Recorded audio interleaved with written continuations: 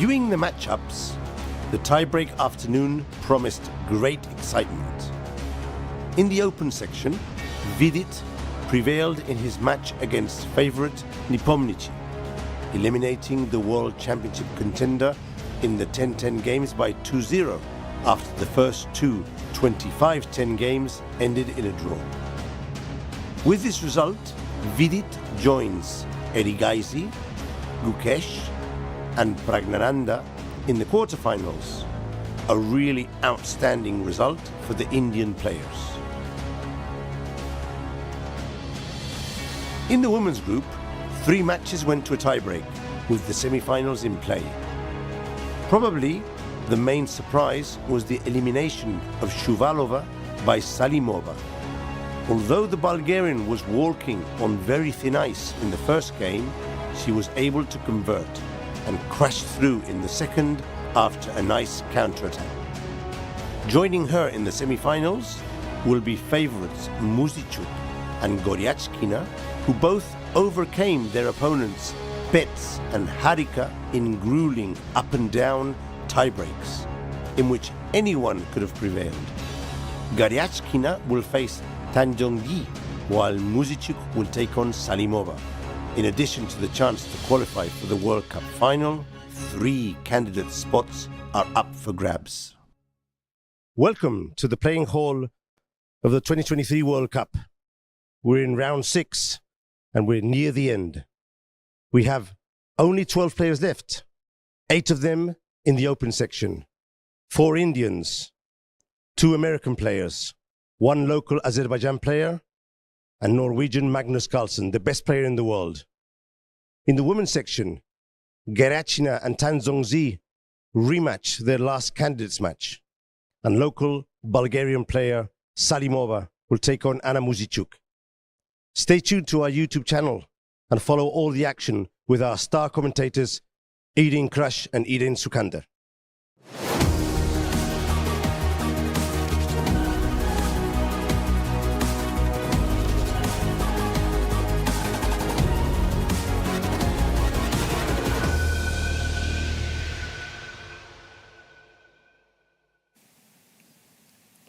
I thought it was my turn.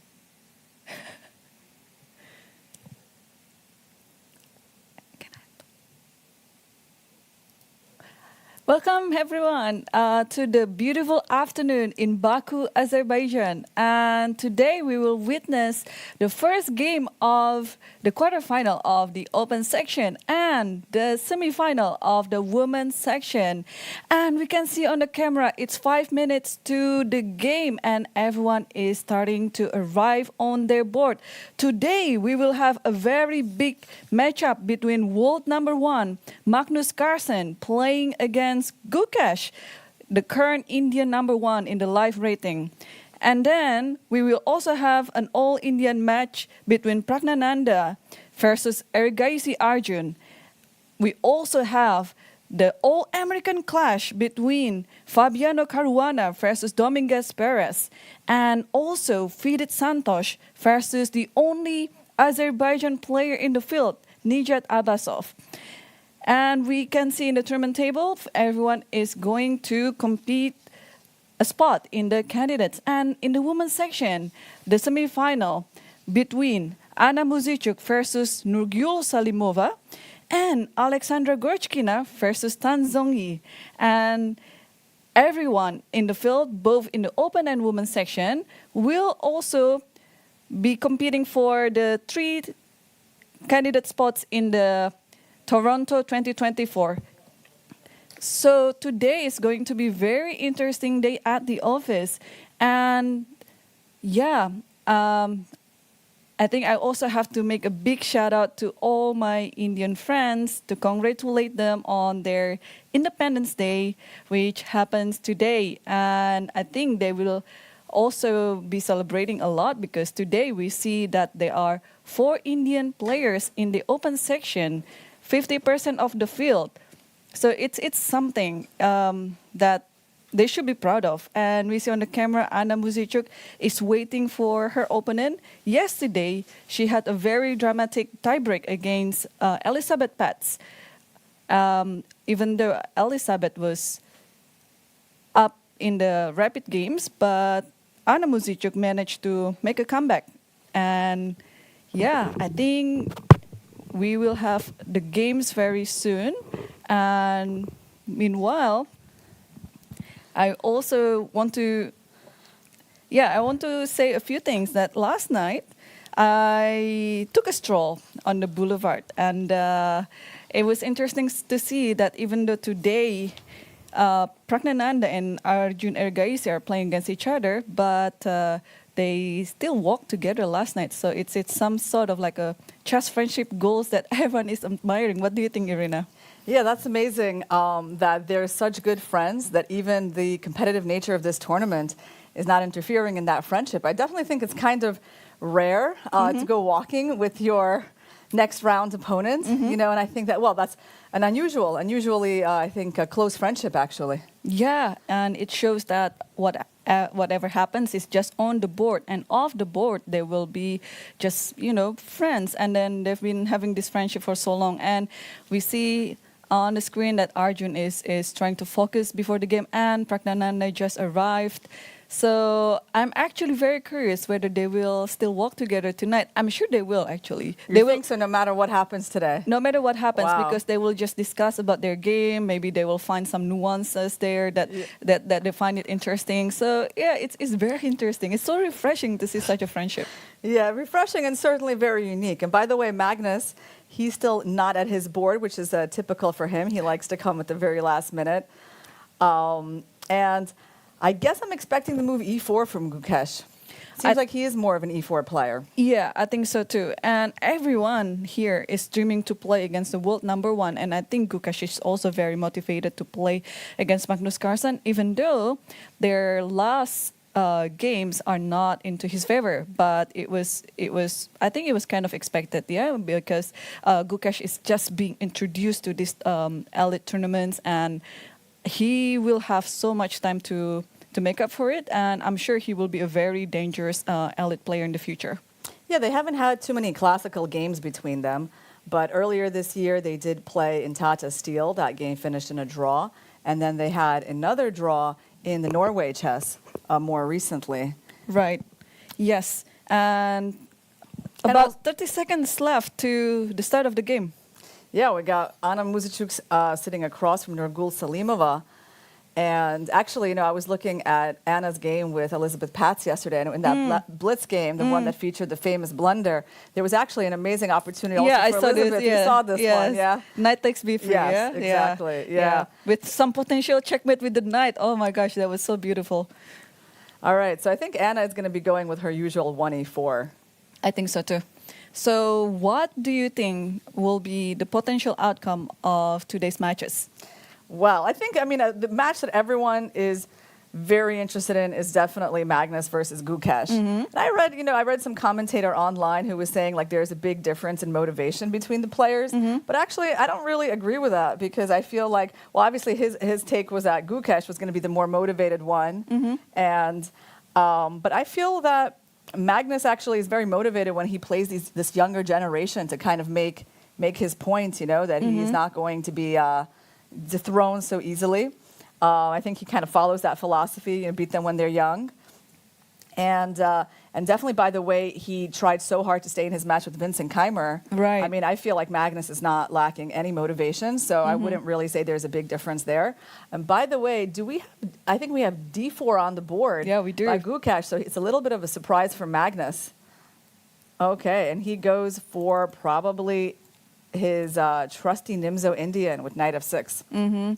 You know, I also saw some clip of Gukesh, I think when he was just 13 years old. He was very little back then, and he was like, well, if I got a chance to meet against Magnus Carlsen, I would definitely try to beat him. So, and I mean, this is not their first encounter on the board in a classical match, but it surely is the most prestigious one, because, well, we are playing in the World Cup, and this is like one of the highest tournament level in the world. So both of them are actually very motivated. Yeah, different motivation, like you said, but very motivated. So I'm expecting a lot of blood actually in their match.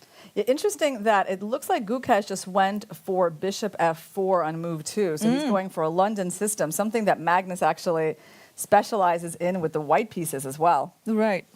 Yeah. So let's see which line that Magnus will be playing as black against this London system, because we could tell that it is quite a surprise, yeah? Yes. Even for the first move, it is quite a surprise that we would expect Gukesh would be playing e4, but instead he goes for d4 and not into like the main d4, but the London system. Yeah, I mean, definitely Carlsen couldn't have really expected, I think, his first move and certainly his second, right? So, yeah, it'll be interesting to see what Magnus comes up with, given that he has like so much experience on the white side as well. Yes, exactly. And what do you think will happen? There are so many, of course, there are so many variations here in the London system that black could employ. We could already see as well the game between, I think Fabiano was black and also Lee Guanglin was black. They're employing the same variation. We'll see. Well, I want to point out something kind of interesting, because we have the exact same position on another board in this tournament between Vidit and Abasa. Oh. I mean, maybe Vidit and Gukesh, I don't know, preparing together, because it's quite a coincidence, right? That Out of is 4 true. games that That we're is having true. 2 in the exact position, and they're both, and both of them are played by the Indian players. Yeah, they could have prepared together, and though the chance is quite slim, I think that they walk separately, but somehow they have the same opening choice. And Fidit versus Abbasov are also playing on the stage, so you could actually just peek around and then see what's happening on the other board. You know what actually is also quite interesting? I think we have another opening surprise in the game between Anna Muzichuk and Salimova, because this is not an e4 opening. So Anna has completely switched. She goes to d4, which she has, a lot less games in this with this move. And you saw yesterday in her match against Elizabeth, she never turned to 1d4 at all. So we have a Queen's Gambit declined. Okay, it's so popular these days. Bishop g5, bishop e7, e3, castles, bishop d3. And so Salimova was on the white side of the Queen's Gambit declined against in one of her games against Shuvalova. Today she is taking the black side of this position. Yes, and again, this position has been played numerous times, and yeah, we will actually see which line that she's going to go for. All right, well, let's go back and take a look at Gukesh versus Magnus. Oh, actually, maybe Prague versus Aragaisi. Okay, here we go. This is another match that is super interesting. I mean, I feel like, in terms of having like a final match, what would be like out of these 8 players, I think my dream matchup would actually, well, let's see if you can guess. What would be yours out of these 8 players if you could create a finals match? I would, even though, okay, the first board, Magnus Carlsen versus Gukesh, even though Magnus is the clear favorite, but I would root for Gukesh.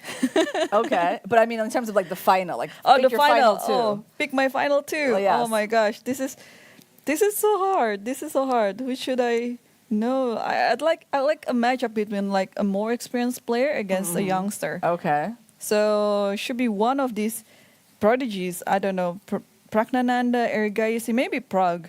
Let's say Carlsen versus Prague. Carlsen versus Prague. Okay. Although in this match I'm rooting for Gukesh, so I know it looks impossible, but I think it would be my dream top final. two scenarios would be either Carlsen Caruana.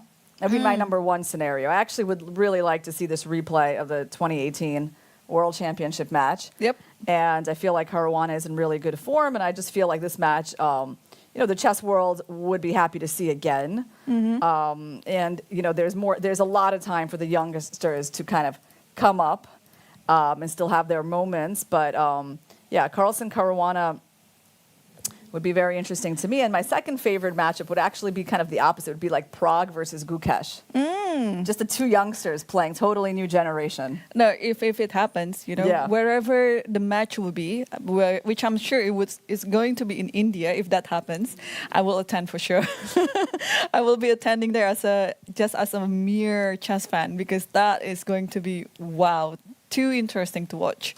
Oh, look, it looks like we had, okay, let's go take a look at Gukesh versus Magnus. I think we had a little mix-up with the opening moves, and it actually maybe it was even mixed up with the Vidit board, because now it's showing us that it wasn't D4, it was E4 played by Gukesh.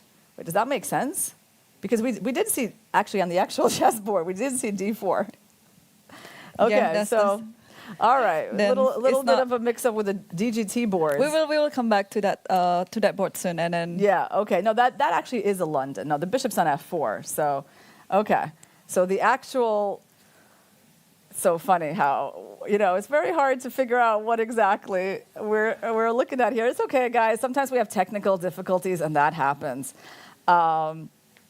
What we actually see on the board between Gukesh and Carlsen, just relying on our own eyes, it is a London, and there is an interesting move, F3 on the board. So actually, I'm going to play it out for you. D4, knight F6, bishop F4. I believe that Magnus just played B6, and F3 is on the board. Okay. So already they're reaching something that, let's say, I'm not very familiar with, this position. It's only been 3 moves. And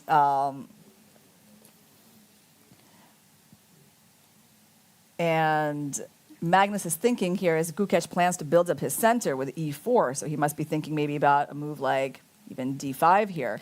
You know what interesting is, if you see it on the, if you see it on the screen that Gukesh played knight C3, so in a way this looks like a little bit of like a job of a London, but it's not quite, because we also have F3 on the board. So I don't know what kind of opening preparation that Gukesh has in mind, but this surely is interesting. Yeah, so B6, F3, and also knight C3 is on the board. So what other, has Black played some other move? That we Bishop don't- B7. Oh, he has the bishop on B7. It's hiding there. Okay, yeah, I was like, what's the missing move? Okay. So knight C3 and F3. Yeah, it's a very original position. And it's like, it's interesting that Gukesh decides to actually, completely avoid the theoretical continuations and just kind of get a game against Carlsen, which is normally Carlsen's own approach, right? Right, yes. And, to be honest, this type of approach, you usually play it during rapid or blitz, right? It's a little bit unusual, yeah? It's usually something that you want to confuse your opponent and then get some time advantage in the shorter time control. But no, Gukesh is doing it in the classical match. So he surely must be very well prepped. Yeah, well, I mean, I guess there's always a limit to how well prepped you can be in, such unusual lines, because your opponent can just do something. Like, so here I'm thinking for Carlsen, like if he goes D5, is White going to be playing knight B5 and trying to get that attack on the C7 pawn like they often do in the Jobava London? Because if he doesn't go D5, like if he goes, well, C5 I think is just a very bad idea for a lot of reasons. I mean, White can play D5. But, I mean, if he doesn't do one of those center pawn moves, then, like, White is just playing E4 and building up, I think, kind of a nice center there. Yeah, and then this position could arise also somehow after you play E4 in some sort of, like, modern defense, maybe. Yeah, with the inclusion of bishop on F4. And it's actually an odd square for the bishop to be if you're playing modern defense or perk. So Magnus has to come up with something that is quite flexible, because, this position could transpose to pretty much any other opening. So, yeah, he has to be tricky as well here. Yeah, so if he plays D5 and then knight B5 happens, then Black is forced to go knight A6, put his knight on the side of the board to guard that C7 pawn. I think we got the game. We're going to have the game back up very soon, and we can do a little bit of analysis. So D5, knight B5, knight A6, and then what can White do there? Maybe White will just be playing pawn to E3 and then C4. Yeah. Okay, so now we have our position. But we don't. Yep, and maybe we can take a look at the camera of the all American clash, yeah, because this position is still, Magnus is still thinking which fourth move that he's going to make, and also it decides the flow of the game. So maybe let's take a look at the camera of Dominguez and Fabiano Caruana. Yeah, this is an interesting matchup. Actually, Caruana, in his interview, he was asked if he considers himself a favorite, given that he has quite a big advantage in score against Linier, I think, in rapid and blitz. And he said, very humbly, I don't know, humble or objective, maybe both of that, that he considers this match to be around 50-50, that Linier is in good form here. One thing about Linier, he lives in St. Louis, and so we get to kind of see him a lot at these American tournaments. And one of our dinners, we were just talking about how, he has very few tournaments to actually play in throughout the year, because I guess now there's so many top American players that are even higher profile, right? There's Caruana, Nakamura, Wesley So, Levon Aronian, and generally tournament organizers, they don't want to have like half the field from one country, and so his tournament calendar, despite the fact that he's like a very stable 27-50 player, it was quite empty. It was like there's nothing for months up ahead, and that was that's quite an unfortunate situation. So I think this tournament, it means a lot to him.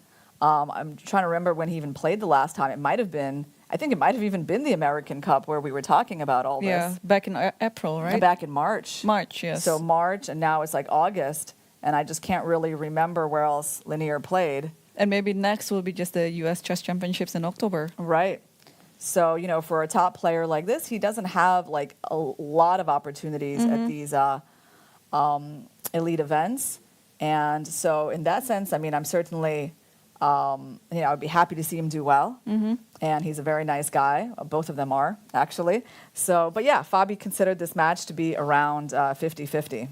I think at this point, even Magnus would also say that the match will be 50-50 because you never know. Players are getting exhausted, and their opponents are proven to be also very tough to beat, because they already come to this round, and anything can still happen. So I would say that there shouldn't be any rating favorite anymore, but experience favorite. So I think experience would determine more than your ratings in this stage. Yeah, but the thing is, both of them are very experienced, although Linier is older. And actually, Caruana mentioned that I think it was his first World Cup in 2009 that he actually faced Linier in that World Cup. And at that point, for Fabi, it was his first World Cup. Linier was more experienced. He was over 2,700 then. But Fabi managed to beat him, and he says 14 years later, they're playing again, so he feels like it's coming full circle. So I think, he's happy to get this match against Linier. I think he has a lot of respect for him. And also another interesting thing about these players we can mention is their seconds. Yeah. Yeah, Fabi is here with Grigori Oparin, yes, who is living in St. Louis now, or at least was studying there. I think he's finished already. He's finished studying. Yeah. You never know. It's like there's so many students. So now. many grandmaster students that the San Luis University has, and we have the tournament road for Fabiano Caruana, how he got onto the quarterfinal. So on the second round, he beat Mikhail Michudishvili from Georgia. And on the third round, he defeated Mustafa Yilmaz. It was quite a nerve-wracking match as well because Fabiano was in the verge of losing the match. And after that, he defeated Ray Robson, another American compatriot, in a 1.5 score. And just 2 days ago, he defeated Dudayan Christoph, the reigning World Cup winner from 2021. So that's how he got onto the quarterfinal. What about Linier Dominguez? We can take a look soon how he got into this. All right, so he first defeated Igor Janik, a name I'm not so familiar with, and then he won against Gadir Guzainov. He had only one set of tie breaks that he had to play, actually the same as Fabi, that he won against Radoslav Wojtacek, 3.5, 2.5, and then he also won quite a smooth match against Alexei Sorana. My feeling actually with Fabiano, he's one of the top seeds in this tournament, but I feel like his road has been it's been very quiet for at least since I've started watching in round 4, right? Because he hasn't been involved in too much drama, like the way Magnus has been. Like Magnus's match against Kmart created a lot of drama, a lot of focus, because everyone was like looking, is the number 1 seed going to get knocked out? And meanwhile, Caruana has just been, slowly winning his matches, hasn't gone into tie breaks for the last couple of matches, and it's felt, fairly smooth, his matches against Ray Robson and Jan-Christoph Duda. Yep. I think because it's because Fabiano got his so-called wake-up call earlier than Magnus Carlsen, because as I mentioned, his match against Yilmaz Mustafa, he shouldn't have won that. It was just a miracle. Miracle. On that round, how Fabiano and Wesley Son that round won their matches where they shouldn't have, actually. So I think after that, when you already had such a wake-up call and then you took the tournament actually more seriously and then more anything than you did before. So I think after that, the match has been quite smooth for him. Yeah, well, it seems like he surprised Lanier a little bit in this opening. Let's take a look. It was an Italian game, so e4, e5, knight f3, knight c6. I mean, e4 by Lanier is certainly not a surprise. d3, bishop e7, knight c3, castles, d6, a4, and then we get this move knight b4, which, I would consider a little bit of a surprising move, although, of course, the square has been kind of emptied since the pawn went to a4, and then he goes for c5. So has this been seen before, Irene? We can take a look, but Not really. It resembles a bit of the Chigorin variation of the Rai Lopez, where black goes knight a5 and then c5 to control the center better, but I haven't seen it so much in this position. There was one game, but it was a correspondent games once again with this knight b4. So this idea is indeed quite a novelty. Yeah, it looks unusual, right? It looks unusual, and what I like about this type of tournament is these people sometimes, or these top players, they will always come up with something new or something that is unusual, and they try to revive it back and make it as a trendy line. So in a way, they're like the fashion setter. Yeah. Well, the top players, they definitely do set the trend in the openings. And I mean, I think black's idea is simply that if white plays c3, we're going to go knight c6. And, just have better control over the square. It's kind of hard for white to push for now because, what's funny is that white's knight is not on d2, where it normally would be in the Spanish, right? And so right now it's a little harder to push d4 because that pawn is hanging. So the idea is should be the knight goes to g3, and then you may or may not put the rook on e1, but then eventually this d4 push is always an idea. You just have to find the right time to do it. Yeah, I mean, white basically will have to play for that move. It's interesting to see what does Fabiano have planned here. I mean, I suppose the move bishop e6, right? I don't know how much of a threat it is to take the pawn, to take the bishop, but it seems like a reasonable move. And what did... c3. c3, yeah. I mean, it's just the most obvious move in the position. And Fabiano, I think, will answer knight c6 very quickly. And he actually did. He already did. And then, knight g3 is on the board. Yep, we can just refresh the board. Yeah, knight g3 is on the board, and Fabiano is thinking. So yeah, so Fabi put the knight back on c6 voluntarily before c3. Yeah, because because I think his only idea is by playing knight b4 is just to play c5 and then put the knight on c6 toward the center. And now I think your move bishop e6 is one of the moves that we have to consider. Yeah, it's kind of like the most logical move. I don't really see a whole lot else that black can do. Okay, there you go. h6. He did come up with something else. Let's try to understand this move. What is the point? Is it just to play bishop e6 without allowing some knight g5? I don't think that's the point, because I don't think that was the problem. Actually, maybe. Actually, like, there is some ideas of hitting these two pawns, right? On b7 and e6, and then maybe going knight to g5, but in general, like black always meets that idea by playing knight d8. So I'm not sure how much this square was a concern. There might be a different point to the move h6 that we need to figure out. And sometimes it could be an idea. Well, I don't really see black going for those plans because white is really well poised to play d4. You can't really take your pieces out of the center and, dream about these kinds of things. It's very hard to get that move in. So h6, I think I understand actually. Maybe he also wants to stop this idea of bishop g5.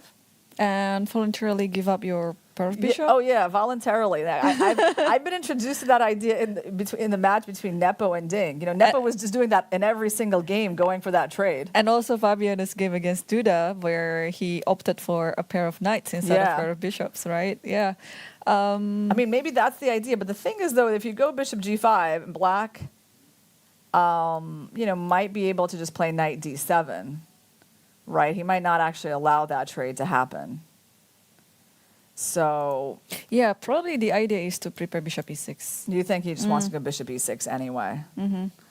Yeah, but the thing, I have to say, I'm a little still mystified by this whole concept for black because it feels like, I guess what is the point? White can't really go d4 just yet Because there's bishop g4. Yes, because they haven't taken the time to stop this important move. Right, so d4 is not a threat, so I suppose h3 is going to happen, and then he's probably going to go bishop e6. And then d4 also is not going to be able to happen right away. Right, yes. But, hold on, I think we need to explore this position. After bishop takes, pawn takes. Queen b3 and queen d7. Yeah, but also, if we go there, that seems to be okay to defend things. But what I'm curious about is this structure. If I try to go in the center, and just as an example, could you be worse because of these pawns? I think with the number of pieces that are being reduced, I think black should be standing fine in this position. You think you'll just trade, or I don't know. It's a little tricky because these pawns in the center, they can be a bit weak or they can be fine, right? So it's a question. But my feeling is of course, I would just on instinct, kind of take white in positions like this because I feel like white's king is safer, pawn structure is safer, more ideas of creating some weaknesses. But it's possible with some accurate moves, black just neutralizes this, right? It's certainly possible. Even this position, I'm not ready to say is a big problem for black. Yeah, I totally agree. So, the position is still quite balanced at the moment. And since Linear here is being surprised by Fabiano's choice of opening moves, he has to decide which strategy that he's going to go for. And then, of course, taking into account what Fabiano has in his mind, how to continue this position. Yeah, it's developing in a fairly quiet way, and I think maybe Linear is just trying to figure out, what is really the point of all of this, right? Because it does seem like he has some natural plan, right? That obviously he knows Fabi is not going to be taken by surprise with. So he's taken his time. It's kind of typical for him. He does really like to think, and I think it's important for him to kind of not give up too much edge on the clock. So, and I think we can also, while Dominguez is still thinking, we can also show the tournament info about the World Cup and the Women's World Cup. Yes, so in the open section, they are currently playing the quarterfinal, and there are 8 players remaining in the field. And whoever gets eliminated, they will bring home $35,000 US. And of course, our current rating favorite is world number 1 Magnus Carlsen from Norway.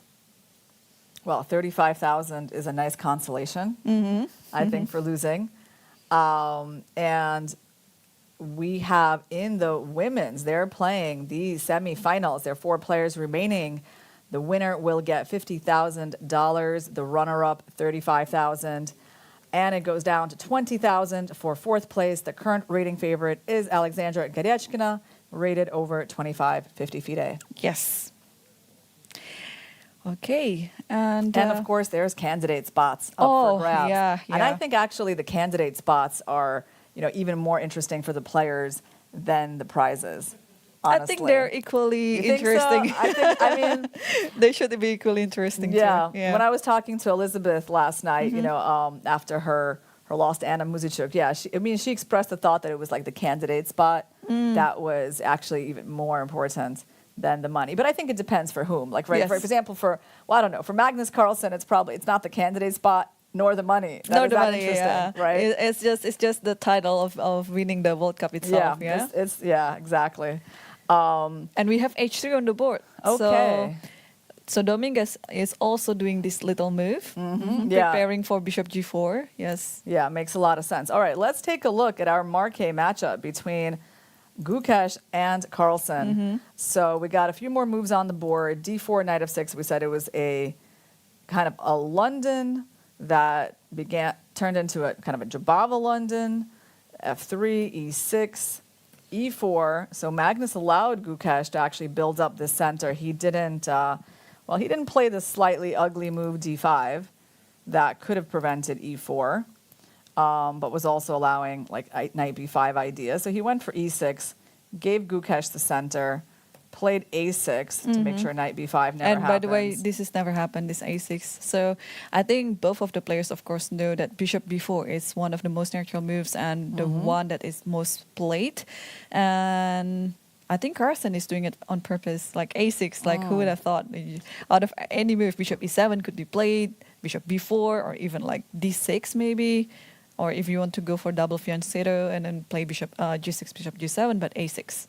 Yeah, but he's taking the game into a kind of French, actually. That's his concept, right? So white played queen D2, then he goes D5, and you can see already this is like the French defense pawn structure. He's inviting white to push forward to play like an advanced French with knight D7, and then he's going to play C5. And I guess he thinks that in terms of how the tempo stacked up, I mean, obviously both sides have made moves that are not strictly necessary, like white doesn't need a pawn in F3, and black doesn't necessarily need the bishop on B7, but I guess he feels like that kind of position would be an acceptable French for him. Also, this bishop kind of stands strangely.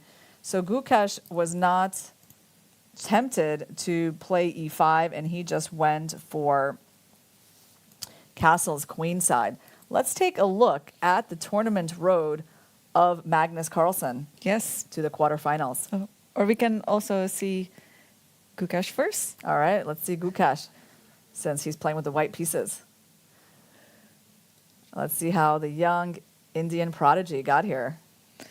So on the second round, Gukesh played against Misradin Iskandarov, where he had a 2-0 performance. And then the next round, he had to play against his compatriot, Narayan and SL, and won with 1.5. And on the next round, Andrei Shipenko, where he also won, but in the tiebreak, and then where he also won very smoothly against Wang Hao. So his road to the quarterfinal was not easy at all. But he made it very smooth. You know, he made it look like it was easy, but it was not easy at all. If you see the games, they're actually very, very close. But Gukesh just prevailed to be a better player. And I think his match against Esipenko was particularly close. Yes, And was decided exactly. by some big blunder by Esipenko. Yep. Okay, so right now, I believe Magnus just played the move C5. Oh, no, he played bishop B4. Okay, I saw something happening on the queen side. He played bishop B4. So he delayed this move, yeah? He delayed it until white committed with the long castle, and then I think now he knew where he was going to attack. Yeah, by the way, we really should point out that after D5, castle's queen side, I mean, there is a pawn sacrifice that Gukesh was doing, right? Because Magnus could have considered taking the pawn. And apparently, he decided against it. I guess he thought this was too dangerous. of course, he's a lot behind in development in this position, so I can see why he wouldn't want to just like, go grabbing that pawn and opening up the game like that. I think it's just, okay, but let's try to be concrete. Maybe it's queen e3 or queen e1. You want to push through Push that move. d5, yeah. Yeah, you basically want to, yeah, it's a typical idea. I mean, if the bishop goes there, you're going to go there, and then you also have, like, for example, well, this doesn't help because you always got c4, and if you go back somewhere, this move... Yeah, also queen g3. Yeah. So white is given a lot of choice on how continue with this pawn sack. How do you defend this, that c7? Yeah, maybe queen e1 is even kind of nicer in a way because then there's no bishop c5 with tempo. And the queen can actually do the same things as from e3. Right. And kind of like maybe something like that. I mean, it maybe wasn't a big deal for the queen to be there either, but you can also have it here. And the point is basically that after c4, you're going to win. You're going to win a piece, most likely. Although There's queen f6. Yeah, that was my. But I think you can still. I mean, this position is still better for. Yeah, and even white this anyway. move, I would say, it's funny. I can just take your pawn and rook d8. Rook d8 is a big square, right? Yep. So okay, no wonder that Carlsen did not want to take that pawn on e4. I think we uncovered that mystery. And he goes bishop b4. And okay, at this point, he's already starting to think about taking the pawn. In fact, it might be his direct threat. Right. Yes. And if you want to play easy move, e5 is always there. But I think as white, he has to preserve this confrontation in the center. But is bishop d3 a move in this position? Or should you take on d5? So we have a few candidate moves, right? We have e5, we have ed, and then bishop d3. So let's take a look maybe You want to take a look? Well, I think, okay, ed? I think one of them we can actually throw out because this one, there's knight d5. And I very much doubt that he's going to want that knight to get hit with such pressure, right? So e5, I actually also, I don't know, I feel like this might be quite a decent French for black, right? Because white's already committed this way, right? Maybe that's what he was waiting for white to commit the king there. And then he's going to be going for this c5.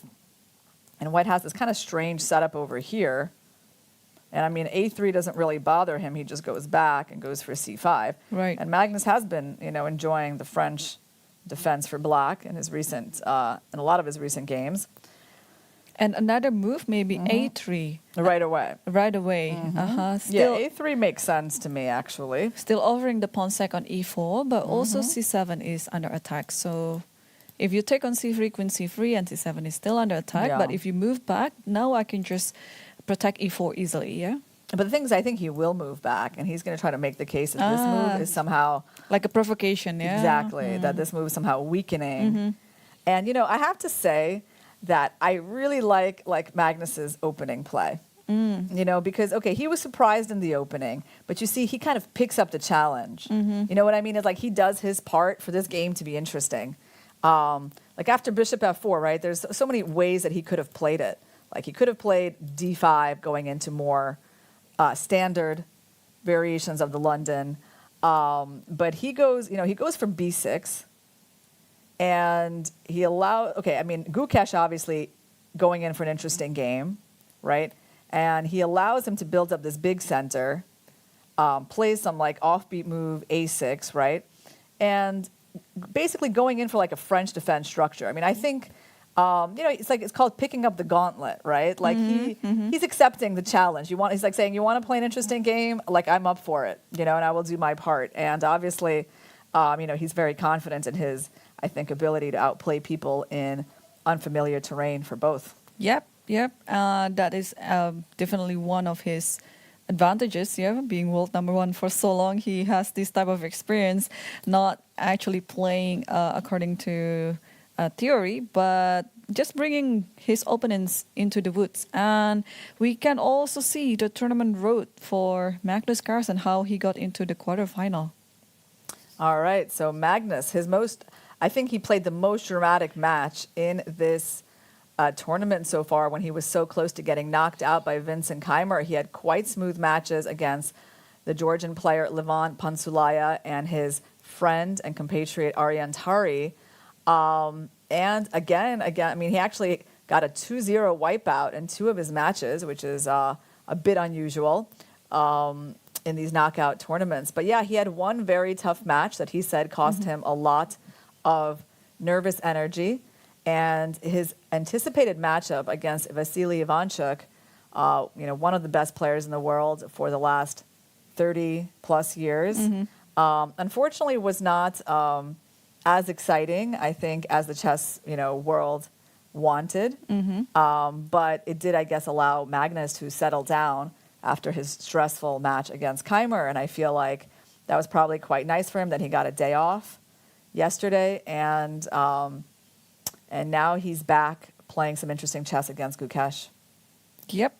Well, yeah, it was not as interesting as we wanted, the match versus Ivanchuk, but the games themselves are very instructive for all of the chess lovers to learn. So, yeah, that's how he got into the quarterfinal. But I need to also mention that Arian Tario, in the second classical game against Magnus Carlsen, he almost forced the match into tiebreak. He did have chances in this game. Yeah, he did. He I missed, saw that. He missed some...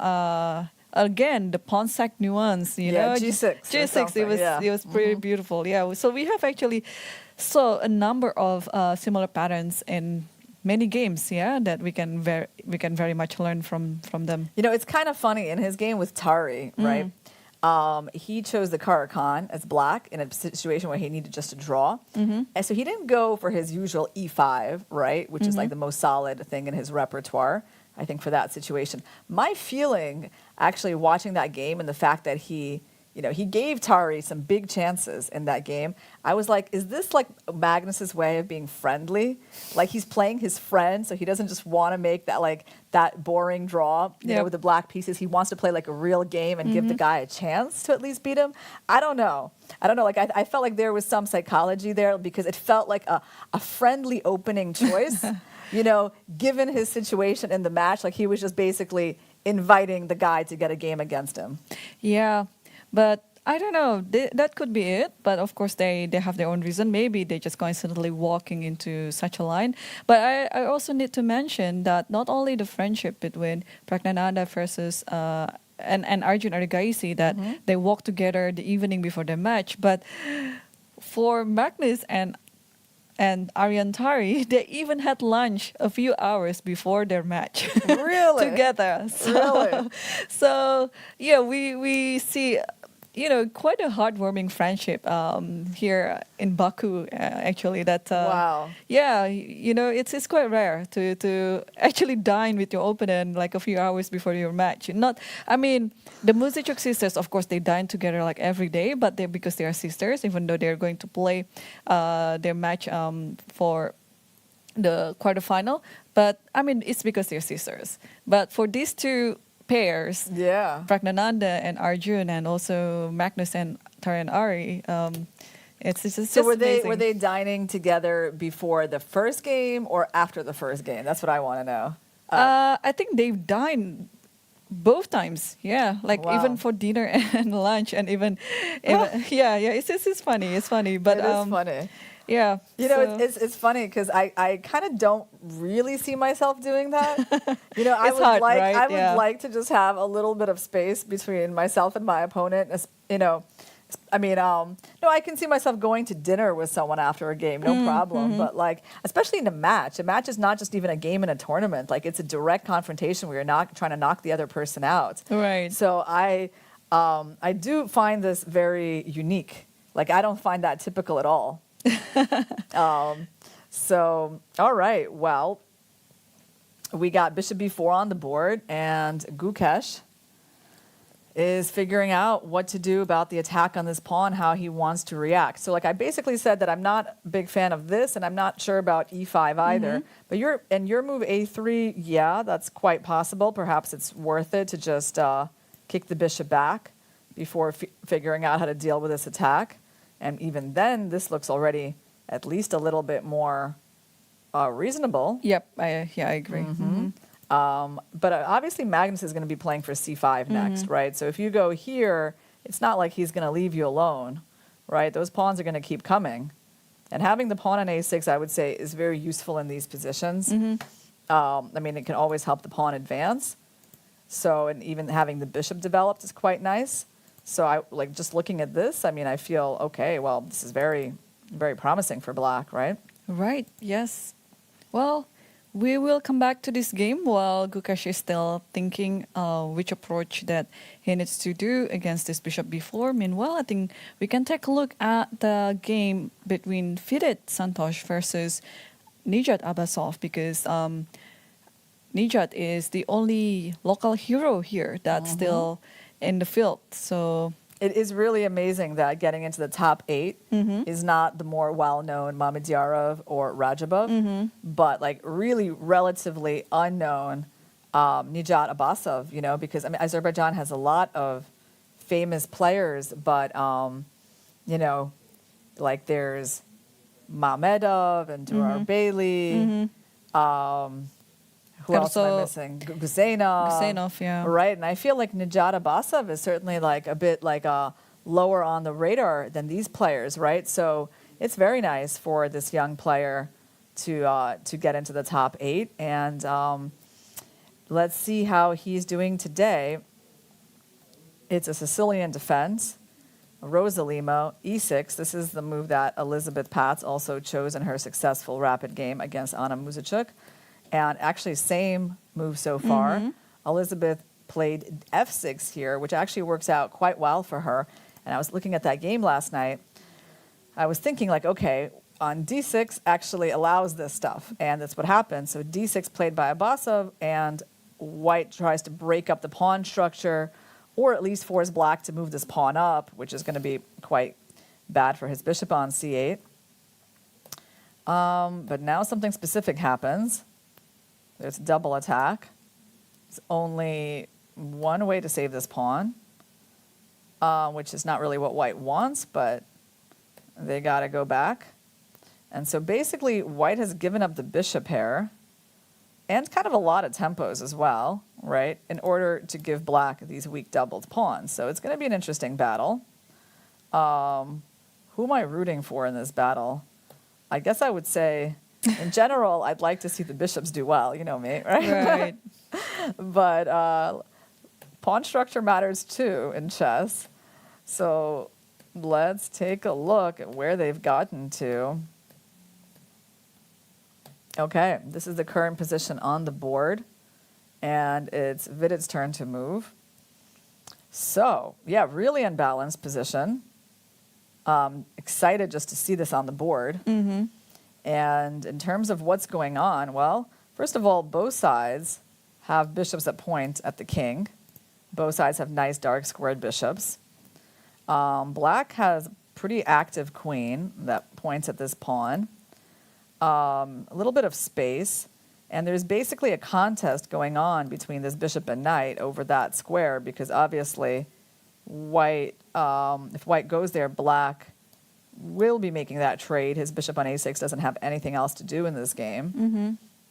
So basically, black's life, you know, would be, of course, a lot better if we could move that pawn over to b6.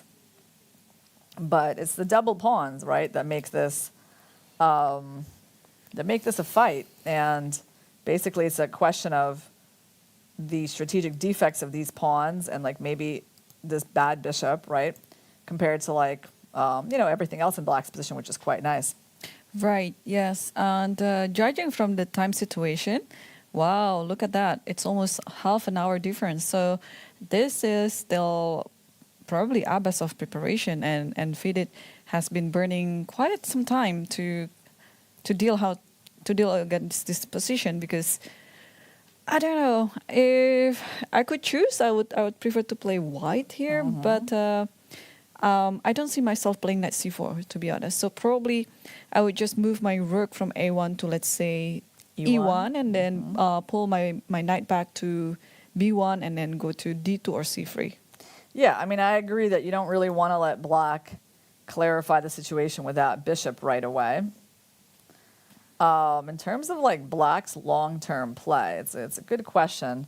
I can actually see black doing this because of the way the queen is placed. I can see him kind of go with the h-pawn to try to induce some sort of weaknesses just to take some space. on that side of the board. I can definitely in this game also see him play like rook c7 at some point. You never know when there could be some good moment for like a rook lift. So let's try your move, rook AE1. I think it's very flexible and certainly cannot be a bad move because it is harder for black to come up with the concept. Although I'm sure Abbasov has it. Yep. Because, you know, when you only spend like a couple of minutes to get here, obviously you must have some plan for how you're going to arrange your pieces. But actually, Vidit surprises us a little bit and goes knight c4 and walks right into that trade, which I assume like Abbasov is going to do without much thinking because I just can't really see him letting the knight stay there and keeping the bad bishop on a6. Yeah, he should definitely take it. Or otherwise, if bishop b8, let's say, you can actually put the knight on e5 and then have a very good opposite colored bishop situation when your bishop is just way stronger than the other bishop. Yeah, well, we definitely don't need this bishop on the board. So I expect this trade to happen very And you should take quickly. it back with the c pawn, yeah? Yeah, exactly. So we're going to take like this towards the center. And what is the nature of this position after that trade? I mean, what does white play for? I think, well, and one of white's ideas could be something like that. You know, the pawn should be going to the opposite color of the bishop, I think. But it seems kind of balanced, yeah? Except maybe the one little issue with black's position is that pawn that's getting hit in this annoying way. Yep. And how long do you think How long do Abbasov, I yeah. think? Not Abbasov long. will take under, this. Under a minute. Under a minute, yeah? He's taking his time. He's drinking his water. Yeah. And still pondering. Or Yeah. maybe not. Yeah. Okay, so right now, he just came back to the board, so that 1 minute that's on his, like that he's been thinking for so far, I think it doesn't count. It's more like, it's been like 20 seconds so far. Oh, yeah. There you go. He did it immediately. Yeah, I Bishop mean, takes you c4. just don't tolerate Yes, exactly. intruders like this, do you? Yeah, so we're going to see this position. It's going to be quite fascinating. BC. Yep. And then the question is, oh yeah, by the way, let's take a look at the tournament road of Nijat Abbasov to the quarterfinals.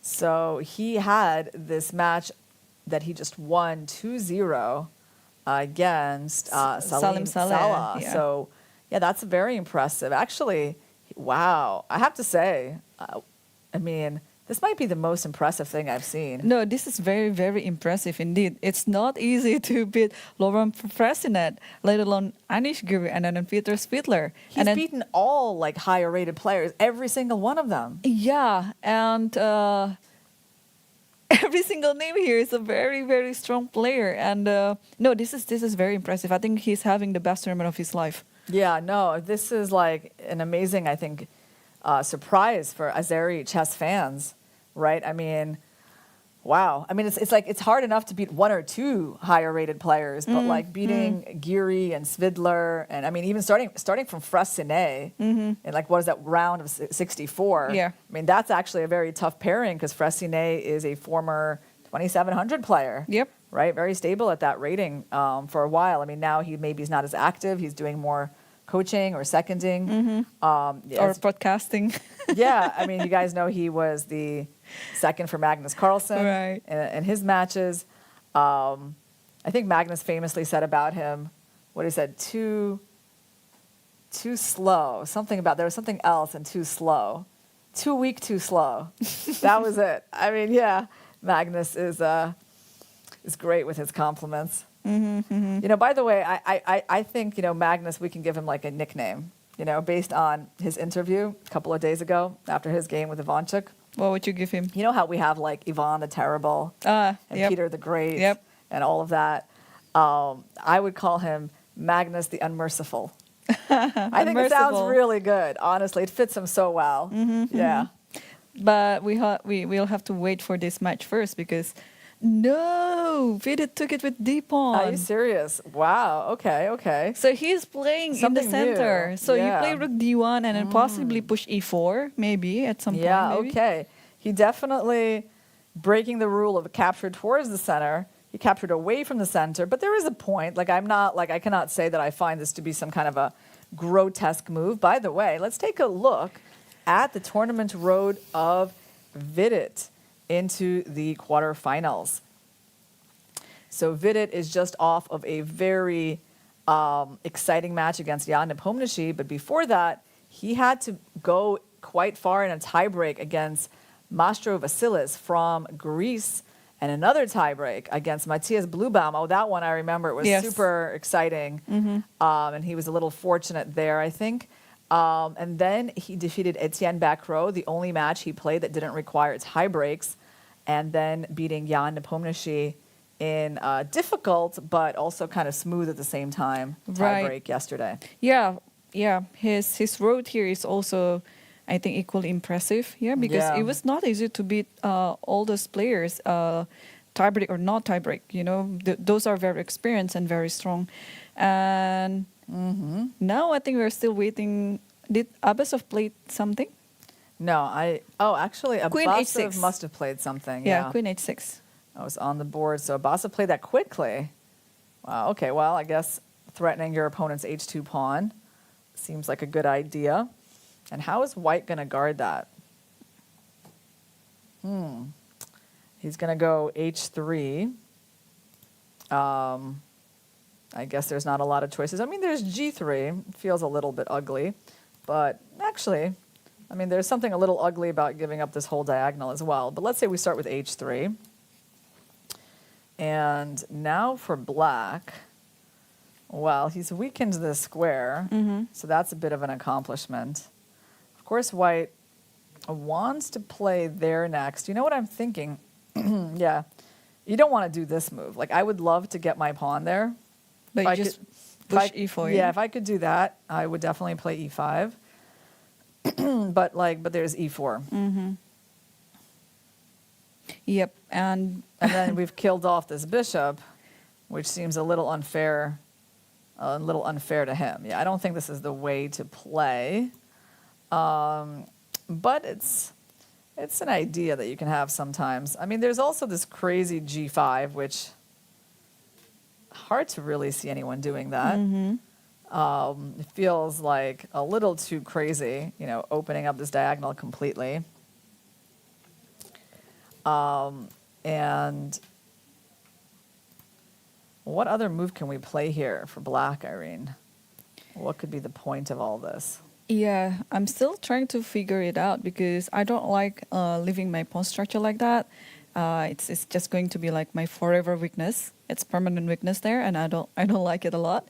But on the other hand, Abasov is playing very fast, so what could he have in mind? You know, I have an idea. Like, what if once I attack you and make you play h3, what if I just go back? Because now this square is weaker in your position. Now when you go to the d file and I go to the d file and you take this pawn, well, now there's queen g3. Also, Queen e3 is hanging. Oh, yeah, queen e3 is hanging. Actually, this might maybe not so dangerous, right? Because there's queen f3.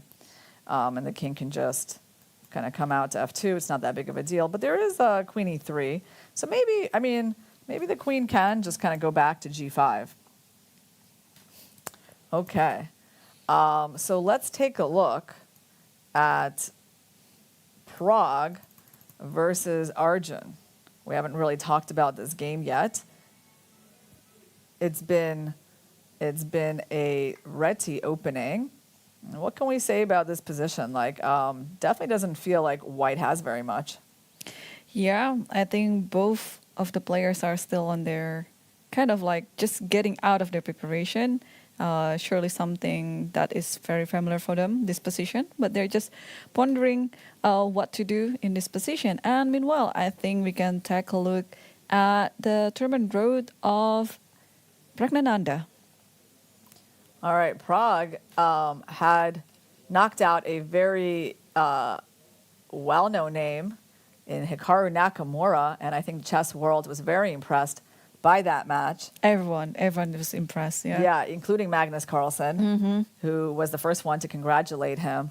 Oh, and it's like funny because I forgot that he also won the match against Burkish. It's like in my mind, it's like Prague's road is just Nakamura. That's it, because Nakamura is such a tough player to get past. But he also beat Lagarde, and he also beat, who was the other player there? It was it disappeared. But anyway, he beat Ferenc Burkus in the most recent match, and that was also featured a very nice game for him with the white pieces, and he avoided the tie breaks there. But yeah, I mean, I think when I think about Prague's road, I definitely think about both of his games against Naka in the classical and in the rapid tie breaks were really good. And I'm sure that's what he's going to also really remember from this World Cup, unless he can continue making memories. I think he will, but today's match and tomorrow's as well, it's not going to be very easy for either of these prodigies, Pragnananda and Arjun Erigaisi. And meanwhile, we can also take a look at the tournament road of Arjun Erigaisi. Yeah, when I think about Arjun's road, I think about a lot of end games because we've been seeing his games, and he's won some long end games, both against Sindarov and against Niels Grundelius. And wow, he only had to play one tiebreak. That's against Sergei Azarov. So it's been fairly stress-free for him. Yeah. And three additional free days for him because he didn't have to play all these tie breaks. So, but today's match is going to be very exciting, not only for us, but also for the whole Indian chess fans, because one of them will go to the semifinal and will be contesting for the candidate spot. Yeah. So I think it is time for us to make our first break before we move on to the ladies board. So yes, just don't go anywhere because we will be back after a few minutes.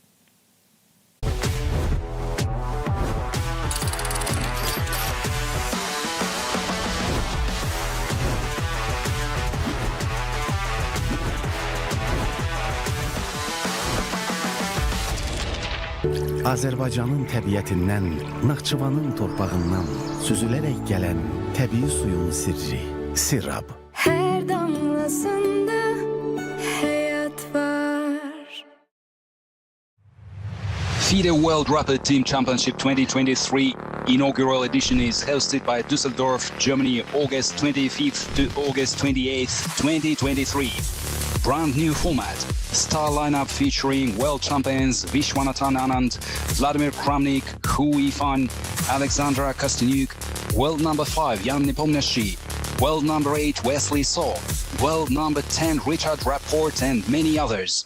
Record prize fund of 250,000 euros. Don't miss it. Watch unique event visiting Rheinterrasse Düsseldorf or live on FIDE YouTube.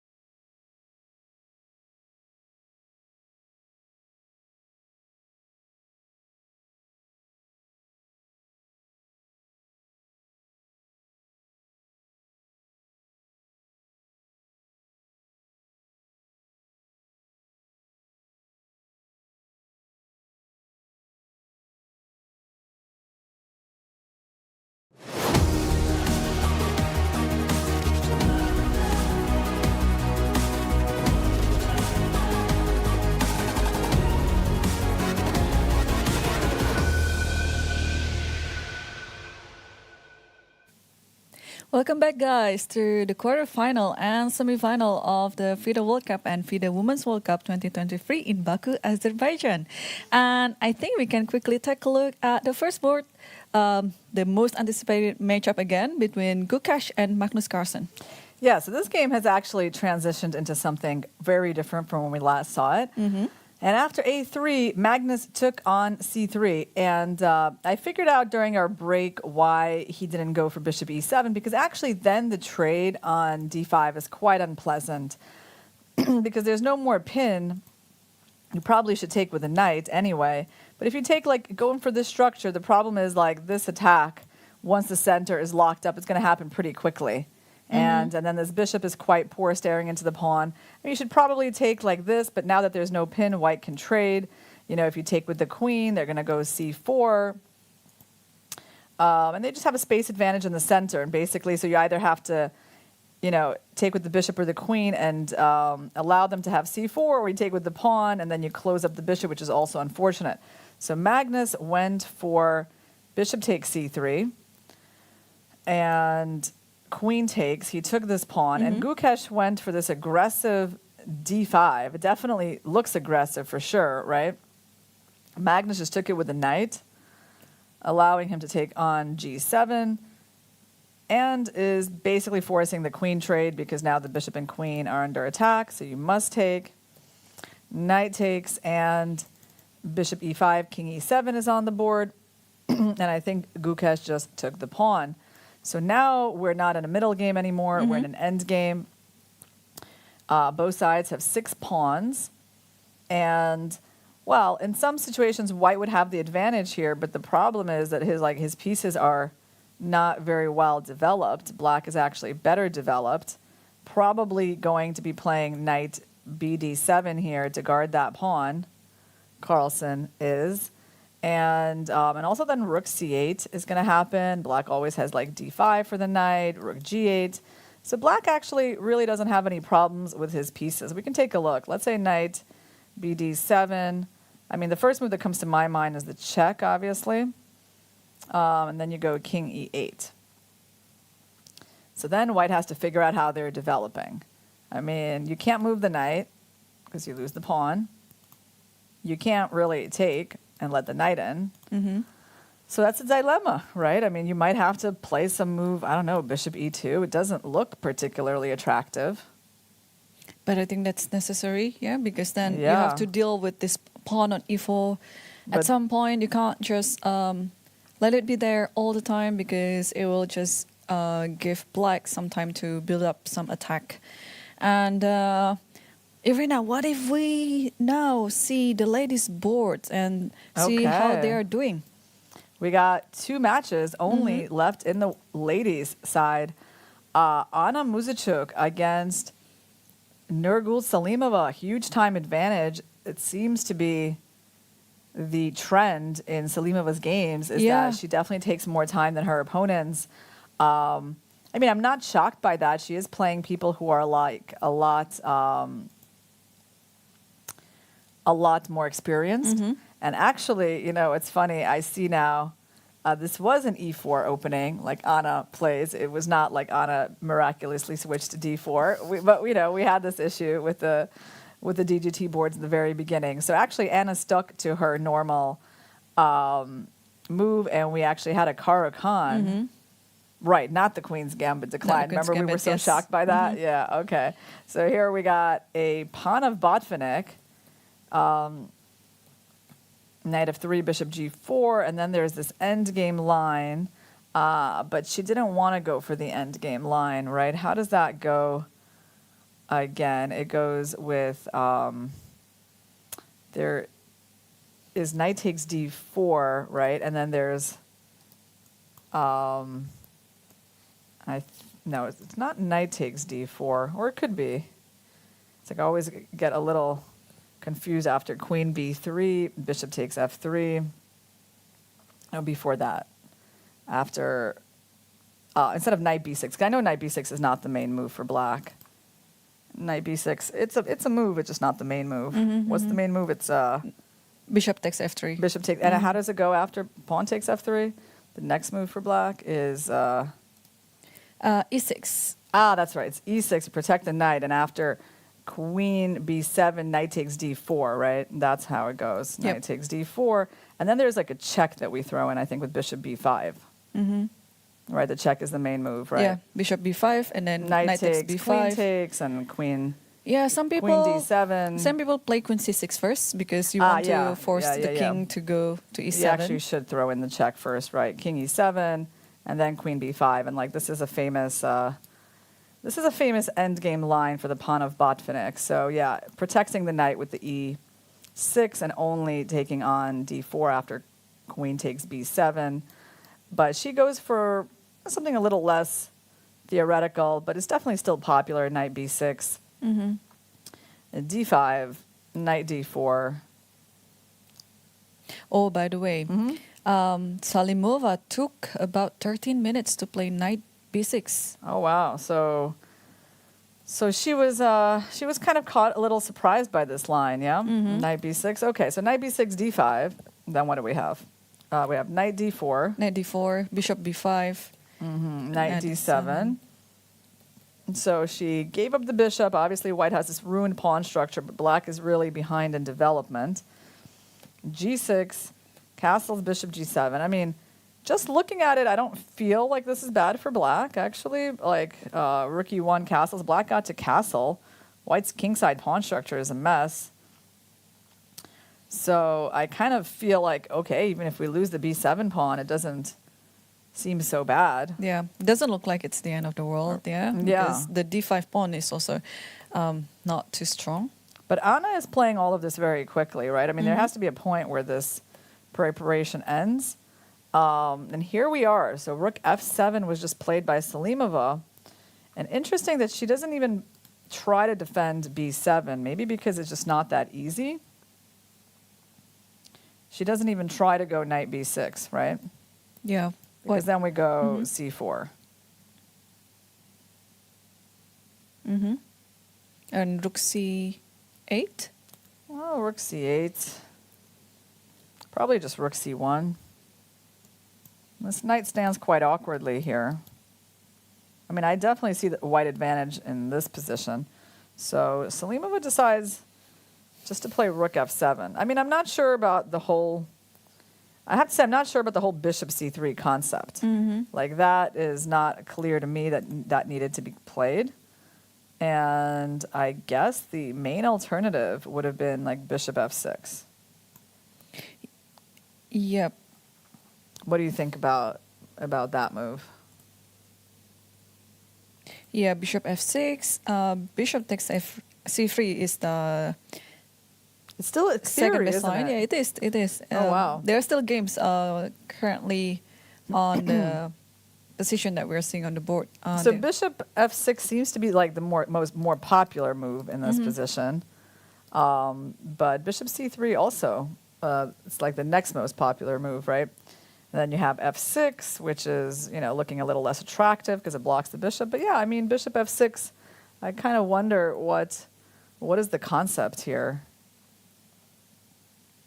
I see that there's like a move like h4, but yeah, you're really in computer territory with this type of play, right? Like with this open king and playing h4 to, support the bishop. I mean, it's not the most obvious. I mean, I can see Anna's, computer preparation here, I think. But bishop c3 happened, and then f6. And that is still a lot of grandmaster games, even in this position. Yeah. Solak Dragan is currently probably the highest rated player that played on this game against Igor Kovalenko. So let's take a look. Yeah, so f6 and rook f7, right? So the question is, what will black do if white takes the pawn on b7? Yeah, that's the big question. Okay. So Anna is finally thinking. So she's got a lead of more than half an hour on the clock, which is quite a nice outcome from the opening preparation. And if she takes this pawn, what does black have here? Knight c5? Yeah, knight c5 is like, that's the first move you think about, right? And followed by rook c8. If the knight gets attacked, you'd like to win this pawn. So I like that. Yeah, if you play queen c6, rook c8, but if you don't play anything that is protecting the pawn on d5, then yeah, the queen will just take it. So Yeah, and probably- also, by the way, we should point out there's a fork. That is also a possible idea, right? Also could be unpleasant. So taking this pawn, it doesn't really seem like a great idea. And maybe white just needs to play a move like c4 or rook a d1 to kind of consolidate. I actually like kind of either of them. But okay, I know there's a rule, pieces before pawns. So the rook must go first into the center. And yeah, it's a very unbalanced position. It's just a question of how do we fight against white's initiative? Yeah, maybe we should even go b6 at some point. Why not? Why is b6 such a bad idea? I know it's a little ugly. I know we're giving up these light squares. I don't like to give up that light square. But at the same time, we kind of give the knight that square. I think it's possible to look at it. Well, let's try. We can try to figure that out. b6. Yeah. Yeah, why not? I mean, there's always something that you have to give in order to gain something else too. So you have this strong square for the knight on c5, but also white has to prove whether the weakness over c6 and e6 is something that is that big. And the rook is going to come to c8 next. The knight could come here. Well, I think anything can actually happen from this position. Let's take a look at the tournament road of Anna Muzychuk. So Anna Muzychuk won quiet. I don't know. I don't know how to explain. Dramatic? More than dramatic. I think it was like the most Epic, yeah. epic and ferocious tiebreak that I've ever seen in this World Cup, because Yeah. I've seen so many tiebreaks. Okay, some of them are very long tiebreaks, but the tiebreak that she had yesterday against Elizabeth Batts is just like, I think, topping the list of the most epic tiebreaks here in the World Cup. So All decisive games in that tiebreak, except the final one. yeah, except the That final Elizabeth one. was not able to win to keep the match going, in that blitz game. But even the final one, it was a decisive draw. So pretty much all the games that they played against each other, it was very decisive. Yeah, and she had to beat her sister, Maria Muzychuk. She also beat, I remember, Demonte Cornet. Pretty smooth match. So, yeah, Anna's road here has not been so easy.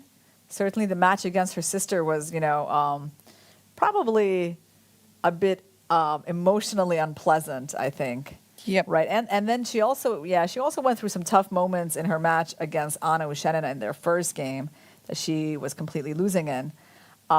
So, yeah, Anna fought her way to this point in the tournament, and she did just play rook a d1, following the principle of centralizing your rooks. Yep. Still has a nice time advantage over Salimova. Yeah, so yeah, you mentioned that she played against Daulite Cornet de Monte. It is true. And then on the first round, Anna won against. Oh, actually, That Anna was did- her Anna, first round. it was the first round. Yeah, Daulite because de Monte was her first round. Because Anna Muzychuk is one of the top seeded, so she started playing on the second round, beating De Monte, Daulite Cornet, and then round 3, she defeated the former women's world champion, Anna Ushenina, and then also Maria Muzychuk, both are former women's world champion. Yeah, and that required some tiebreaks. Yeah, she they did. required She some did tiebreaks. defeat 2 former women's world champions, who coincidentally are both from Ukraine. Ukraine, yes. Yes. And then yesterday we just talked about her tiebreak against Elizabeth Batts. That was the most dramatic and epic one. Yeah, interesting. So we have now the tournament road of Nurgul Salimova, perhaps a player that the chess world still needs to get to know better. Yes, and all the players need to watch out, because Nurgul will only get better and better, and she is only 20 years old, so Wow. she's still pretty young. Yeah, so she played against Charlize Van Zyl from South Africa on the first round. And second round, she defeated Olia Kielbasa. And then moving on to the next round, she also defeated Marianne Gomez 2-0. Almost no tiebreak. The only tiebreak that she played starting when she played against Medina Warda Aulia from Indonesia and Polina Shuvalova, which we also saw yesterday. It was quite nerve-wracking as well. So the first, her road, the first higher-rated player that she beat was Polina Shuvalova in yesterday's tiebreaks. It's interesting because some people have, like, let's say, a tougher road than others. Some people, I would say, like, let's say Elizabeth's road was really quite tough, because she was playing all the highest people in her bracket. She was playing first Asobayeva, then Ju Wenjun. I mean, that's not exactly a gift, right? Yep. And then Anna Muzichuk. And some people, they get like an easier road because they're playing people who've had upsets against those higher rated players. It's also not easy but still, like, I think in general, you prefer to play like a lower rated player who's had one good match. It's not necessarily that they're like 25-50 now, but they beat someone who's like that rating. And that's actually been Salimova's path for most of this tournament until she faced Polina Shuvalova. Right, yes. But it's also... It could have been actually, I'm sorry to interrupt, it could have been Alexandra Kostenyuk. She could have been facing Kostenyuk because Kostenyuk got knocked out by Inyats, and then Inyats got knocked out by Shuvalova. So there was never actually the match. There was never the match Shuvalova-Kostenyuk, right? So, so her path was a little bit easier, but still, it's never easy to get to this stage in the tournament, to the semifinals of the World Cup.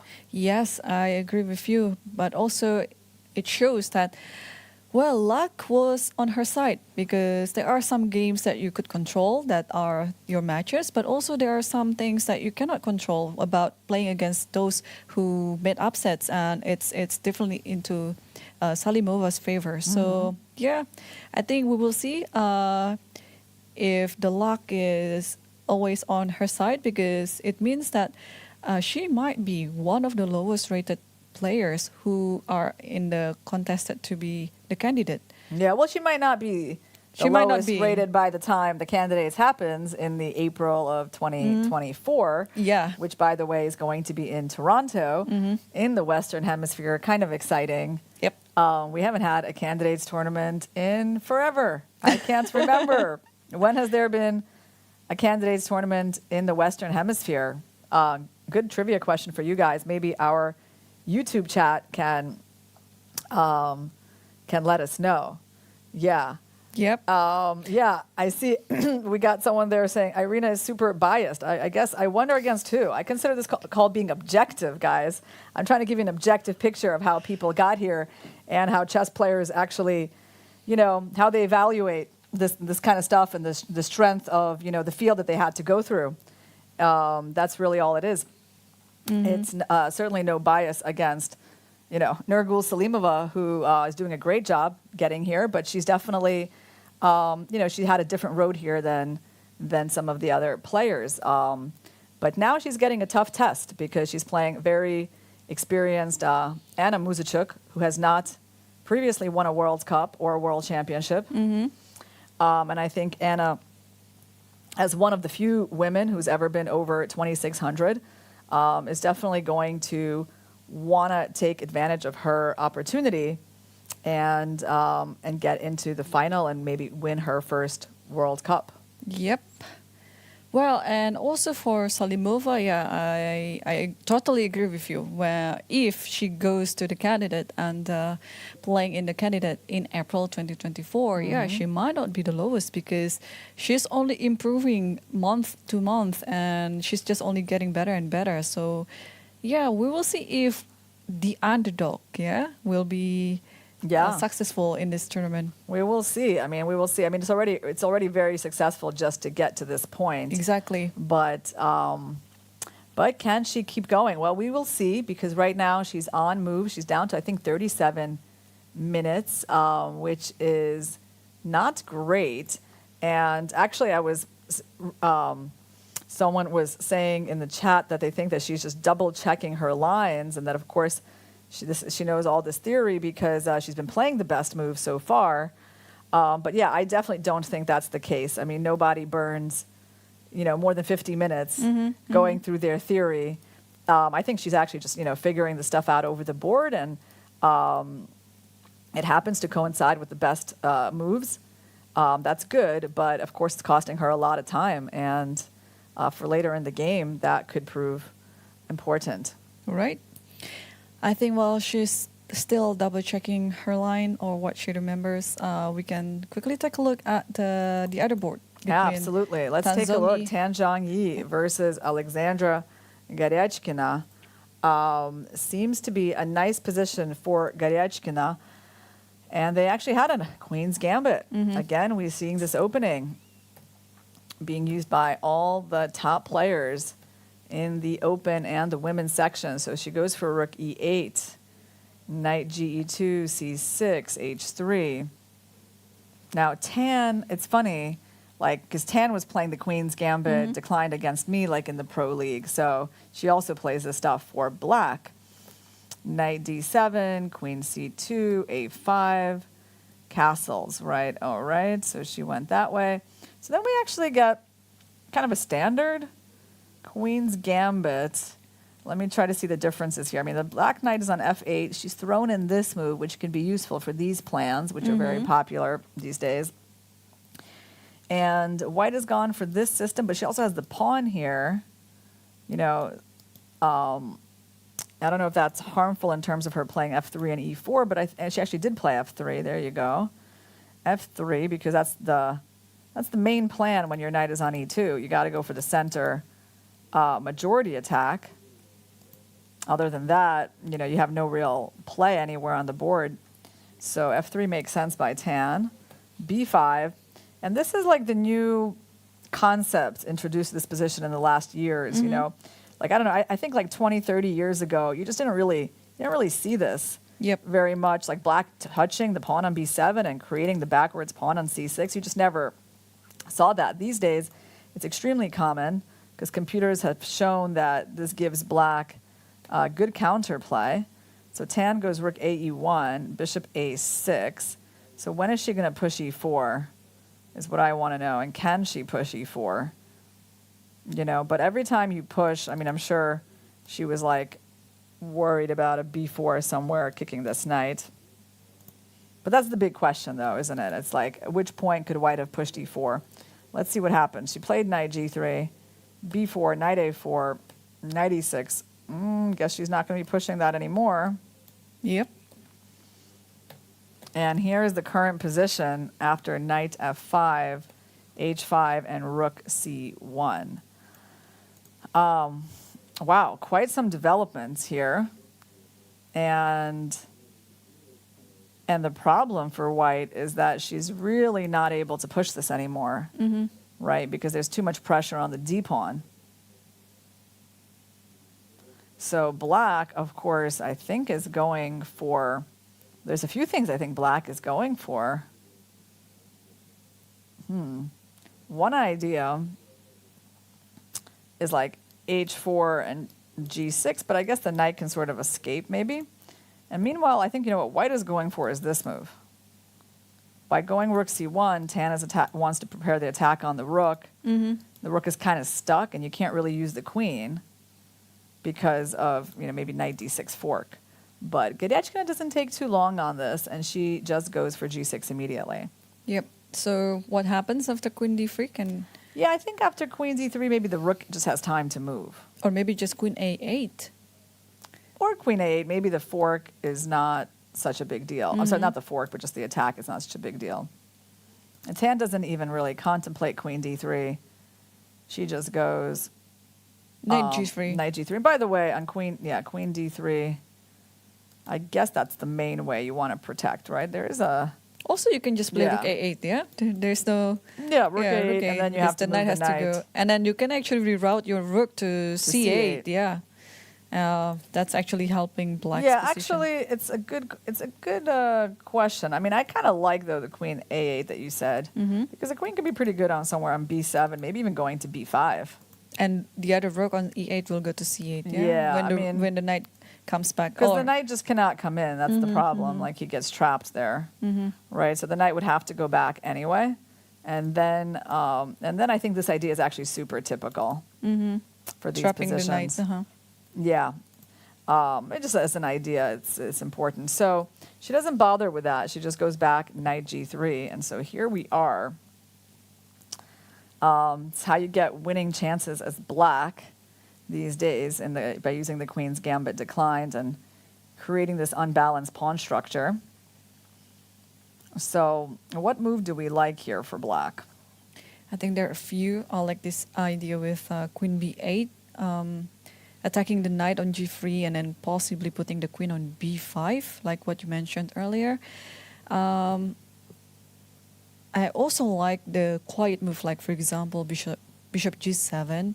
Just, it looks a bit more solid and you don't have to commit to anything. Or even h4. So there are plenty of choices here for black. Well, you to would play. never believe the evaluation of the engine bar for this position. I don't think it's possible to guess for a human. It's so bad. Like it's minus 3.7. I mean, can you imagine? Like, white's not even down material, but it's that bad for white. So wow. Yeah. So our job, and even our viewers are asking us, why is it so bad according to the engine? Is it because of the kingside pawn structure? I think so too. Like you cannot do anything on the king side, and then the materials are reduced. You don't have any bishops to guard on the diagonal, and only black can play in this position. I think it must be like some specific tactical problems, right? Like there must be something happening. Like, okay, knight g7, maybe we just don't hold these pawns. Like, how does this pawn get held? You can't push it. Yeah, the position is that good for black. You can even afford to allow this knight c5, yeah? Because normally... You can. Yeah, because, I mean, normally, you don't want to give the square away, but because the position is just so good, black doesn't mind. Yeah, after knight c5, though... You can even play rook a7, maybe just rook a7. Oh, that's great, yeah, To because I didn't e7. want to allow knight b7, yeah. Rook a7, and then, again, the question, so how do we guard that pawn? Let's just try. Let's just try to guard it. You have to play rook fe1 and then knight f1, because after that, there is rook e7. Yeah, the problem is this is coming all the time. Right, and also bishop d4, whichever you choose. Yeah. Oh, So- that's so bad. Well, basically, so like I go here and you go there. I mean, I think it's even worse that we helped that rook get there, but okay. And then the problem is that this bishop h4 is coming, and we might just be collapsing on that square. Like we still can't push because they take and the pawn hangs. Wow. Yeah, Alexander Gorchkina has been playing so well in this tournament, even in the tiebreak yesterday, too. And she's showing quite energetic chess from one game to another. I mean, just getting a winning position with the black pieces after like 20-something moves is quite impressive. We'll come back to analyzing this a bit more, but first let's take a look at the tournament road of Alexander Gorchkina.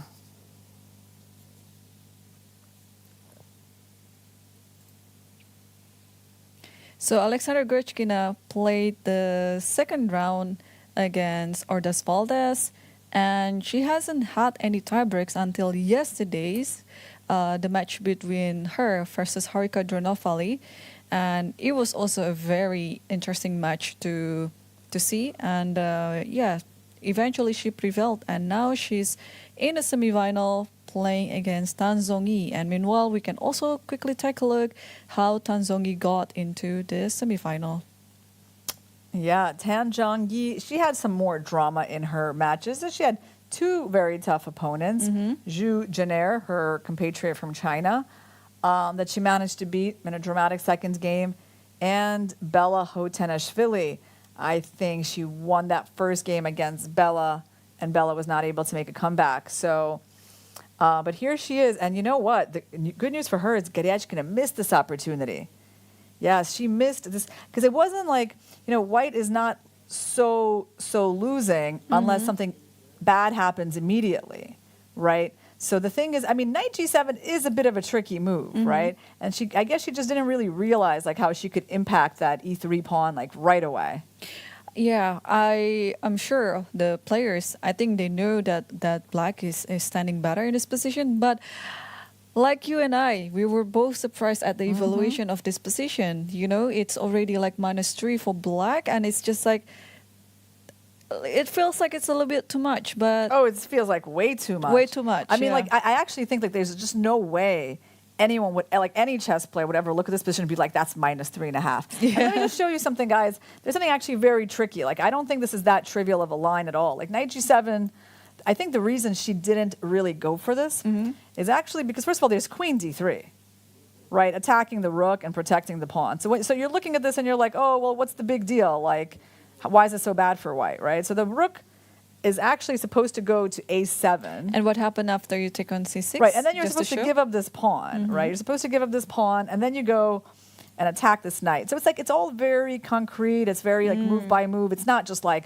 white just lost in general. Right. Or there's like one clean tactic that takes them out. It's more like something like this, and then you go, like, I guess, rook a e7, and it's just a great position because white cannot really hold that pawn, and they're going to be going e4. And again, I mean, like, okay, of course, obviously black in this one is doing very well, but still, like, I mean, you have to know that that's the evaluation to like try to even find this line, I think. Yeah, so I don't think this was easy, and like we should all be like so shocked that she didn't play knight g7. Yep. Yeah. Well, yeah, unfortunately for Grochkina, she played one of the moves that I mentioned, Queen B8. Of course, Knight G7 is the cleanest option to advantage in this position. But yeah, again, I would always play black in this position because black is just very comfortable. Like I said, black has plenty of choices on how to continue this position. Yeah, well, she played Queen B8. She played Queen B8, and that move still leaves her in a pleasant position. But it's actually, you know, the difference is enormous. It's like a 3-pawn difference. I mean, it's actually crazy, this moment, guys. Yep. Yeah. But, you know, in her defense, yeah, this move knight g7 and seeing that whole concept was by far, was very not obvious. Right now she's attacking this knight, though, and we expect Tan Zhongyi to move the knight to e2. We already took a look at their tournament roads, so perhaps we should now go back to taking a look at Magnus versus Gukesh. Let's see how they're doing in this endgame. So we saw the position after king e7, bishop c7, knight bd7, and Gukesh did not bother giving the check on d6. He played bishop g3, rook h g8, bishop e2. So that was kind of how we were talking about developing this knight, by first defending this pawn, but he also put the bishop there to kind of block the attack on the g file. Really? King e8? That really got played? What could it be? Okay. I mean, I have to admit that, like, that move I find really surprising. I see the idea. What's the idea? Bishop h4. Well, yeah, but is that's enough of a reason to make you go king e8? I mean, I guess you're threatening some ideas like that. But still, yeah. So something about king e8 which looks really surprising. I mean, you just, normally don't want to undevelop your pieces like that. So Let me do some fact checker for you. He just took about 3 minutes to move king e8. yeah, I mean, I'm like, let's say we go rook c8. It doesn't even seem like bishop h4 is such a big threat because we can actually go for this, right? Yeah. I mean, you do have ideas of taking, but I just think that with no development, I mean, you can't really go for this position as white, right? Like nothing moves. So even though you have 2 pieces for the rook, nothing would move. So I don't know. I mean, king e8 I find to be really surprising. I'm as surprised by that move, all right, as I was by the evaluation in Goryachkina's game, that -3.5. Like, that's how surprised I am to see this move. Even though it seems like, it doesn't change the position much, but it's just more like I'm just curious about Magnus's thinking, like why why that would, like, what he found so objectionable to something like rook c8. Like, what's the big deal? Why does the king need to go backwards instead of the rook getting developed?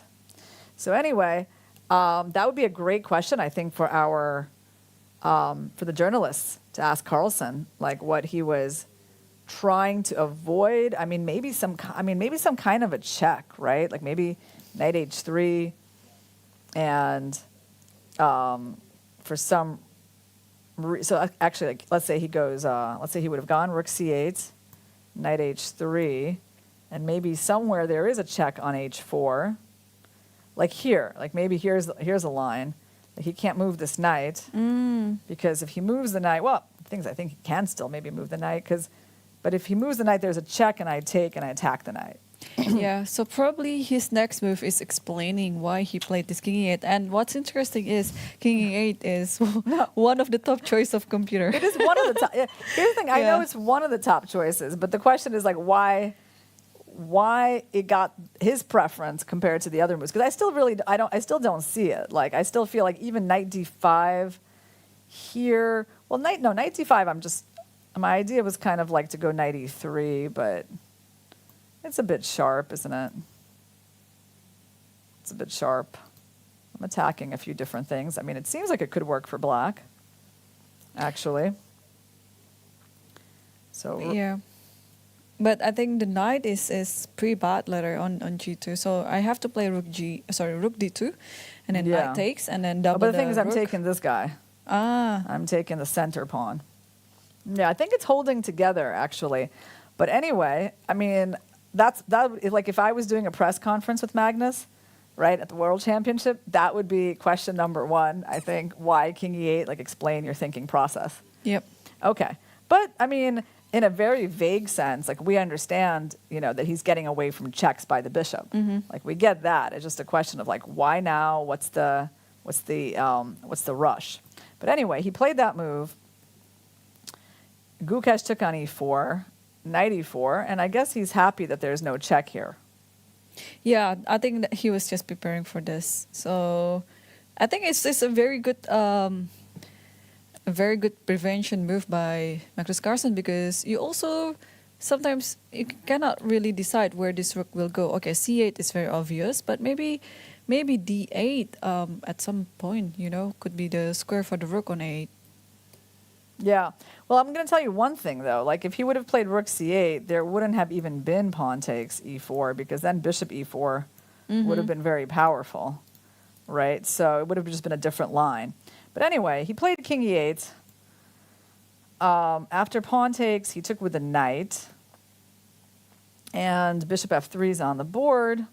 Knight takes g3, and Gukesh recaptured on G3. I mean, I suppose he could consider taking the bishop, but I think you just take on h1, yeah? Yeah, you take on h. I mean, yeah, I don't see any particular reason why he would necessarily go for that, but I'm just saying, like, he could maybe have considered that, unless I'm missing something, unless there's some sort of, rook b8. Rook b8. You can always take on g3. Just take on g3, right. But anyway, he decided that he wanted to capture back right away on g3. Yeah, I mean, it's possible to consider taking the bishop, but he took this way, opens up the rook. And what can we say about this position? It's, there was a trade of bishops, and here we have it. Yeah, I think black has no choice but to take on the bishop, because there's no better move than taking. And now, should black keep the pawn on h7 or just simply take the pawn on g3? Yeah, I mean, it's obvious here that, like, only Magnus can be better. His pawn structure is better. I mean, obviously, Gukesh's opening did not work out for him in any way. I mean, basically, it got him to, like, a slightly worse position that actually Magnus may be going to be able to try to win. Right. So the issue here is the reason black cannot just capture both pawns is because, unfortunately, there is rook h8, I think. And after king e7. Yeah, king e7 is the right move.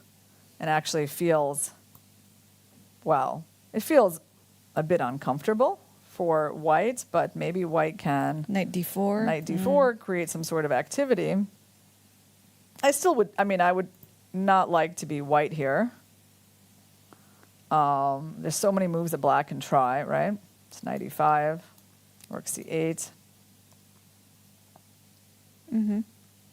And basically, black already has a passed pawn and the g pawn. It reminds me a little bit about the endgame that Aragaisi won against Grandelius. Yeah, out of not so much. But I can see how things can go wrong here for white. Let's say we go rook c8.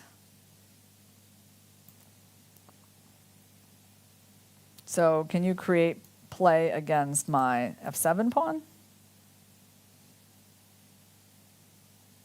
Let's say you try. I defend it.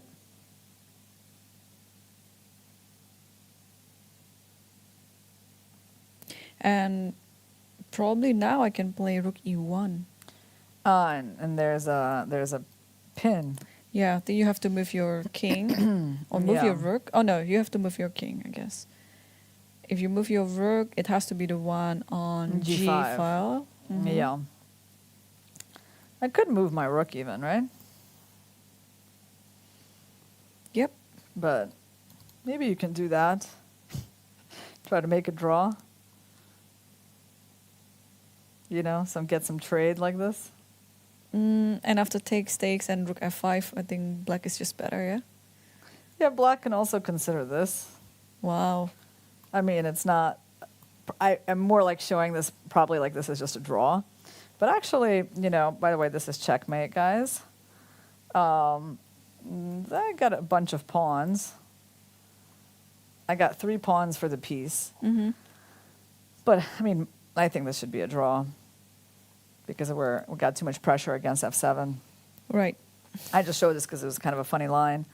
But yeah, black will probably just take and be, Rook f5. a little better, but I do think that white should be holding this position. Also, I was about to say rook g2, but rook g2 there is c3, so that doesn't really work. Although it could be a line, like after here and then rook g2, and you play c3, and then you can just play rook d8 and then goes to d8. D2. And if this, and then you can just keep taking and takes on b2. Yeah, here you win a pawn, yeah? Okay, well, let's go back a little bit. So I feel like Magnus is first of all, he's in a position to try to make this kind of unpleasant for white. Maybe he doesn't have a lot to work with, but I think he certainly will try, right? So given that this pawn is weak for Magnus, I don't think he can really there's any point in holding on to it. Or you might actually hold it first by playing knight f6. Knight f6. You still have this attack on g3 anyway. That white has to also deal with it, like in this position. That's true. How to play? Yeah, you can try knight f6, guarding everything, and apparently we have to go here, rook h6, and try to get some counterplay quickly. Actually, knight f6 is a good point. Maybe we delay the capture of the pawn. Try to hold this. So we can go rook h6. And after rook h6, well, Magnus could actually play rook g6, and try to improve his pawn structure.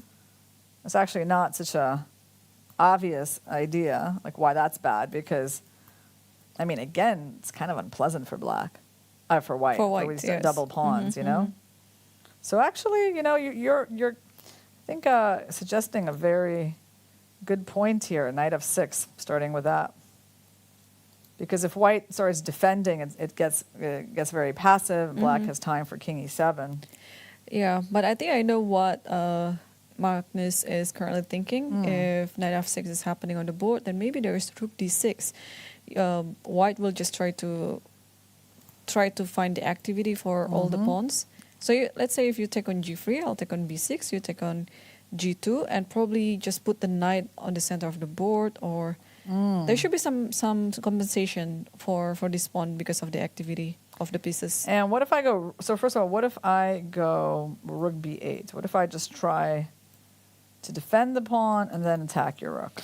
Right. Yeah, this is also, I think, very interesting. Probably knight e5. You might have to be consistent with the idea. Yeah. Because after rook g3, there is knight c6, and your rook on b8 has to be on the back rank. Otherwise, it's a checkmate on d8. Right, but let's actually look at that. That's kind of fun. So I go to the back rank, and I'm kind of happy to be there because my rook is actually pretty good on c8. Mm-hmm. And then when you try to mate me, right? Mm-hmm.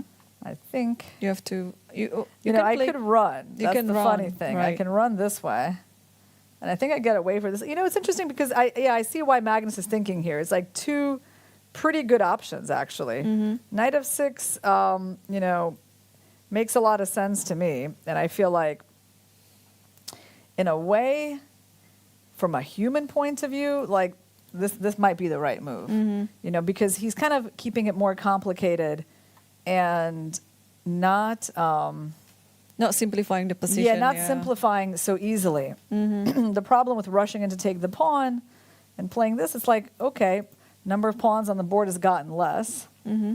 but it's still unpleasant, right? So knight d4, and we just got to stop this check. We tried rook c8, which I think actually was not the best because of rook e1.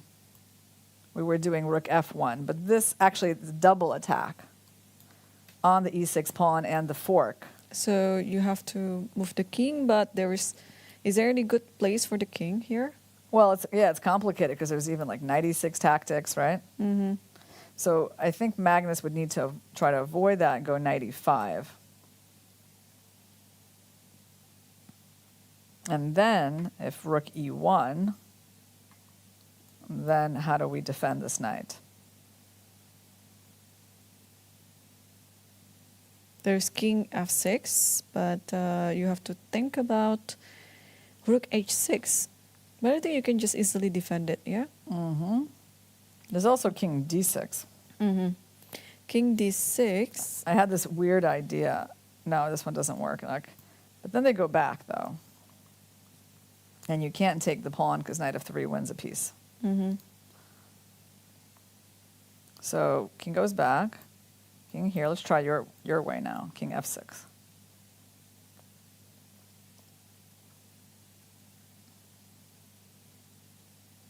Yeah, so any checks on h6, you have options.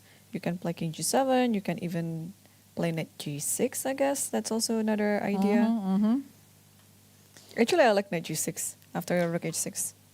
And you like, yeah, rook h6, knight g6. I mean, it's actually a pretty tough choice for Magnus, I would say. Not obvious at all because both of these lines are quite pleasant for him. Mm-hmm. So, yeah, he's thinking here, you know, which path to take to create the biggest problems for Gukesh. Right. And, yeah, I would say, well, the opening has worked out great for him. Mm-hmm. He's in a nice endgame here that I think we can expect to be watching for quite a while. Yep. And if he can create problems here with the black pieces, I mean, it's going to, you know, start off his match very well. Yes, and I'm expecting there is going to be some endgame grind by Magnus on this position because it's obvious that if anyone who playing for a win here, it is Magnus with the black pieces. But Gukesh is, of course, a very resourceful player as well. So I think he might be able to hold this, yeah, to defend this position and force the game into a draw. So I think, guys, meanwhile, while they are still thinking right now, I think this is our cue for our next break. So yeah, stay tuned because we'll be back after a few minutes.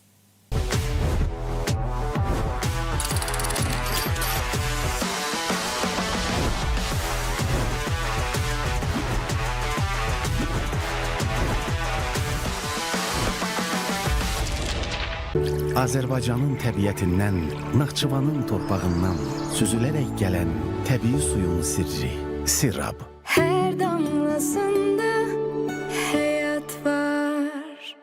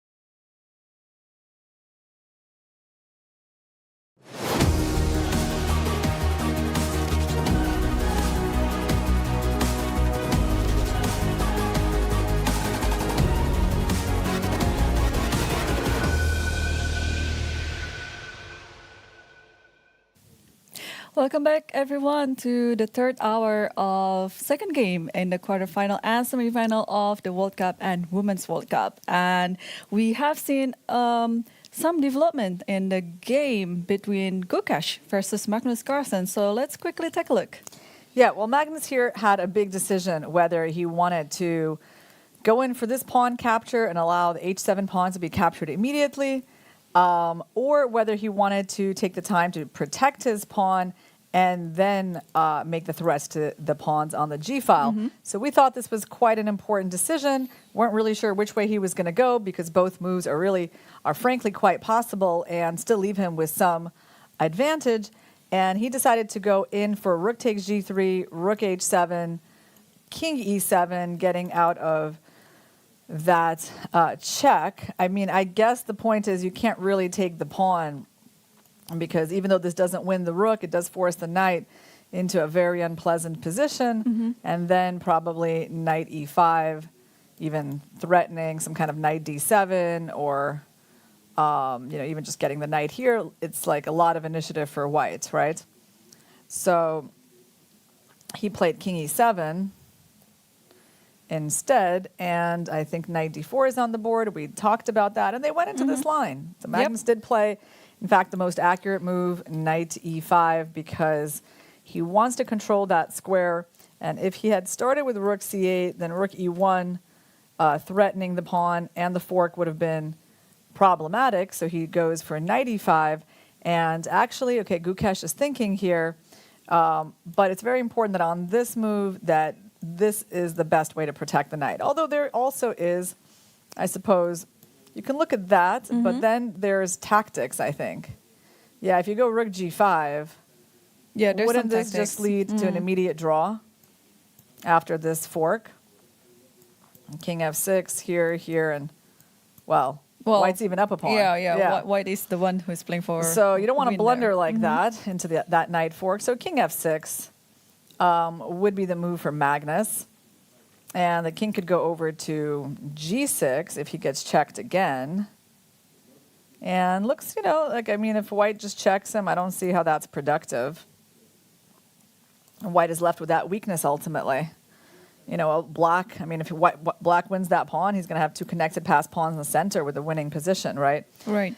And I think, the advantage black's advantage here is that this pawn is a weakness and that white's extra pawn on the queen side is just not really usable for a while. And so basically, but black's e-pawn is actually a lot more useful than the pawn on c2.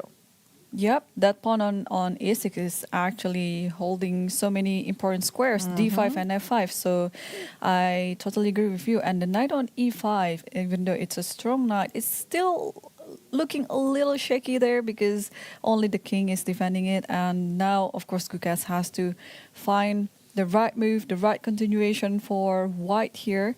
And probably we can take a look at another game that is currently going on, maybe between Dominguez versus Caruana. Okay. Yeah, we haven't really updated about the game yet. Yeah, well, there's been a lot of changes in that game because we last saw it in the opening when Dominguez played h3 and Caruana played a6, bishop d2, and only then Caruana offered up the bishop trade and we got into this structure. Dominguez played b4. There was a trade, b5. Queen b3, queen d7, rook a2. Okay, so things are getting traded, but eventually some big changes happen in the center. So Caruana pushed the pawn, got off the diagonal, and Dominguez is trying to provoke him to play d4. I think he ultimately does provoke him because this pawn was so hard to protect that finally Caruana had to go in for this. And what can we say about this position? Well, knight g8 just played by Caruana. I don't think he's threatening this exchange sack yet, though obviously you always have to be alert to that. He goes knight g8 in order to go knight e7. G6, and f4 maybe, yeah? Right, some kind of maneuver like that. So white obviously has a lot of pressure on this knight and this pawn. But I guess for now, it looks like black is holding the balance. I mean, black has the space, right, with these pawns. White's bishop is not amazing. There's also some pressure against b4. So it's like both sides have their pluses and minuses. Like, I don't really know what this knight is doing on g3, right? Yep. So it's feels like a balanced position, and the only thing that is not so balanced is the time. I mean, I really don't like Dominguez's time situation. I feel like that's something that, you know, he does kind of need to address in his game because, you know, this game has not been the most complicated or the most tactical, right? And, you know, he's down to 21 minutes for 17 moves compared to almost 50 minutes for Fabi. And it wasn't like Fabi hit him with some incredible novelty that was just forcing him to think, right? So I feel like this is the problem with this kind of time management. Yep. And definitely, yeah. Dominguez has to play faster now because otherwise he might be in the time trouble very soon. So, and all the moves on the board have been, well, they're not easy for sure, but they're kind of like natural, yeah? So you don't have to really calculate some complex line, or maybe there was, but I don't see anything yet at the moment. All you have to do is just some positional moves, and some maneuvers of the knights or of the bishop. But yeah, I totally agree with you. This could backfire to him about his time management. And maybe Dominguez needs to actually, like I mentioned, this knight that I don't see what it's doing. Maybe this knight needs to try to maneuver himself somewhere else. Obviously, he would like to go there, put even more pressure on the e5 pawn. But the thing is, yeah, I mean, it's actually interesting because if black plays h5, then he really weakens g5. And he's reaching Queen A2 is on the board. Queen A2. So let's see, what is the point of that? I think the point is to go to A6 and attack from this side. But obviously, he also is leaving this pawn hanging.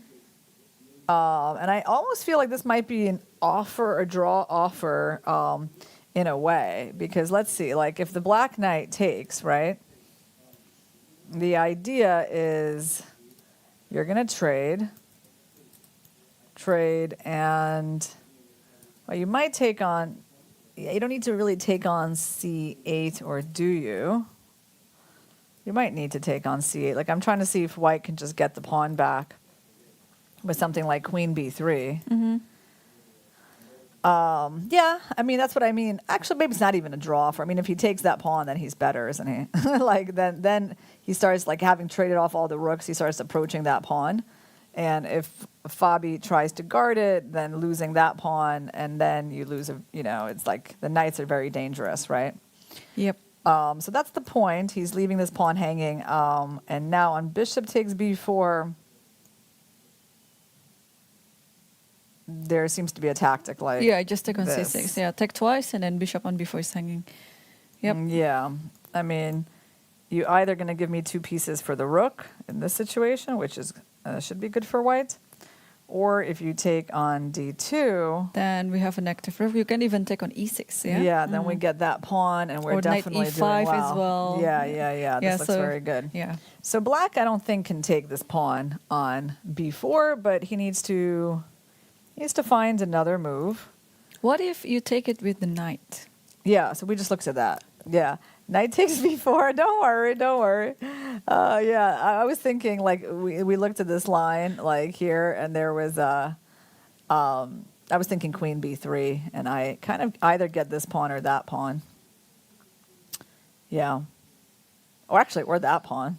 You have a lot of pawns hanging after the rook trade, so I think you don't really want to go for knight takes b4. So probably Yeah. just go knight e7, yeah, according to the original plan. You could go knight e7, but the thing is that there is this type of infiltration planned, and with the attack on that pawn that you would need to calculate. So probably, What if knight g7? No, it's okay. And then queen a6 and then rook a8. what did he play? Did he play knight? I think he played rook a8 probably. Yeah, that's the move. That's the move. I think that is the most natural against this plan. I'm actually kind of curious, like what Dominguez is thinking about here, because after rook a8, he's not getting anywhere on the a file. He just kind of needs to go back. He needs to go back, and then the knight comes out. So then the question is like, what was the point of all of that? I actually think there was no point. Yeah, he went to queen b3. So the queen was on b2. So he basically goes to a2 and then to b3. And sorry, we're going to promote these moves. 1 second. Rook a8. And queen b3, and knight g7, right? Yeah, natural by Fabi. So the only thing that's really changed for white is that the queen has gone to b3 from b2. It doesn't seem like a very big difference, but I guess he targets e6, which is a little bit more active, obviously, than just staring into the d4 pawn. Right. He's improved his queen a little bit. In terms of like a big plan here for white, yeah, it's a little hard to see. I mean, he could try like rook a2 and start playing on the a file again. So that's an option. Or he could go for this knight f1 idea. Let's say we just try knight f1. Let's just see what is going to happen. But then there could be rook a4. That's the other thing. Is like now you've invited the black rook in, so now the rook could actually go to a4. And I mean, now at some point we have to start worrying about losing that pawn. So I guess this is why we're going to try to go rook a2. Keep your rook out. And probably like all these lines, like where you take and you try to like take my pawn, they are at least not that dangerous for white, because white should be able to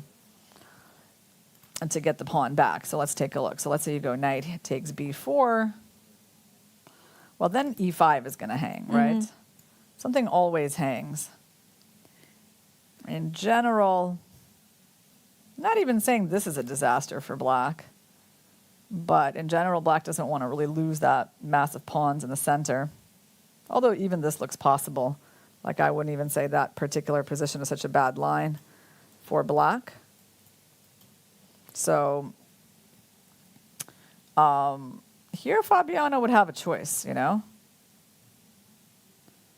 And yeah, I think the idea is like a provocation, you know, with that queen a2, just to get the rook on the a file and then try to exchange it. Because to be honest, I don't see what could white do in this type of position, because it looks so close, and it's actually easier for black to continue, because we see this idea with the knight maneuver to g8, e7, g6, and f4. At least you have one idea in mind.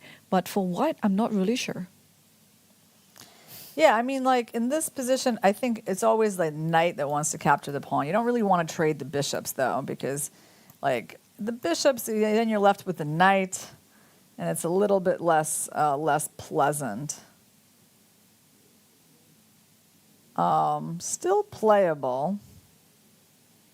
Like if we go queen b3, you can have like knight c6, right? And then you cannot take on e5 because d3 is hanging, yeah? Like knight e5, knight e5. Oh, but the rook on f8 is hanging too. You might be able to take here. And like that. And queen f7. Yeah. But queen f7, or queen f7, d4. queen d4, and then just take twice on f2, and then knight d3 and knight c1. How many tactics with the knights have we seen today? Plenty. And actually, black gets into should be a winning endgame in this position. I mean, maybe. Who knows if it's winning? Yeah, who knows? But it's like, it's certainly, yeah. Who knows if it's winning, but it's certainly not a bad one. Not a bad right. one, yes. Yeah, probably a decent chance for it to be winning, actually. I feel like, we can start using the king. Yeah. But yeah, like the way this game is going, I would say the time advantage that Fabi has and the position. I mean, I wouldn't be surprised if he gets some chances in this game. We actually have rook a2 on the board. So linear is trying to keep the rook from going to a4. And if Fabi does exchange here on a2, which is quite possible, since if he doesn't, then rook a1 is going to happen. So if he does trade to at least have the option of taking that pawn, we really might see this position after rook takes, queen takes, and then the big choice, like take the pawn or don't take the pawn, right? I mean, I suppose you could like even just delay taking this pawn and go something like rook c8. Could do that. And then let's say if I go queen b3, maybe then you go rook a8. You know, then if I make this move to kind of guard the pawn, then you can go to the a file and, you know, start claiming some advantage. Right. Yes. Oh, this is interesting because each of them has something to get. Yeah. Yeah. White has this idea with the double pawn on a6 and a5. They're not necessarily strong, but they're holding the position. But it means that the queen on d7 has to protect a6 all the time. And meanwhile, also White has this weakness on b4 that White has to keep an eye for. So yeah, this is going to be very interesting. Which idea of this player would eventually succeed in? Yeah, I mean, I certainly give the chances to Black just because more of the lines can go well for Black than I think for White. Like, I think there's more of a chance for a mess up for White than for Black in this position.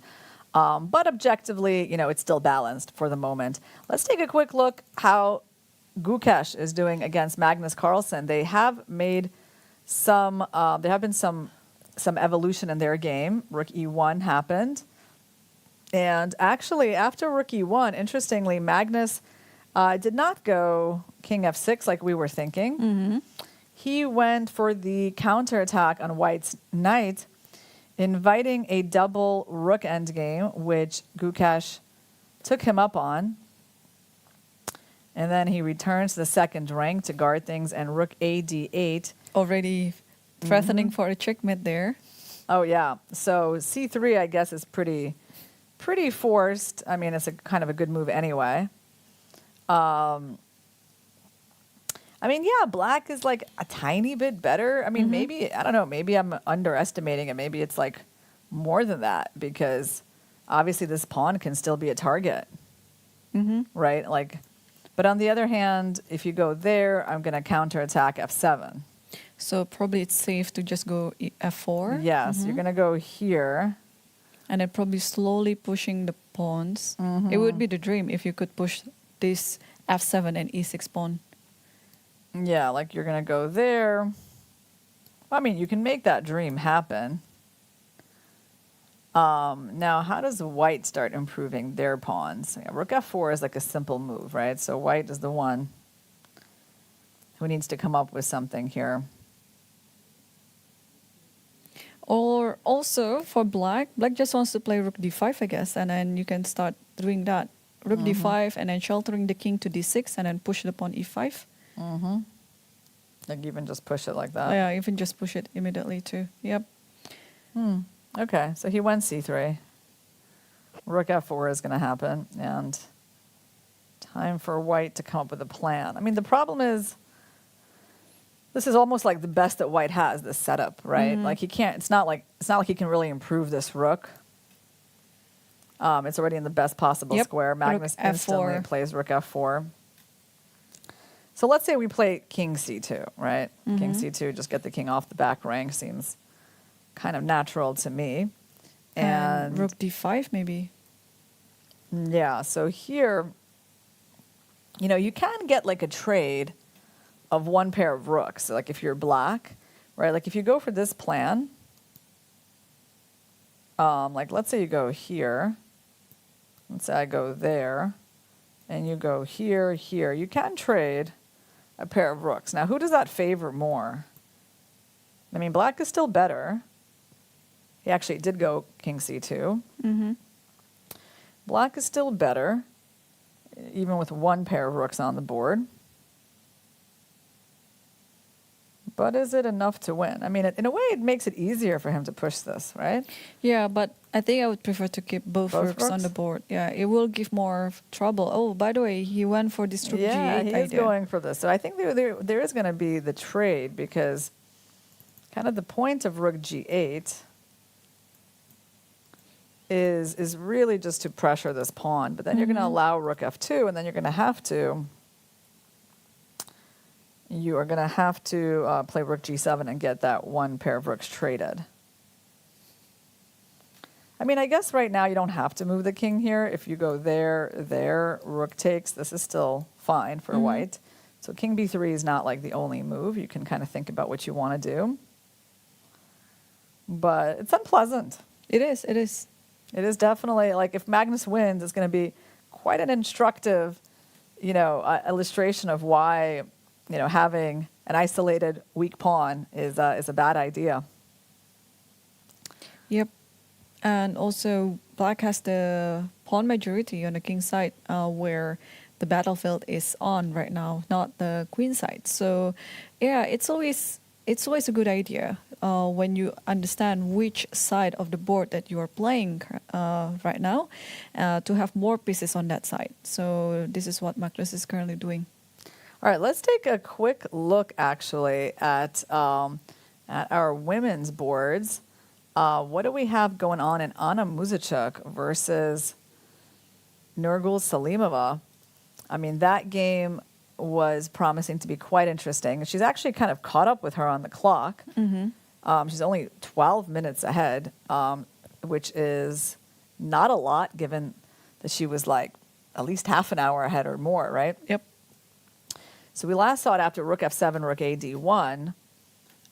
We were thinking just b6, but Nurgul played rook c8. Queen takes b7. She gave up that pawn, g5, bishop g3, h5. Okay. Really playing against that bishop. Maybe an idea that Anna underestimated. Very interesting. I mean, look at that pawn chain, guys. 4 pawns long. And this bishop has been kind of buried on h2. And then she took. I mean, I can see why Anna has been using a lot of time, because that idea with h5, h4 has been very creative. And I wonder, yeah, if maybe Anna should have tried playing h4 herself. I mean, sure that she was thinking about all of that, right? But it's kind of scary to open up the g file against your king, right? It wasn't so obvious that you go h4 and, and if something like if they take and you take and like that, I mean, there's an open g file. It's pretty scary. So she won h3. I mean, I can understand her. But this position is actually, I think, being handled in a very interesting way by Salimova. I mean, I really like this space that she has taken on the king side, burying the bishop. And right now, this pawn is under attack. Well, if you ever push, you're going to run into that. Yeah, so, but what if in this position I play rook c1? I don't care about that f3 pawn. I just want to get my rook to the back rank. Okay, you want to go rook c1. Ah, okay. Who wouldn't want that?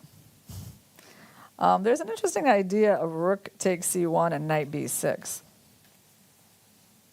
That's the first thing that comes to my mind. There could be others. There could be things that I just haven't thought about yet, like knight c5.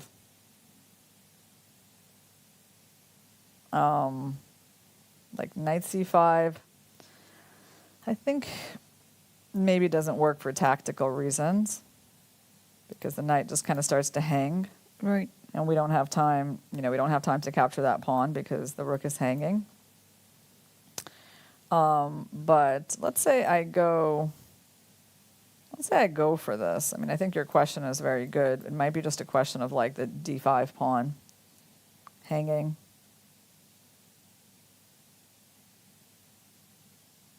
It probably has something to do with that. It's a little tricky to defend. Yeah. Or let's do some primitive way of protecting it by playing rook c5. Is e6 or e5 a move here? Oh yeah. I'm definitely going to jump on that chance, I think. To e5, by the way, is very interesting. Yeah, just to cut the bishop. Buries the bishop, right? Like that's it. It's not coming back. So I actually think you can totally look at that, or you could try to win this pawn. But then you have to consider that. Then you just have to look at that. I don't know if it's like a problem for black, but let's just say, yeah, I mean, like this is already kind of different, isn't it? It is. And now the bishop is just better there. Yeah, yeah. I think, so let's see. Yeah. After rook c5, e5 is probably the best answer. So that's a big idea, getting the rook into the game on that Right. 7th rank. Yeah. So let's see. Anna is still thinking. And, well, I feel like this has been a good stage of the game for Salimova. She had a huge time disadvantage from the opening. She's almost equalized it. And I feel like she's kind of taken over the playing initiative because, she's posed some very concrete problems to white, right? This like whole idea that she just buried her opponent's bishop on h2, captured the pawn on c3, and like now she just wants to take another pawn. So we might have to just protect it. Maybe we don't, there's rook c1. There's also queen a7. But if you play queen a7, it's actually possible. Right, there's a lot of approaches for white. Then she has to figure out what's going on after rook takes f3.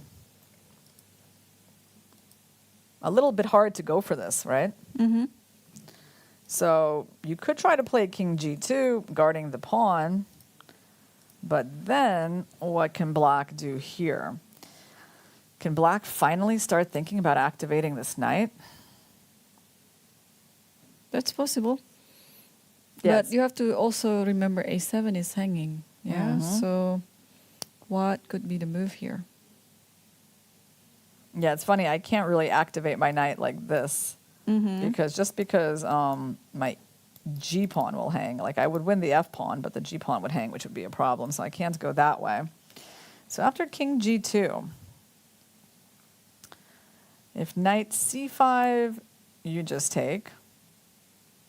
So that doesn't really seem to get me where I want to go. But even there, I was just looking at this interesting line. I know it doesn't quite work. First of all, actually, knight c5 I think is interesting, but maybe there's queen b4 that I'm blundering.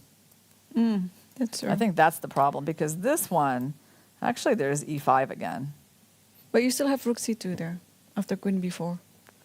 So I don't think After it's a queen blunder. b4, you think I didn't blunder? Yeah, rook c2. Looks a little shaky, but maybe it holds. It actually kind of holds, doesn't it? Because on rook there, we trade. No, there's knight d3. Yeah, there's a fork. Knight d3 first without actually trading. You can also trade. Yeah, you can do it either way. So it's funny how this knight is protecting the rook. Do you see that? Isn't that like a funny thing that like it guards all these squares so the queen cannot approach the rook?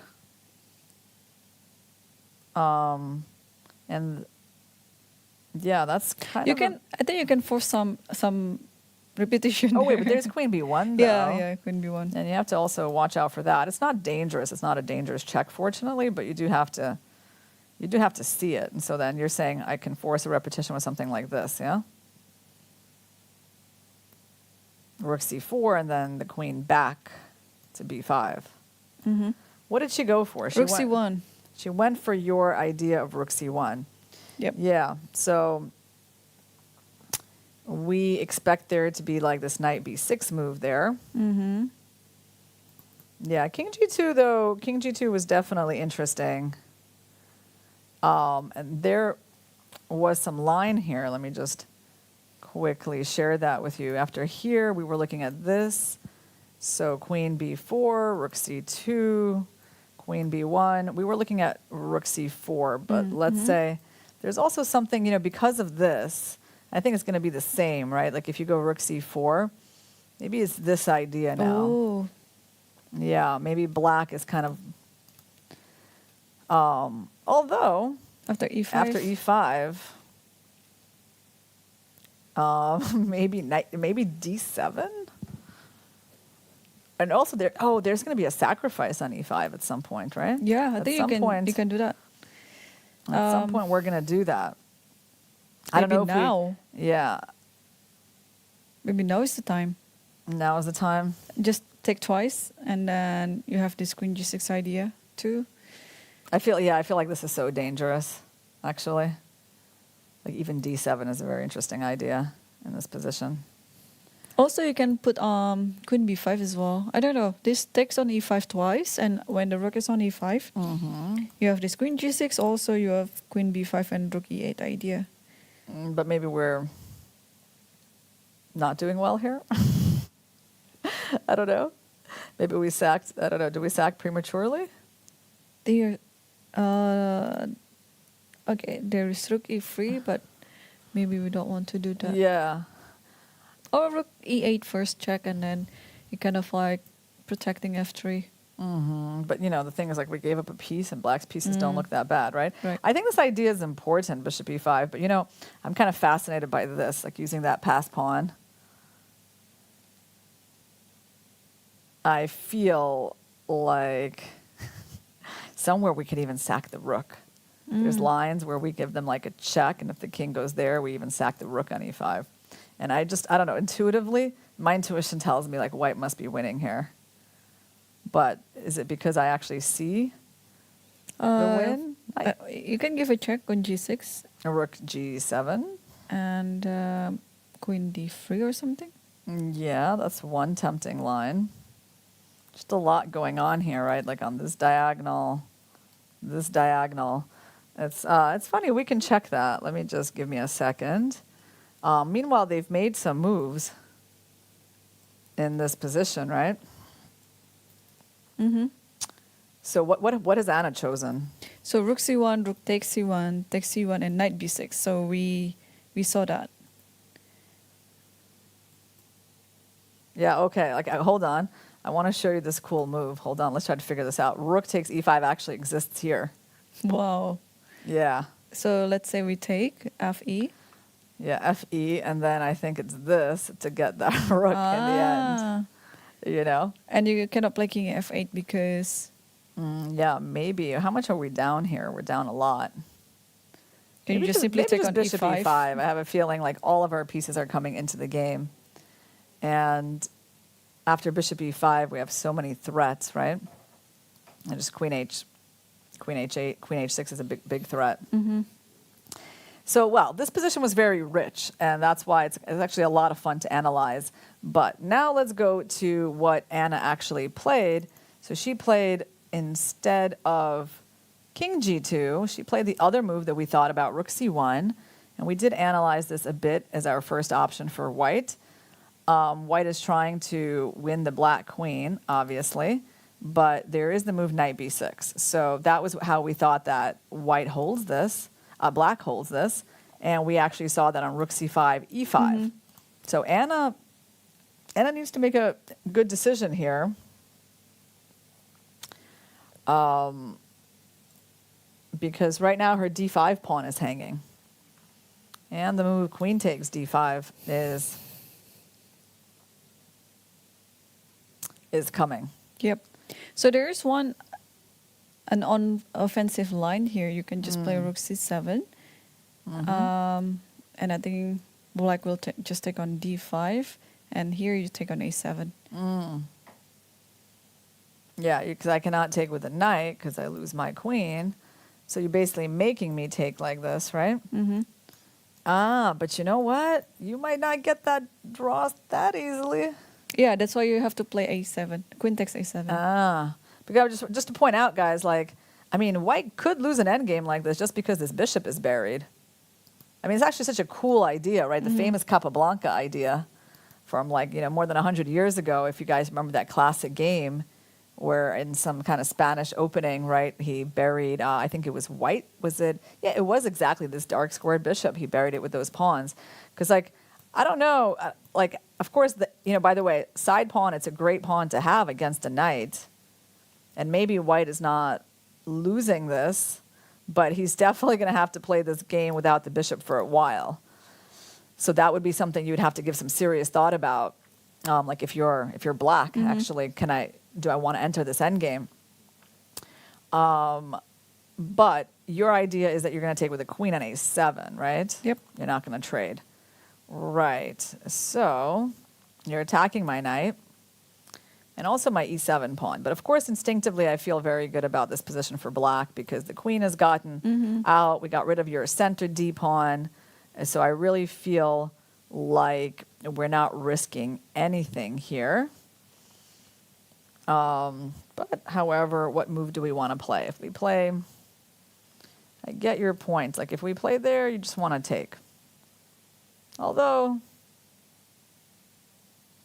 yeah, I mean, I see where you're going with this. You're going to take.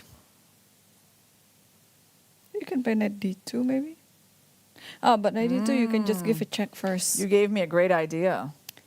Queen d1. Queen d1. And then knight d2. Yeah, the thing is, I give you a check first. Oh, and then you take, but you know what, like here? And then d5 is available if you play rook f8. Uh-huh. And if I play king g7? Take on f7.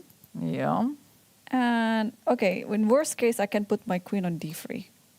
So queen d5 and queen d3. Okay.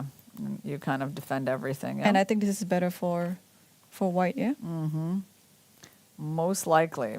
Yeah. You kind of eliminated all my tricks and you're still up a pawn, right? And you've pinned me. So I can't go there and I can't take and I can't. And the bishop is now doing well. Yeah.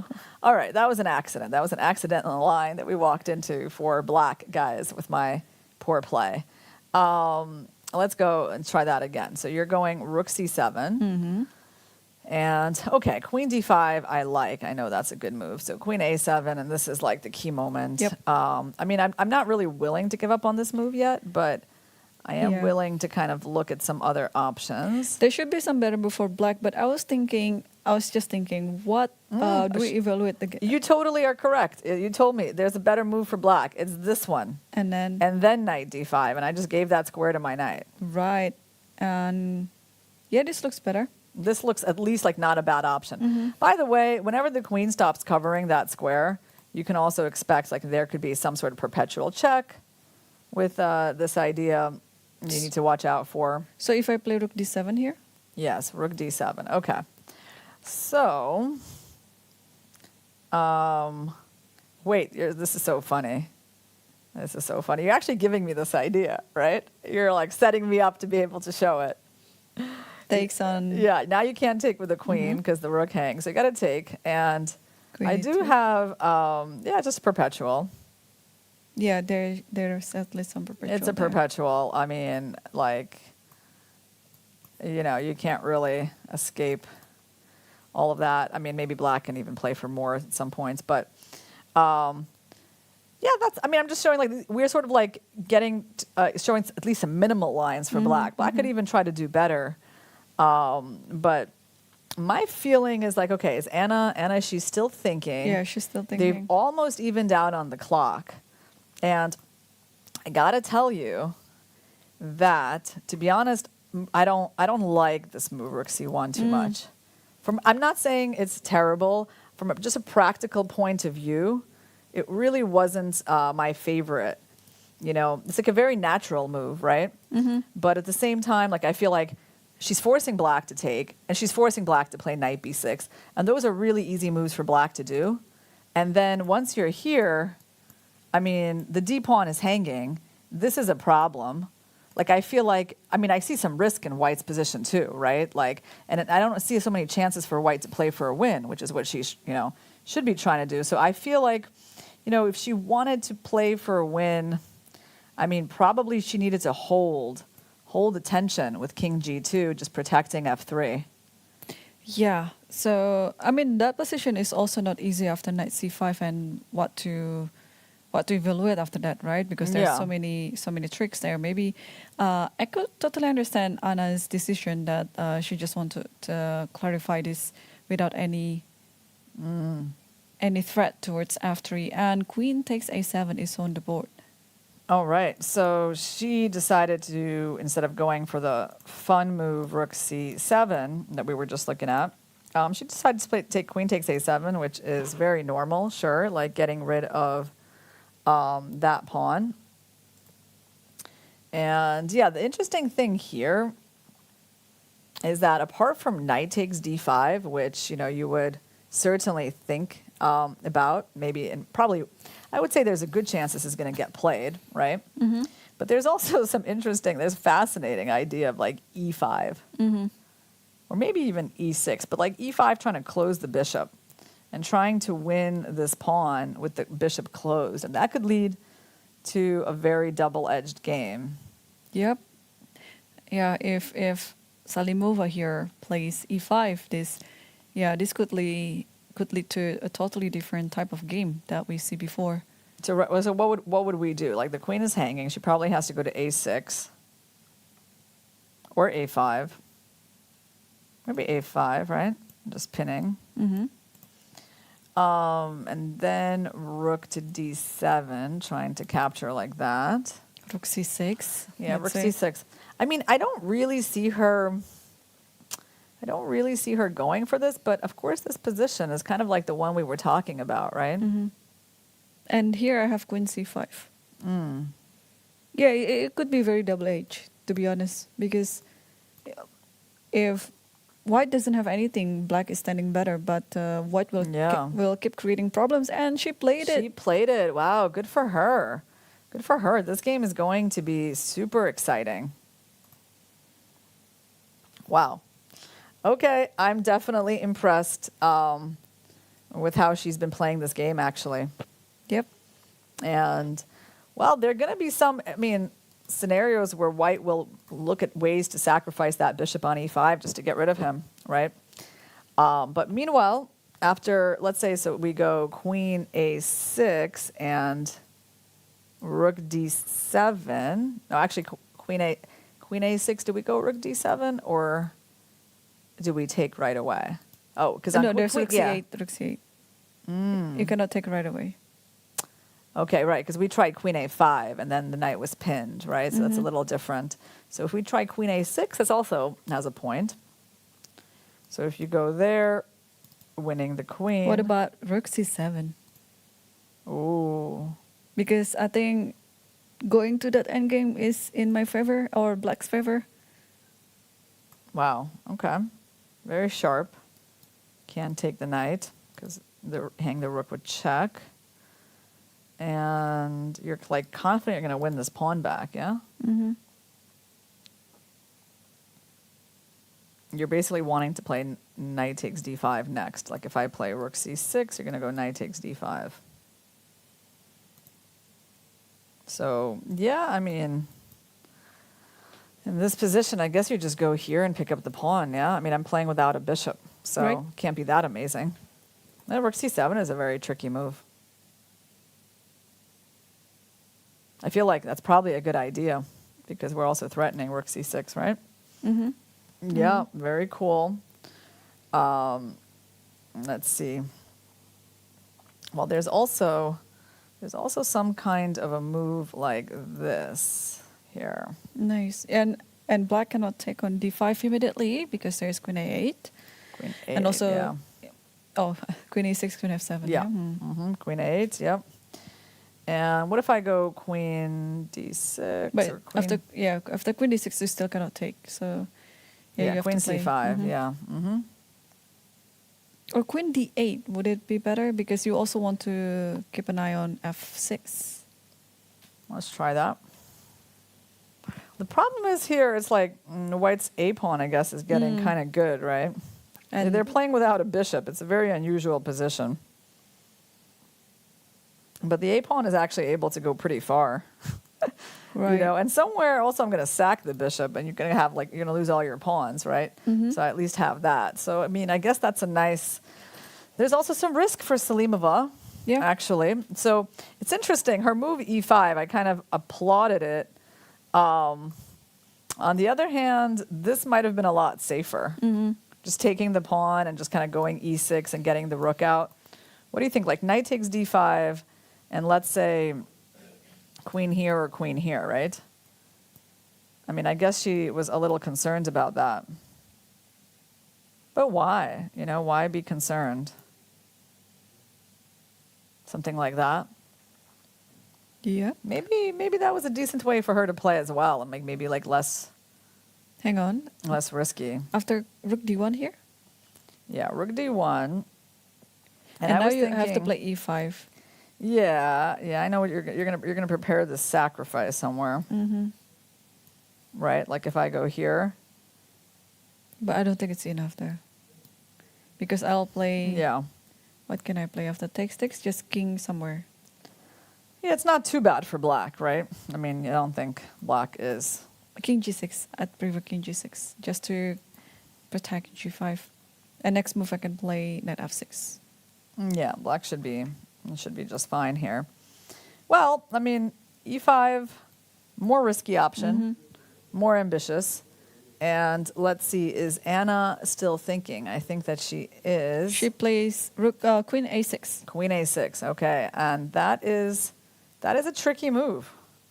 Actually, it might be the trickiest move because now black doesn't have a way to capture this pawn. And apart from playing this move, maybe the whole rook trade idea is not right because black kind of loses some attacking chances, right? On the white king. Maybe if we want to take the pawn, we got to go king g7. Yeah, I like that move. It's very safe. Yeah, because actually we don't want just like queen and bishop versus the queen and knight with white having that outside pawn, right? So king g7, we want to play knight d5 next, or rook d7. And this actually seems quite interesting. Yeah. And there's some crazy line here with like rook c6, knight takes, and bishop takes. Wow. Yeah, the sacrifice. So now, does white have? What does white have here? Is it going to be a perpetual or more or less? Because you could go king f8. Maybe I just yeah. Actually, what happens on king f8?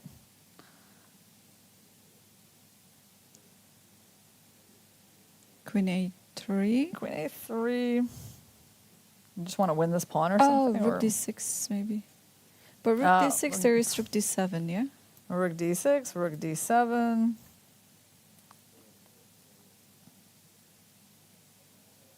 It's not easy. It's not easy to just sack the bishop like that.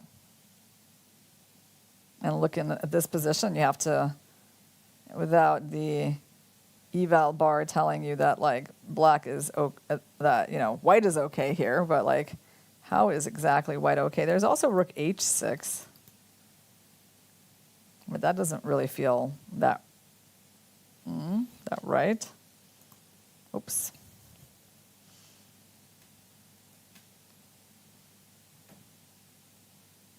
Yeah, I mean, still complicated. This whole sacrifice is still could be double edged because it's still not clear to me how it actually proceeds. is this line. Hold on, I just checked that. It's like rook h6 here. No, she's not going for this. This is No, not she's not happening. going. You just can't calculate this. So basically, after king g7 is a good move if Salimova finds it. Like this position, I think it would be just, not easy for Anna to decide on bishop e5. But on the other hand, she doesn't have that many other options. She's playing without that bishop. So that like maybe just necessity might force her to find that. So I think that this game, of course, is still remaining very double-edged and can bring us a lot of cool moments. Let's take a look, meanwhile, at Tan versus Goryachkina. And, well, the position has changed a lot since the last time we saw it. Tan is down to 10 minutes for her last 9 moves.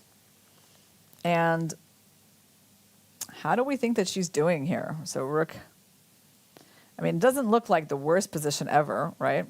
Because his bishop isn't amazing. But he is, keeping the rook kind of passive. No, black is definitely better here because of that passer on d4. And at some point, also because of the other pawn structure, the a2 pawn will also be another weakness. So, yeah, black is standing very comfortably. So what is Black's winning idea here? Probably just take on F2. Take on F2, and Rook go C2. Rook C2, take the pawn. That's it. Yeah, that's the direct attack there. Yeah. So basically, actually, we have trouble holding this. Okay, what if we go Rook D2? You might even play D3. Ooh, No, if you play Rook D2, yeah, there's D3, but there's also D3. I think you can also try to play takes and bishop G5 because after G3 there's H4. Yeah, that's kind of ugly, isn't it? Wow. So actually, Garechkina still has actually a huge edge in this position, right? Yeah. That's right. Just, I guess the open C file, is really what it's about, right? Like, what's funny is if we can just trade off all the rooks, White would be doing great. Yep. If we can just get rid of the rooks, the knight would blockade the pawn, or not, or the king would come. But the problem is that you cannot trade all the rooks. Like, one pair of rooks is going to remain. And it's actually quite hard to win this pawn. Well, let's try again. What if I go knight E2? Well, then I just lose this pawn, yeah? So ugly. Also after knight E2. Yeah. Yeah, I just take on A2. That's all. Yeah. Well, let me try. Let me try my terrible move. Rook takes A2, and can I go knight D4? Oh, Rook C1. Rook C1. Rook C1 Rook F1, wins. yeah? Trying to win a rook, yeah? Yeah, fortunately, I still have that. What about I play... Okay, for example, after that, Rook C3 to... I think it should be winning. You take on D4 and then take on B3. That's one line, but there should be... There could be others. There could be something... Also, wait, yeah. Why don't we just go? Oh, we're just taking and playing Rook D8. Oh, and Rook D8. That's it. Because Yeah, the bishop yeah. protects the rook. There's no tactics. E5. There's tactics there. Oh, there is tactics. Oh, wow. Be careful. Okay, bishop E7. Black is fine, but not something that you want to have, I guess. Right. Yeah. Yeah, black should be trying to do better than that. Okay, that's pretty funny. Well, first of all, There's one funny line, like after this Rook A2, and then what did you do? Knight D4. Yeah, here I think you can try to play... She went with her rook to What did D2. that? Wait, okay, right here. Rook D2 Rook here. D2, yeah. The other rook, I see. Oh, wow. But so isn't she just going in straight into that line with bishop G5? That's one idea. Also, I think you can play Rook C3 as well. Like, I You think can play maybe even H4. even H4. Yeah, Black has time to do all those things. Yeah.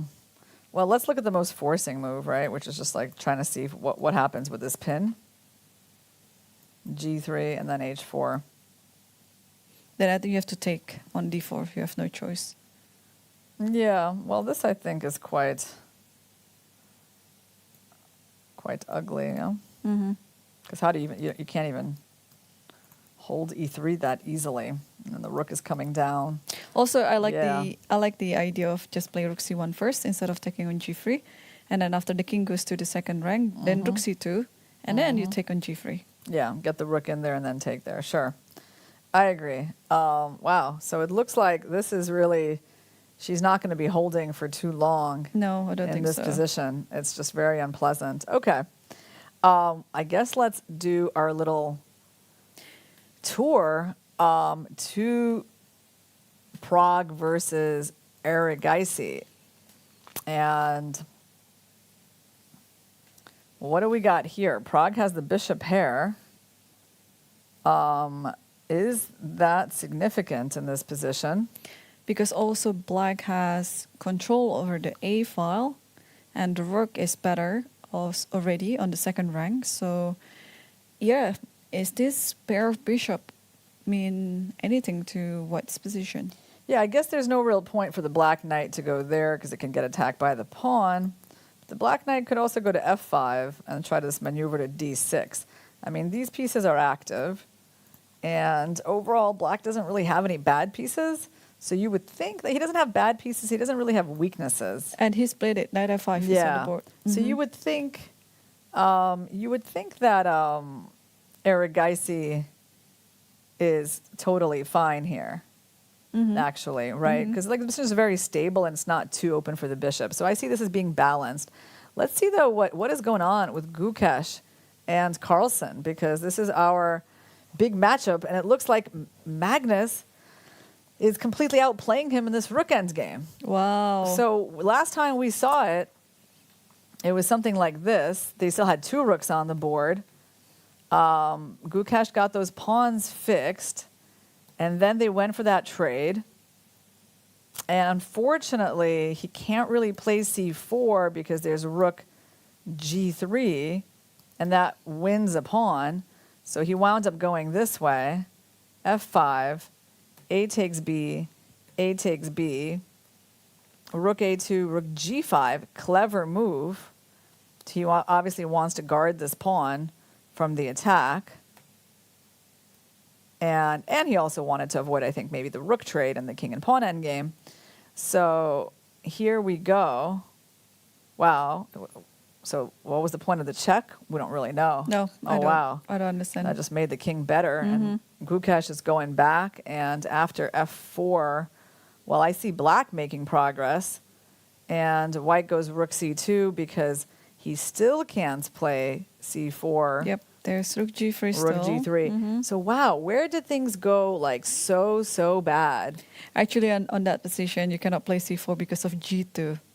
You don't care about this pawn on c4 because after rook g3, king has to move back, and then you take on g2, and game over. You know, apparently the key moment here was after they traded the rooks, then he played a4, that was correct, f5, and this was a very big mistake. So he should have played c4, but I can understand, why he didn't want to, right? Because it's like Just giving up a pawn, right? it is giving up a pawn, or at least it's giving black 2 connected passers, right? So the point is, like, I'm sure that what he didn't like about it was rook g3. He has to go for this. Okay, the rook trade is not a problem for him. The pawn endgame is fine, but he obviously didn't really like this position because, it looks like you might be losing here. And after takes on b5? Yeah. A rook takes g2, and let's say you take on b5. Actually, maybe what black should do, well, black has a choice. Yeah, black can actually throw in this trade. Take it first. Yeah, he can right. throw in the check. That way he doesn't lose, both pawns, and then take on a g2. And this is the position that Gukesh was afraid to go for, but that was actually his best chance. Interesting. Yeah, I could totally understand why he didn't go for this line. Yeah, it's scary Yeah. to play this against 2 passers, and you have to continue concretely because theoretically this is just losing for white. But maybe there's some concrete continuation that allows white to hold this position and make a draw. Yeah, it's definitely, okay, we've seen scenarios like, of course, in rook endgames where like one pawn, it's like active enough, right? But it's hard to go for this because you have to basically think that you have to actually basically think that you're losing and that this is your only chance. And then you just go for this without even, because there's no way you can calculate out all of this, right? So I think that's the thing. That was the tricky part for Gukesh, is that he needed to know just how hopeless his position was without doing that. And unfortunately, this is his one idea of counterplay. And I think after he played rook a2, it wasn't ever going to work the same way, right? Because there's no more c4, and this was pointless. And now black is just improving, and there's still no c4. So he just went. He went rook c2. Last couple of moves, rook c2. Now he got the pawn pinned. He's trying to go here, right? So he's like, and he still can't really go here. This is like so much worse of a version than Of the other pawn push of c4, Yeah. Yeah, so I think my expectation was proven true because I expected that there will be some endgame grind, and yes, Magnus is very close to win this endgame now. I want to tell you something funny. Just like looking at the table base, because this is so few pieces left, you can actually feed this into the table base. I think they have table bases that go up to 7 pieces now, not just 5. I think they recently worked it up to 7. But there's 3 moves that draw for white, and there's everything else loses. And the drawing moves for white are rook f1, rook b3, and rook c3. So what do you think about that? Not exactly the most obvious, right? Rook c3. Yeah, why would you go rook c3, right? Why would you do that? And like, for example, I was like trying king c5, but king c5 actually loses. I mean, we can actually look at that. I think it's interesting. I think it loses only to the move rook c2. So rook c2. Well, let's try it, right? Like king b6. You can play the moves. I'll just tell you what they are. So king b6, and now probably we can go rook b2, Okay. b5, and, well, actually, why should we go rook b2, right? Does that even make, maybe just king f6. Maybe we just start pushing up those pawns. Yeah, I don't King f6 understand and why. Yeah. King just f6 and e5, yeah? And this is drawn, yeah? Or this is No, winning? I think this one it should be winning for black. Yeah, very obvious, Irina. Very obvious. Yeah, yeah. But I mean, basically, so king c5 would have been a mistake. Instead, you got to go something like that. I mean, I guess because the rook is going to get attacked by those pawns anyway. Yeah, I don't know. It's really not clear to me. Like, well, I mean, my point is like it's actually so hard for Gukesh to calculate all of that, right? It's not really possible. You see how he got so low on time anyway, trying to work this out. But really, you go for these lines only when you feel like there's no other choice. And I guess he just didn't catch that moment. Yep. So now Gukesh is pretty much in time trouble because, well, how many moves have they made already? And no, they only need one more move. Gukesh needs one more move to go to the dam control, but the position itself is, yeah, not so pleasant. Okay, so king e5 was played by Magnus. King a2, king e5, and king b2, right? So, I mean, the thing is, like, he still can never play c4, right? So, Magnus, is he going to be putting the king on d5? Well, no. Or maybe this is actually the moment when he's just waiting. Like, for example, if black goes king e4, maybe this is the moment when you push c4. Or here's the thing, though. On this check, because you can't go here, because there's a checkmate, you actually could go this way, because maybe now is the time that you can do that. Maybe you can finally offer that king and pawn endgame. And I think this one... This should be losing. Well... Oh, there's c4, yeah? There's c4, so you have to calculate. c4... you have to play king c3 first. Yeah, because we king go c3, here. yeah. Here we actually win because, 1 second. We can just trade all the pawns because we will be promoting earlier. Yeah, let's just make sure we show our viewers. We're promoting earlier, and can we force a queen trade here for black? Can black just get the queens off the board? I mean, there could be ways to win the queen end game, right? But I would be happier if maybe we didn't arrive there. But he played king d5. Line. Yeah, he went for king d5. This might be kind of relevant. No, I mean, this should be a winning end game. Oh, maybe just queen c2, queen c4 first. Yeah. And depends on what you move. I don't know. Let's say I go here. And maybe, hang on. I mean, I feel like this must be a winning position just in general. Yeah, this is. I think it's not, like, the king is not very good, and you're probably going to win this pawn at some point. Maybe I could have won it in some better way, like even this, right? There's no checks to the king. I mean, I feel like we're being maybe a little sloppy in how we're trying to convert this, but like even this is like completely winning for black, right? Yep. So, I mean, let me see if we can do a little better. So in this end game, so we definitely have to take with the king, right? Because if we take with the pawn, I have one idea. Oh, probably doesn't work. Okay, let's take a look at we can't take with the pawn because the king stops the pawn, and then who knows what's going to happen? Probably black even loses. Yep. So he has to take with the king. The only chance is the breakthrough, and now we need to think. Well, taking makes sense. B5. Well, you also said no, but king c2 doesn't work because King the C3. king c3. You said, yeah. Well, that's an important line. Yeah, that's a really important move because who's stopping that b pawn? Yeah, if you play king e4, just take on c4. Yeah. Yeah, if you go here, just take, and white even makes a comeback. So I feel like okay, hold on.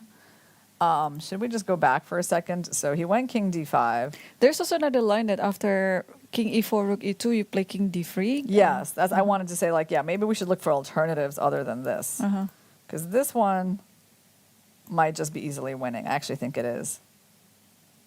And takes on e6. Yeah, because takes on g2, and I think king the f b3. pawn. I think the f pawn should be able to decide, but maybe actually still requires some work, right? Yeah, but just push f3. Yep. Push f3, but And rook f6. Oh, you want to give a check first? well, I want to figure out a way to play c4. So if I can do that, but then somehow, sometimes when my king gets there, you have a check and you can do that. So I have to be kind of careful. Like just to show you my concern. Like if I go there, well, I can't go You there. cannot. Yeah, you have But to give a check first. Like if I give the check and then I try to push, you know, I am going to lose because, rook g4 check. you know, I'm allowing your rook to kind of block things on the fourth. So maybe give another check then after king e3 Yeah. and see where this king goes. So just kind of keep checking him. Well, I don't know, king d2. And now play c4.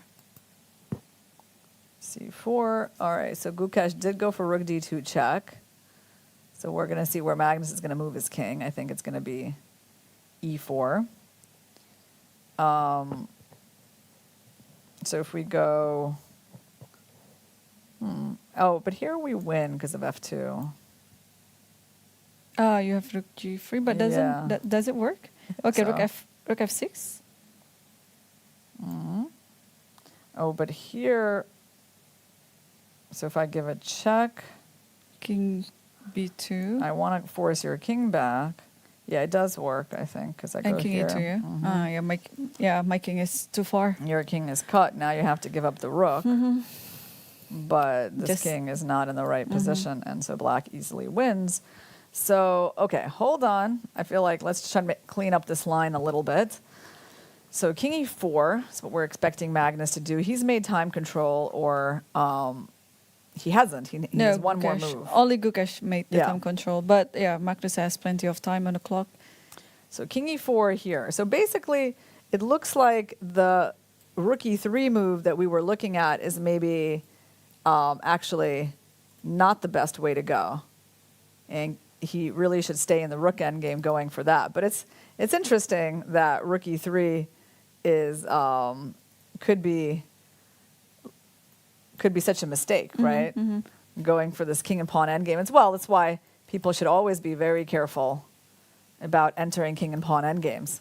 Right. Yeah, because this breakthrough and then followed by the move king c3, suddenly, you know, white's b pawn is just so dangerous that white would actually hold on because, you know, they're not, black is not like fast enough in this race.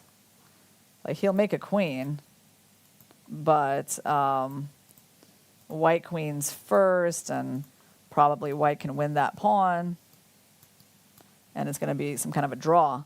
So Yeah. I just have to quickly note that Gukesh was waiting for Magnus Carlsen to come back to his chair before he goes himself. Because, it's just, I always find this as a nice gesture, not to leave the board completely empty when both players are not on the chair. So he was actually waiting for him to come back, and then... Yeah, I never thought about that until I saw those empty chairs in Astana. Yeah. So Like I probably would never even think about that. Like if I needed to go, I made my move, I would just get up. But I see your point. Yeah. So Yeah. it was a pretty nice gesture by Gukesh. Anyway, so Or it could have been a complete and pure accident, right? no, but I've seen. I'm very observant, and I've seen these boys playing. They're very Polite. respectful, very Yeah. polite to their opponents, also to the organizer. I mean, such gesture it's actually a little gesture, but it makes it sweeter, to me. Yeah. Well, it's funny. You're the observant one of us, Irene. Me, when my parents like change cars and get a completely new car, usually it takes me like a few weeks to notice they've got a new car. Yeah. But okay, I think there's certain things I pay attention to more and certain less. So yeah, Magnus was kind of reaching to bring his king to e4, but then he decided to give it a little bit more thought. So I think what we are going to see, guys, is this position and king d3. Magnus will go there. We will go for this end game. And basically we just, I think we won it like in a quite a decent way. We just simply push the f pawn, right? Maybe that's all we really need to do. Yeah, I don't see any point of other moves. And Carlsen, he's played it. King e4 is on the board. Yeah, I mean, if he wins today with the black pieces, I mean, he's really going to be in the driver's seat. Yes. And we're going to get a little closer to that final that I want to see. Yeah, well, I feel like, I mean, I know Gukesh has a lot of fans, and personally, I like him a lot as well. He's a very nice boy. Yep. And we were on the same team in the Global League. Okay, I'll tell you my story later. But meanwhile, what do we have here? This is Dominguez Caruana, and my story will have to wait until we take a look at this board. Wow! So we see some changes here. Dominguez is actually up a pawn, and he's about to win another one. He's about to. Yeah, he took it. He took on e6. Okay, so rook takes e6, and Before. somehow this would be amazing. And but how is it that Linear Dominguez still has 10 minutes? Didn't he have like 20 minutes the last time we checked in with him? Yeah, and now he's still at 10 minutes, and he's almost at time control. That's and incredible. he's ahead on the time management against Fabiano. Yes, I mean, something amazing happened in this game because. Let's see what happened. Oh, we have a result on the game between Anna Muzichuk versus Salimova. I don't even know what happened in that one. I think it's a draw. It might be a draw. It is a draw. So they agree for a draw. So we're going to have to take a look at that one After. a little bit later, guys. We'll figure out what happened when they agreed to a draw, because it was, still an interesting position. They got to move 30 and agreed to a draw. I don't know who was the correct one there to go for that draw. But let's go back to Fabiano's game. And see what happened after that move. Queen b3 we saw on the board. And then knight g7, that was very natural. And rook a2, we saw this exchange on a2. Queen takes a2, and then bishop takes b4. So this is the critical position that occurred on the board. Like we discussed how to take this b4 pawn with the knight or with the bishop. And Fabiano took with the bishop. He took with the bishop. Yeah, we were really thinking about taking with the knight. Like we actually kind of said that like the bishop is probably not the way to do it. And if you're going to take the pawn, then take it with the knight. And kind of going for this position, which seems absolutely fine for black. Honestly, like the bishop could even come to c3 if you want. So Fabiano did it in a different way. He took with the bishop. And after the trade, queen a3. Yeah, and here things already gone very uncomfortable for black, because how would you protect the knight on b4 if you play knight c6? There's also knight takes e5. You know what he might have missed? I mean, do you think that, maybe he just kind of missed the power of queen a3. Maybe he missed that rook f8 was hanging. Yeah, maybe he missed that there's like the knight cannot go back because of rook c6. That's possible. Because that's definitely something you can miss, right? Like first you have to actually see that of all the ways they're going to move their queen, this is the square. Yep. Because I mean, there's a lot of squares, like right. There's there's other things they can do. I mean, I guess queen a3 is pretty natural, but still, I could see how someone could miss this tactic, and then he loses a piece or he loses the two knights for the rook, right? If he takes like that, then he loses the two knights. So then he was forced to kind of put himself in a pin. It's hard to imagine that was really, his plan all along, right? Yeah, I don't know. Very hard to imagine, indeed, that this is the case that he was planned beforehand, because after queen e6, there is knight takes e5. Yeah. So first he threw in knight e2. Knight e2 first, yeah. Rook d8. Black tried to get out of the pin. Then he gave up this pawn. Knight c6. And yeah, I mean, it definitely feels like after losing the e5 pawn, your pawns are a little bit weaker. It still doesn't look very clear, but yeah, you can feel like the weaknesses of these pawns, right? So he went f4. Trade. Okay, and then he just decided to give up this pawn. Playing, well, I don't know, he doesn't really have that much of a choice, but I guess playing, I'm not sure why he didn't like rook d8. I think just rook b1, yeah? Because rook you have to give up b1. that pawn anyway. Yeah, I guess there's no one to guard it, right? You have to sort of give it up. Okay.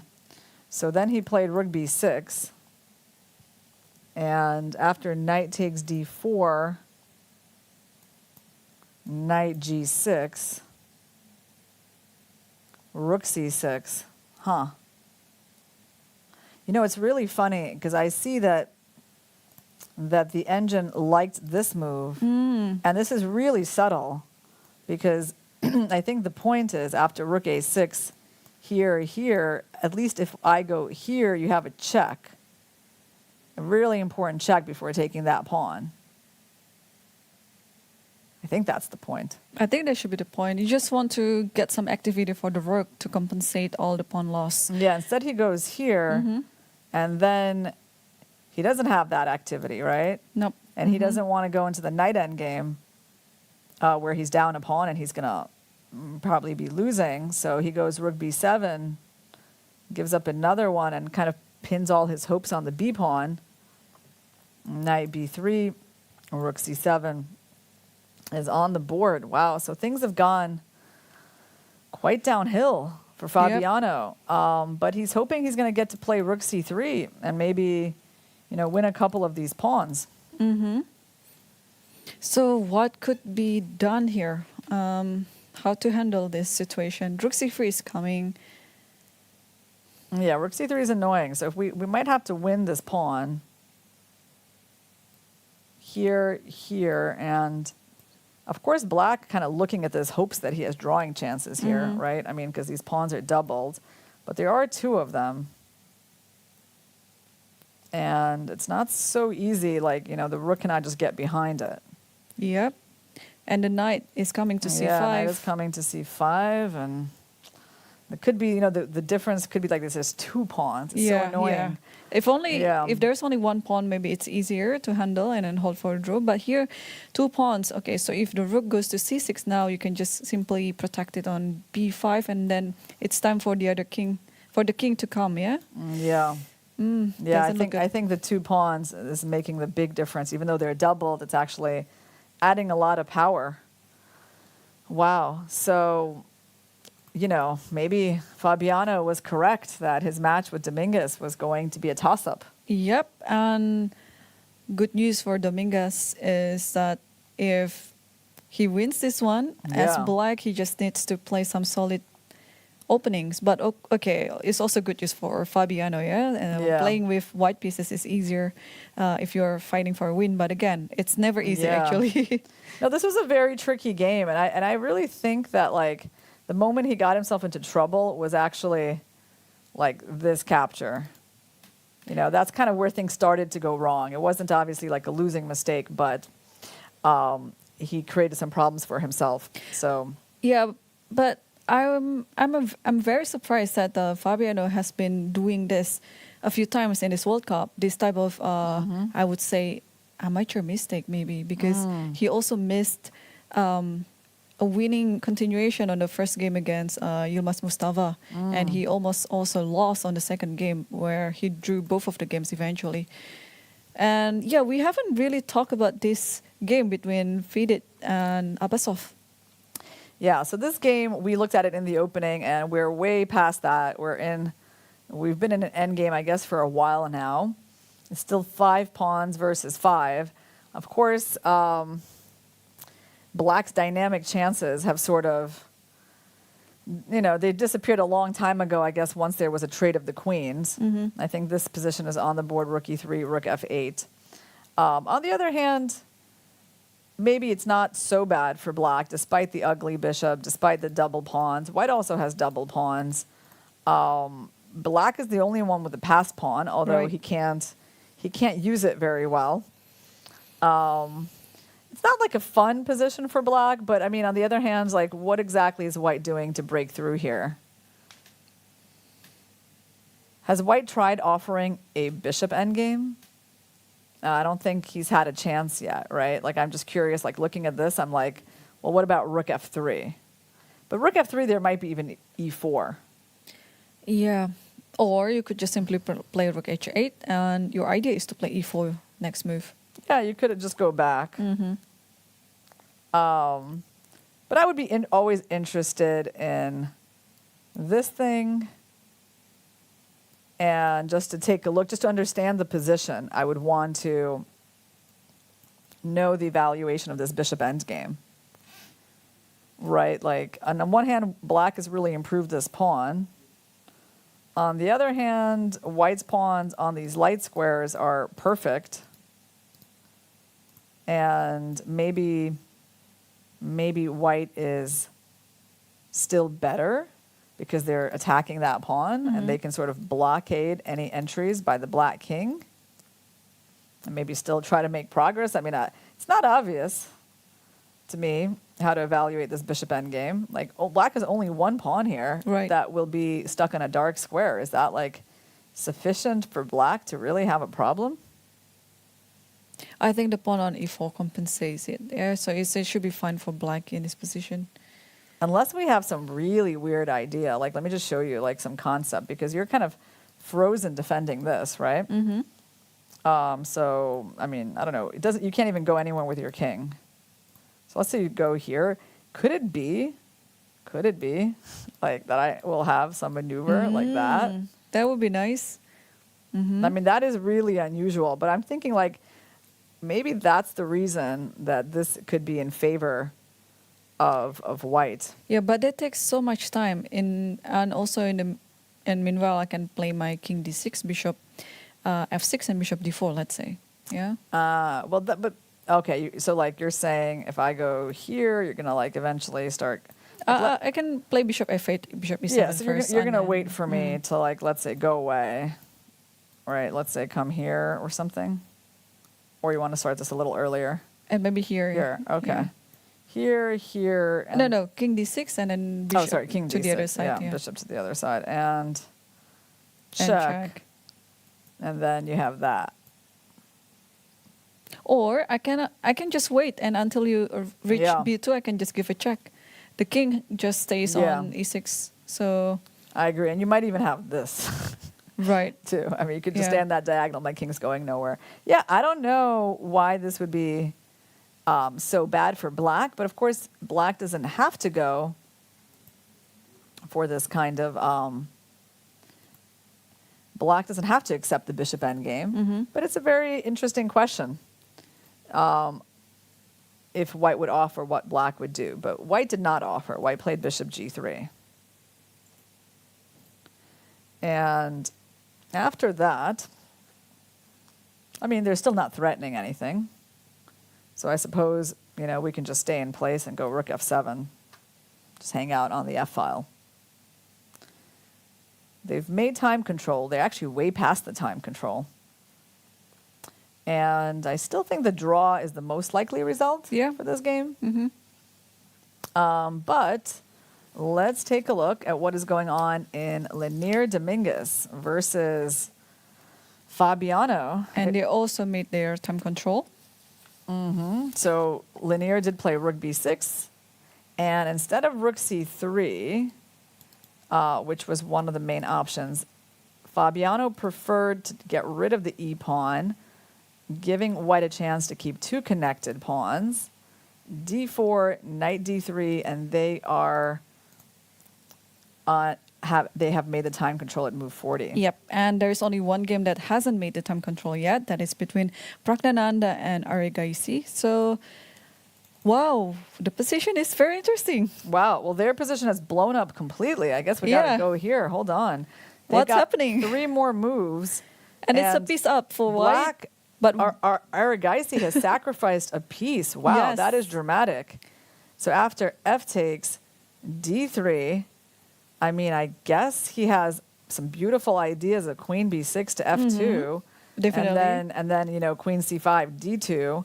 So that's the threat on the board. And I have to ask the question, my first thought is definitely queen b6.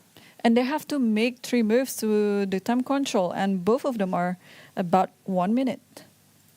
Yeah, what happened after queen b6? Queen b6 is like the most natural, because the point is that after queen c5, I just win with d2. I mean, I'm making a new queen, and I'll be up in exchange.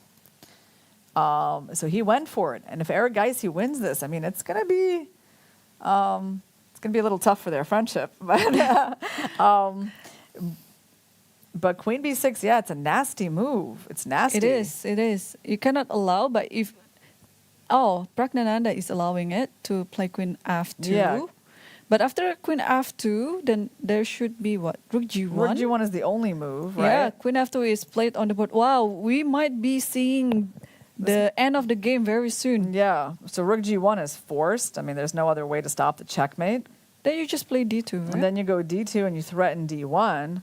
And I'm pretty sure that that's going to be very hard to stop. Or you can even go, rook g1 is on the board. d2, because you want to take on g1 and then d1. So after d2, queen d6 or queen b1, either one. But then, maybe, so you can do d2. Oh, you have to play queen b1, otherwise there is takes and then rook a1 check. Yeah, you might even want to throw this in and then push the pawn and then even go rook e1. Yeah. And he did it. And he did it. Rook e2 this is on the actually board. quite a precise move. Ugh. That's it. These pieces cannot move. d2 is coming, and then rook e1 is coming, and that's over.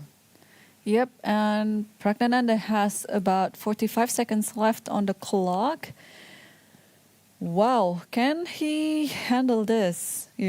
Well, losing with white like this is especially from the position they had. We really have to go back. Once this is done. Once this is done. I know. I always want to get to the details, but I guess we need to just see what's actually happening here for the next few moves, even though we know that black is winning and it's kind of an unstoppable force. And Pragnananda just checked his score sheet whether he already made 40 moves or not. But this is his 40th move. Yeah. I mean, the problem is when 9 seconds. only one of your pieces can move. 7. Yeah. Come on, you have Count to move. down. All right. Okay, queen e7. He's trying to at least have ideas of queen f6. Okay. All right. Arjun has to make a move, and I think so queen f6 is an idea. Yeah, because takes, and rook d1. And bishop he's still f3. going for d2. Okay, well, now I think Prague has to go queen f6, because otherwise rook e1 or even queen takes g1 is coming, right? Mm-hmm. Queen takes g1 is the next move. So they've made time control. And Prague... It's just double checking. Yeah. Well, this is, what's really fascinating is that, I think this is the road we're going down on. And look at this. This would be highly unusual. So now I'm threatening that. So you have to play rook d1. But on that position, you play king e5, yeah? I think this is winning endgame. Yeah, I mean, most likely you're just going to get dominated, right? Mhm. Like this and like this. And wait, hold on. It's still, well, I mean, Oh, there rook e1, check. and then rook e1 wins, so I can't even move my king. You cannot even move your king. I can't That's move true. my king. I can't move anything. And this looks quite ugly. Just king f4, yeah? Quite ugly. Wow. And even when I like try to open the bishop, you're just going to ignore me. And rook Just gonna e1 is ignore coming. me like Uh-huh. I don't matter. No, you cannot. Oh, That's you're still in a pinned. pin. You're still pinned. Oh man. Yeah.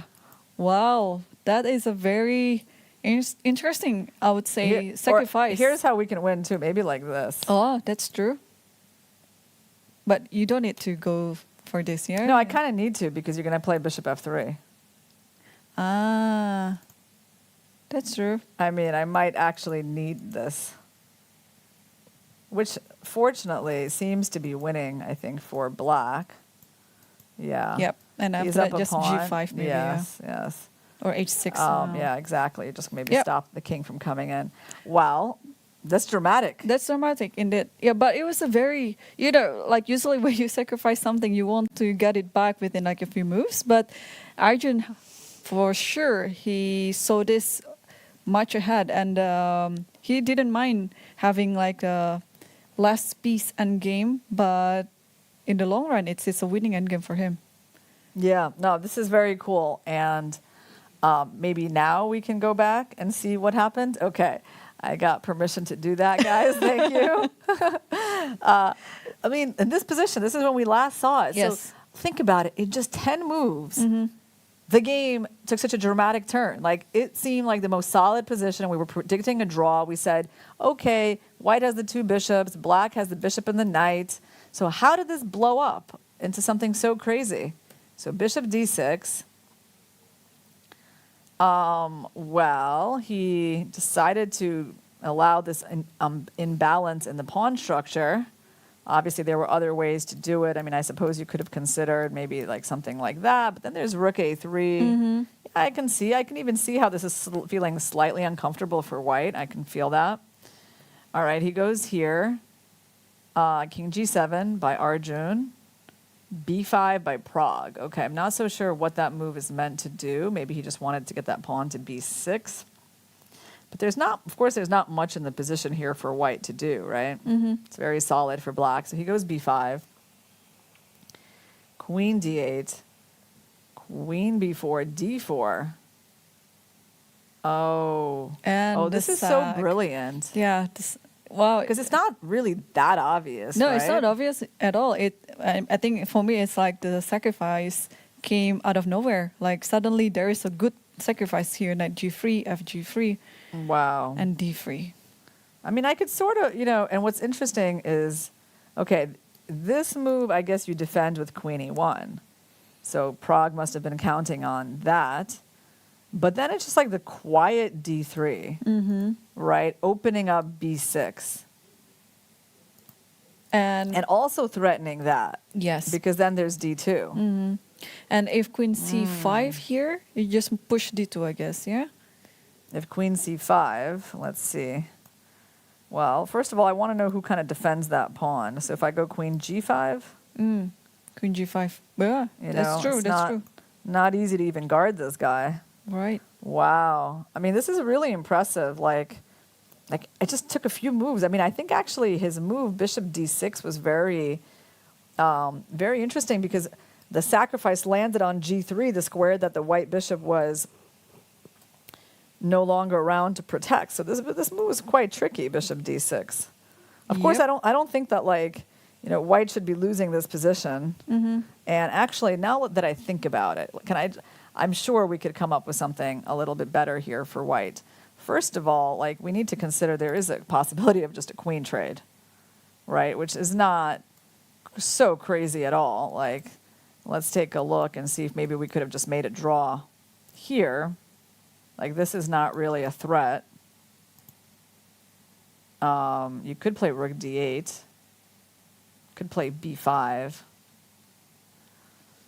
So if G4, Or G4. bishop or- F4 and then takes on F5. Yeah, that one is just a draw. So is there like knight E7? But, you know, knight E7, we can just play. Actually, knight E7 is a move because you want to play bishop takes B4. Mhm. Yeah. And they've made a few moves there. Yeah, they're going into that endgame Mhm. that is kind of forced for Prague. But it's kind of going in a straight line there. You know, there's not going to be like a whole lot of alternatives, I think, from what we looked at. So knight E7, is that a problem for white? I think it is a problem because now I might have, okay, let's say I play rook E8. And then you took on B4 and I might play G5 here. And then we suddenly get our own play. Yeah, and if you play knight at C6, I might have bishop B5. Well, that's definitely interesting. You want to take and just mate me, or at least get a very important pawn off of me. Yeah, I agree. This looks like really good counterplay, right? Well, like, I think this queen trade was certainly a big, you know, Prague just didn't feel the danger. That's Yeah. the thing. Sometimes you lose your sense of danger. But he also was in time trouble for quite some time prior to making the time control. Probably 10 moves before the time control. He's been like about 3 minutes, 5 minutes. And at some point, like 5 moves before that, he's been in under 1 minute. So, yeah, not only that, maybe he just didn't have time to sense there is a danger. Yeah. And there was also maybe even just G4. Just kind of like you're actually forcing them to take, and then you take, and this does actually look like a draw. I mean, you can you're in bishops of opposite color, and you can always get a queen trade. So I think that Prague was not actually in any danger at all. And instead, you know, this bishop E5 move, actually it was probably a mistake. Yeah, I think so too. Because it gave black these ideas of D4, and now you can't get the queen trade after king G7. Game stays more complicated, and then Arjun Boom. finds the beautiful knight takes G3. Yeah, I think this could easily be move of the day. It is. Yeah. Yeah, it's beautiful, beautiful, and it's amazing how from move 30 to 40 that we had like this incredible transformation in the position. Yep. So guys, yeah, there's a lot of action on these boards. We still have almost all the games in progress. Actually, even Magnus, he's still playing. So we're going to take a short break, guys, and come back to you to look at the end games. Yep, so see you in a bit.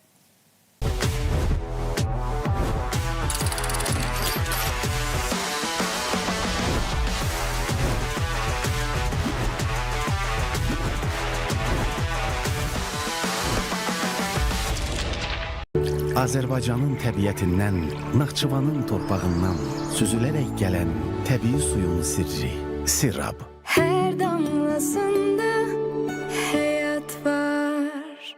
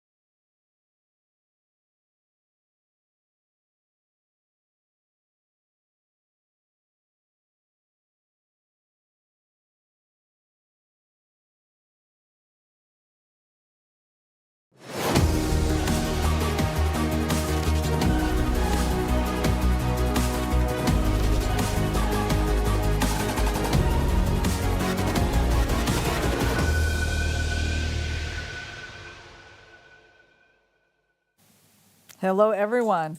And in our most anticipated matchup of the day between Magnus Carlsen and Gukash, we have a result that happened over our break. Gukash resigned in this rook endgame after the move e2 by Carlsen, and this pawn is unstoppable, as after rook to e8, king d3, we're going to be threatening rook e3, and after the checks will eventually end, and also the constant threat of rook e3, right? So these white pawns are not nearly fast enough. I mean, you can't even really try giving up the rook for the pawn, because there's also a g2 pawn that can be taken, and then the f pawn becomes a queen. So it wasn't really close. And I would say this is a really big win for Magnus. I mean, he just played this game really confidently, meeting this kind of new opening, a surprising opening play by Gukash, I think, with his own creative play. And we had like a skirmish in the opening where Black captured on c3 and, captured on e4, and then like White tried to break through the center, and they got into an endgame pretty quickly. But this endgame turned out to be more comfortable for Black because he's better developed, despite White's bishop pair. And I would say, Magnus had that surprising king e8 move. I hope someone asks him about it. Just going to repeat my request. And they got into this position. We spent quite a lot of time trying to figure out this endgame. I mean, we knew it was more pleasant for Black, but it was still, quite a long way for Black to convert this. Magnus went for rook takes g3 and king e7, and actually just went into the double rook end game, another important moment. I guess he was really just counting all along on his pressure against that pawn and on the fact that he had the e-pawn. And kind of his win in this endgame was surprisingly easy. Yeah, he made everything looks easy, but in fact, it's actually not that easy. There was really just one big moment in this endgame that Gukash needed to take, and it was this moment when he had to go for the sacrifice of the g2 pawn immediately. So he just needed to get that pass pawn, allow the check, do the block, and then go for this position with something like rook b3, putting the rook behind the pawn to push it. And in case like he gets checked, he goes here. But this is, unfortunately for him, this was a very difficult decision to go for, something that cannot really be calculated all the way. And like, obviously, when you look at it from White's perspective, you're like, well, I only have chances to lose. I mean, these two connected passers are so dangerous. Yep. Right. And so you only do this when you're quite confident that you're in desperate straits. And, he delayed that a bit. And then there was just no more chance to even get that past B pawn.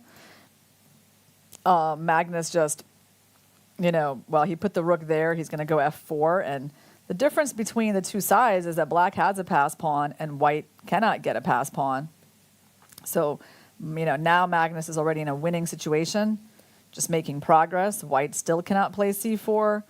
And still cannot play c4. I mean, the Black f pawn is too strong. And let's see how Magnus converted that. So after we go back a few moves, they played king d5, rook d2, king e4, king b3, e5, king f5. Still can't play c4. Yep. I mean, he just let that e pawn go. So I think for the past 15 or 10 moves, it's only Black who's making progress. Yeah, he finally won the B pawn, but it was too late. So in this position, I think the game ended. So yeah, really nice win by Magnus Carlsen, and kind of, I remember in the beginning we were talking about who's more motivated. Well, Magnus is motivated to win this tournament. That's what I feel, at least watching him over these matches. He had this close call against Vincent Kamer, but I think that was also like a big wake-up call for him. And now he's not been blundering in these last few matches.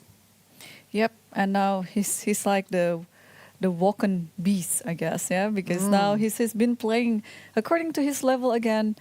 No blunders, no mistakes, just very precise, almost in his every move. So we will see tomorrow. Magnus Carlsen will be playing with white pieces, and Yeah. surely it has some edge for those who are already ahead in the score. So let's see. You know what I find interesting in that situation, Irene? Like most players, when they're white, will want to do a game like Caruana did against Wesley So. Like, when you got that advantage in the match, you just want to just kill the game and very clinically, get that draw, right? But the thing with Magnus is that I actually wonder if that's going to be his approach, because he's got this surplus of confidence, right? Being the longtime number one player in the world. And for him to play for a draw with white, it kind of goes against, I think, his whole life philosophy. You see what I mean? It's like, remember I told you, I had a feeling maybe even against Tari, he was allowing the guy to get a game. Yeah. And I wonder if tomorrow, do you see, what will be his approach? Is he just going to try to trade up the pieces and get a draw? Or is he going to be like, hey, I'm white and I'm the number one rated player in the world, and so what? Let's have a game. I think he will go for the latter one, because I think he's also thinking about some rating gain, that if you could win some rating from that game, and especially he's playing with white pieces. So yeah, I don't think he'll be trading pieces. I think he will keep some games alive, but not taking any risk. That's important. Yeah. He doesn't have to take any unnecessary risk. He just has to keep the game alive without opening the kings or anything. All right. Well, it'll be interesting to see how big of a fight he allows Gukesh tomorrow. Right. That's going to be what I'll be looking out for, because you can tell right away, right, quite early in the game, how much of a play you want to allow your opponent. We knew exactly what Caruana was doing against Wesley So, right? But Magnus, I don't know. I don't know if I see him doing that. On the other hand, that's sort of the practical thing to do when you just need to advance, right? I mean, it's he's also a practical person, so we'll just see. And by the way, we have a couple of moves in the game between Prague and Aragaisi. So we had that queen trade that Prague was forced into, because otherwise that queen was going to sacrifice itself for the rook and promote. So he had to trade the queens, letting the king improve, giving up a pawn, letting the king up there, king g1. Okay, so let's see what his idea is. The point is on this move. There's bishop f3. I like a little move like b6 here, not to allow any counter attack with e5, let's say, something like that. But I think any move wins still. So basically you're saying white doesn't have much to do here. I mean, bishop f3 is there, but there's rook e1. Oh, but there's king f2. King f2. Maybe I actually have a couple of moves I can make, right? So what if in this position you play king d4, but still there's rook e1, king f2. King d4. Well, the problem with that is, let's say, I don't know if it's a problem, but let's say I go here. But you know what is really funny? Oh, I don't know. I can't go king here, unfortunately. I can almost go there. He actually went king d4. Yeah, bishop f3 is on the board. I was going to say that it's almost my position is so strong that I can almost give you my rook too. I can't quite do it, I think, because right? there's always some pin. Yeah, because you're kind of king d3. Yeah, you're kind of trying to give me. Oh, this is winning. Maybe that is winning. Maybe I can actually win. Maybe and I then can king dominate. c1. Yeah. This is maybe the way to win. Yeah. Yeah. Wow. That would be quite spectacular too. After sacrificing the knight, to also sacrifice the rook like that. Yeah. I mean, I think if he's gone for king d4, he's definitely thinking about this move, just to play king e3. Because if he doesn't go there and he moves the rook really, well, then the game kind of keeps going, right? It kind of keeps going, and there could even be. Yeah, I mean, there could be even just king f2 here, and then you kind of force the trade, and maybe don't get the win so easily. So I think it's actually important for him to keep that king out from f2 and to go king e3, and also giving us something very attractive to look at. Yes, and meanwhile, in the women's section, between Tan Song-yi and Gorchkina. Gorchkina won the first game with black pieces, and tomorrow she's gonna play with white pieces. And we already saw that game. It was quite a dominant game by Gorchkina, yeah? Yeah, it took a while for her to wrap it up, but in this final position, actually the promotion of the black B pawn cannot be stopped. Cannot be stopped. Yeah, And there was no perpetual with the knight and rook because of the bishop on b4. Yeah, the problem is the placement of this king. You can't take the bishop because this is still promoting with a checkmate. So let's see how she did it. They'd been in this position. Oh, when we yeah, last saw they it. went to the line that we talk about. She actually went for this. Yeah, G3 and H4. Oh wow, all the way down here. King H2, okay. Yeah, so she hid the knight, but lost that pawn. Well, black is certainly winning on the queen side. White was desperately trying to get some sort of counterplay on the king side. And king f8. I mean, the problem is, I guess, just the knight and you cannot really move the knight, right? So she's even letting her get like this pawn, still not worried because of that, right? And the pawn just moved. Pawn got all the way there. And at which point did she just play bishop b4? I'm sure she just took the pawn. Oh, And after knight yeah, f4. once the knight moved, then she used that beautiful little trick because now Nice. the rank is open. And it didn't really matter that she was losing g6 with check, and white resigned. So could we look at alternatives instead of 30 e4 from Tan in this game? 30 e4 right here. Okay, so this is when she wasn't doing so badly yet. And e4 happened, and I guess that's when the invasion of the rook took place, right? But the other alternative should be taking on d4, right? Yeah, you would think so. It's not like there's a whole lot of choice. I wonder why she didn't do it. Why didn't she take this pawn? Yeah, interesting question. Probably there is another rook c2. Yeah, there's one of these rook moves, right? I think rook c2 is more precise. You just want to get that a2 pawn. And if king goes to f2, there's rook e1 check. And then Okay. you'll win the pawn anyway. So you would still go there, and your point is on rook f2, there's rook e1. And then you still win the pawn. Yeah, it still doesn't look like a lot of fun for white. This knight is really getting dominated by this bishop. Maybe, what do you think? And every time we move, there's rook e2. Gosh, that's annoying too. Because I was trying to like get a trade of the knight for the bishop. And even that is hard to do. I mean, I see that the engine bar doesn't like absolutely hate this for for white, but I also struggle to kind of find a move for white, right? We can try d5, we can try to promote this pawn, but there's even ideas, I would say, of that. Like even bishop, Yeah, just bishop Here? g5 and rook e2 maybe. looks quite unpleasant. You could also like drive in the pawn just to like completely take all the dark squares. I mean, and maybe it might help like checkmate the king at some point. What else could we do? Well, we could take the pawn in a2. Right? We can just take this pawn. But there's some move here which is stronger than everything that we have looked at so far. And what move could that be? I mean, it's not g5 because that hangs that pawn with check.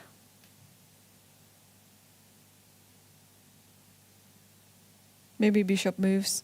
I was almost like, I was almost ready to look at this because I was like, you know what, maybe we should go for something crazy, and we're like threatening some checkmate with the two rooks, but obviously you don't get it because the knight is going to cover h2, right? I was willing to look at that line, but there's no rook h2. So I like the idea of bishop d8 and goes to b6. And maybe that way you can play g5 without giving up your bishop. Interesting. Well, I mean, attacking the knight makes a lot of sense, right? Like, one of these moves is, do you think maybe bishop e5 is stronger than bishop g5? Yeah. Because there's no rook d4 even, or, I mean, both of these moves look kind of killer, right? Yeah, Maybe this one this is is the one. just maybe even more precise than bishop g5. Because, Yeah. well, you can't go pinning me in any way. Because of bishop d4, your knight's almost trapped, so you basically got to go g3. And h4, or even takes and rook e2. Yeah. Either way, I think wins. h4, I think, is better. I like putting pressure like that. Yeah, I mean, it looks very powerful. So either of these moves look quite good. All right, so let's keep going, guys. But basically, the final position on the board was this one, and Garyachkina was promoting her b-pawn, causing Tan's resignation. So we got a win on one of the women's boards and a draw in the other one. Maybe one day we can even look at Anna's game more closely because it was so interesting. Even though it ended in a draw, I think a little prematurely. Oh, in the game between Pragnananda versus Arjun, yeah. He went for this king e3, like we talked about. Oh, wow. But Pragnananda didn't take the rook on e2, and he played bishop g4.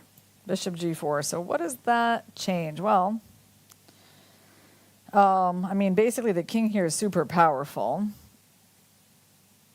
So does it mean that he's provoking h5 or f5, either of those moves? I mean, yeah, I think h5 would be my first question. Absolutely. Like, why not just h5? Yeah. I don't really see what's wrong with that. And after bishop f3? Well, you can think about how you want to win. But rook e1, there's rook e1, but then what do you even do here? Like, how do you actually save this bishop? Bishop d1, yeah? Oh, bishop d1, you go. And then I just go here. Yeah. Same idea. It's always this idea of sacking the rook and winning this pawn versus rook position. Exactly. H5 is seems so intuitive. Or even rook d1 immediately. Like, what's wrong with that too? Right? Like rook e1 right here. Rook e1 immediately, yeah. Yeah. I really don't see anything wrong with it because white can barely move anything. Yeah, this could be almost the end of the game. And Yeah, h5. but he went for h5 because it's kind of a nicer feeling Yeah, to attack sure. a piece. Yeah, It's sure. more forcing. Yeah. Yeah. I don't see how this bishop g4 changes things. All right, but so we expect this game to be over fairly soon. And so he took the rook. He took the rook. So what's the difference between taking it immediately and playing bishop g4 first? Yeah, I don't think there's a big Maybe difference he's here. hoping that there is a route for the king to go to the pawn. But okay, so rook f2, rook king d3. He has to protect. He has to go rook f1. Yeah. Yeah, rook f1, king c2. And maybe e5. Maybe that's his idea. There's still going to be g5 I somewhere, know, right? Yeah. Okay, so we can try that. So T1, king c2. Yeah, king c2. So now e5, let's try that. And d1. I mean, I guess we could wait with that if we really wanted to. By the way, Let's go for it. you want us to try yeah, it? let's try it. Let's try it. All right, let's just try it. I think this still wins too, but just Yeah, because I have to go king f2. and then king d2. I think we can And do then that. I go king d2, king f3, king d3, and basically, I mean, I'm targeting that pawn, so it's over, isn't it? That's it. His opponent, his plan is something different. And after d1 and then go back to f1, but this wins too, right? Yeah. Because the king is more active in this pawn endgame. Materially speaking, it's He even won. now. Okay, so did he went like this, No, right? he I went think like he went that. King He C1 pinned him, and then takes then on he F7. did that, Yep. and then he allowed the promotion, And he did E5. E5. Yeah, and such a that's nice it. move. Yeah, that's it. He's gonna win this pawn. Yeah, there's no entryway for White's king, and yeah, it's a reasonable position soon. Yeah, it is a sad moment for Prague, for sure. Basically, it's gonna go like this, guys, like something like that, like that, like that, And then just and skip like a that. position. Yeah. And then you just kind of go to D4, and White is in Zugzwang. I learned that pronunciation yesterday from Elizabeth, the right German way to say. It's not Zugzwang, But- it's Zugzwang. Sukswang with the S, yeah? Not instead of Z. Zugzwang. Sukswang. Yeah, so hopefully I'm saying that well now, and she won't be embarrassed by me. But yeah, and like, Black is not up any material, but Black is winning here. All right, let's take a look. And what is going on between Lanier Dominguez and Fabiano? Lanier is getting lower on time again. They made time control at this point. After knight D3, we saw this position, D5. Rook C4, D6. So Lanier is just trying to promote those pawns. Knight E5, Rook B7, Rook C3. Obviously, you can't quite promote it yet. So he took that one. That's nice to get rid of it. Knight D4, King G6, Knight B5. All right, Rook D1, King H2, Rook D2, Rook A4, and King G5. And knight D4, king F6. Yeah, done. Okay, so this is our current position. And yeah, it's a little tricky for Lanier, right? Because this knight's sitting here blocking one of the pawns and like not letting that pawn advance. And also there's not so easy to move this knight because of the D pawn hanging. So he still has to work, I think, to win this position. His rook is a kind of tie down. Wait, is it a smile on his face? Oh, wow. Yeah. Dominguez is smiling about something. What has made him so happy with 6.5 minutes on his clock? Or maybe he's just seeing some funny line in his calculation. That could be the reason. Oh, that's really sweet, though. Yeah. And this is not like one of those cases where Anand and Carlsen were like smiling at each other. Like, Caruana's not smiling about anything, and he hasn't looked at Dominguez. So this is really all in Dominguez's head. He saw something that made him happy. Yeah. What Yeah. did he see? I'm curious to see what another he's seen. question for the interviewer. What was Dominguez smiling about after Black's 49th move? Okay. So he simply bringing out his king. Yeah. Makes sense. So what's Fabiano going to do? Is he just going to give a check with the rook? I think that's yeah. Why not? Because it could be a checkmate if you go to F4. yeah. Maybe that, is he smiling about that? He's like, yeah. Oh, meanwhile, we have a result. I think, Arjun Urigaisi won the first game against Pragnananda with black pieces, and tomorrow Arjun will be playing with white. And yep, Arjun definitely is ahead in score, but I would expect Pragnananda to make a really good comeback and force the match into the tiebreak. Yeah, well, right now they're not talking to each other yet. I mean, I do think Prague needs to take a little time.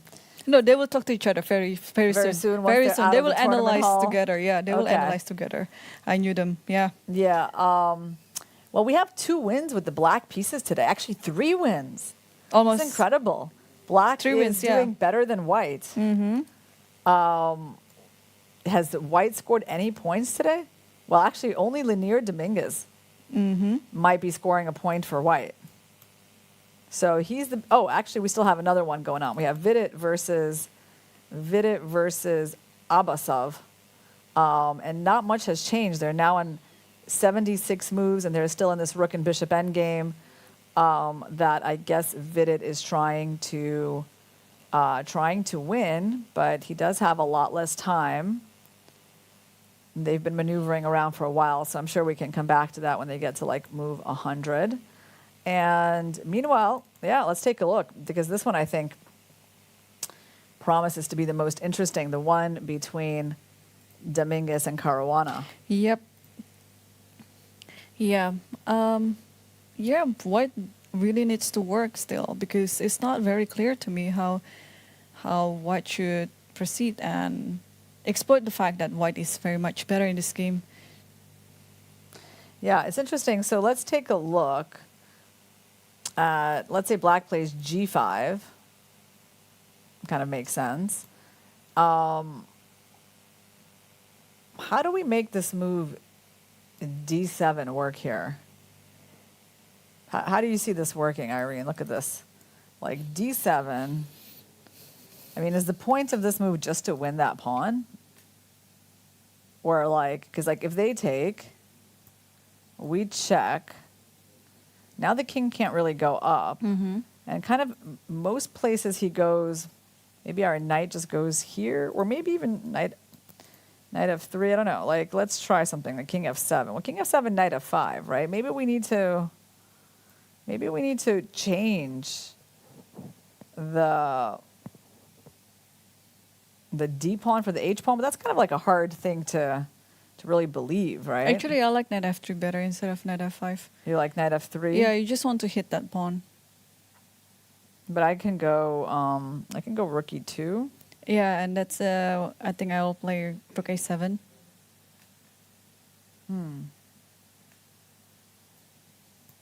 Just like that, yeah? Or maybe king. Yeah. You're going to pick up that pawn. And then also pick up that pawn. That's important, because once we take one, the other one becomes weak. Yeah, actually, rook e2, I can just take on h6. That's true. Yeah, maybe G5 is like hanging. that, we can just do this move. So he might need to actually realize that he needs to kind of change gears here. And in case he gets a chance, obviously it depends on Caruana playing G5 or not. But if Caruana does play this move, it does open up this D7 opportunity. It's not easy to decide on that in a way, but you know what? The pawns are kind of stuck, so he might relish that opportunity. Mm-hmm. So if he gives a check on D3, we're going to go back. If you give me another check. Can you leave the g2 pawn? Let's try it. Can I leave that pawn and kind of win without it, yeah? Mm-hmm. That's a good question. Can I just get rid of your knight somehow? Is there like any way? Be careful, there's knight c4. Yeah, I just wish that I could do this idea. Or maybe I should do something tricky like rook a6 to try to play d7. No, he's played g6. Okay. g6. Well, Fabiano is very resourceful. And he's definitely going to try to make it as hard as possible for Lanier to win this position with 6 minutes. But Lanier does have, the increment, and he just played h4 pretty quickly, which is nice that he got to make that move so fast. Mm-hmm. And probably, if g5, he'll go h5. And then the h6 pawn will be weak, so okay. And the nice thing is that, what's funny is that after this, he still gets mated by the g pawn if he goes up with the king, so he can't do that. He has to go back to f2. So what does Fabi have here? He just kind of has to stay in place, right? Or maybe after rook d3, we still haven't finished that line. Maybe we can go to the rook endgame by playing knight f3. Knight f3. Because then after rook takes d6, you kind of like force into the rook endgame by playing rook a5. Right. So like if I go here, you go there. And then rook a5. I make you take me because otherwise there is a fork. So if you take, I'll take it with my pawn. And this could be what Lanier has in mind.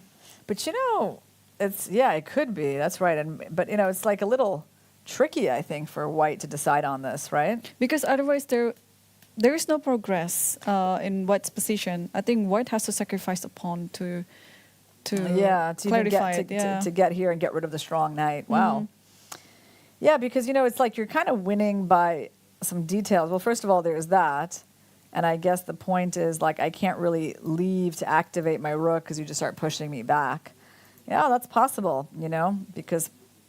Here, just king f4, yeah? Yeah, and if you stay, what if you stay? You can make an inclusion with h5. That's a nice inclusion. Oh, okay, nice. Yeah. Yeah, you definitely I can't trade. And then king g4. And Fabi has played it. Fabi played rook d3. Ah, he's giving him a chance. All right, So well, let's see if Dominguez will play my idea with knight f3. Knight f3, yeah. I think you have no choice unless you want to go back to h2, which is not tempting for me.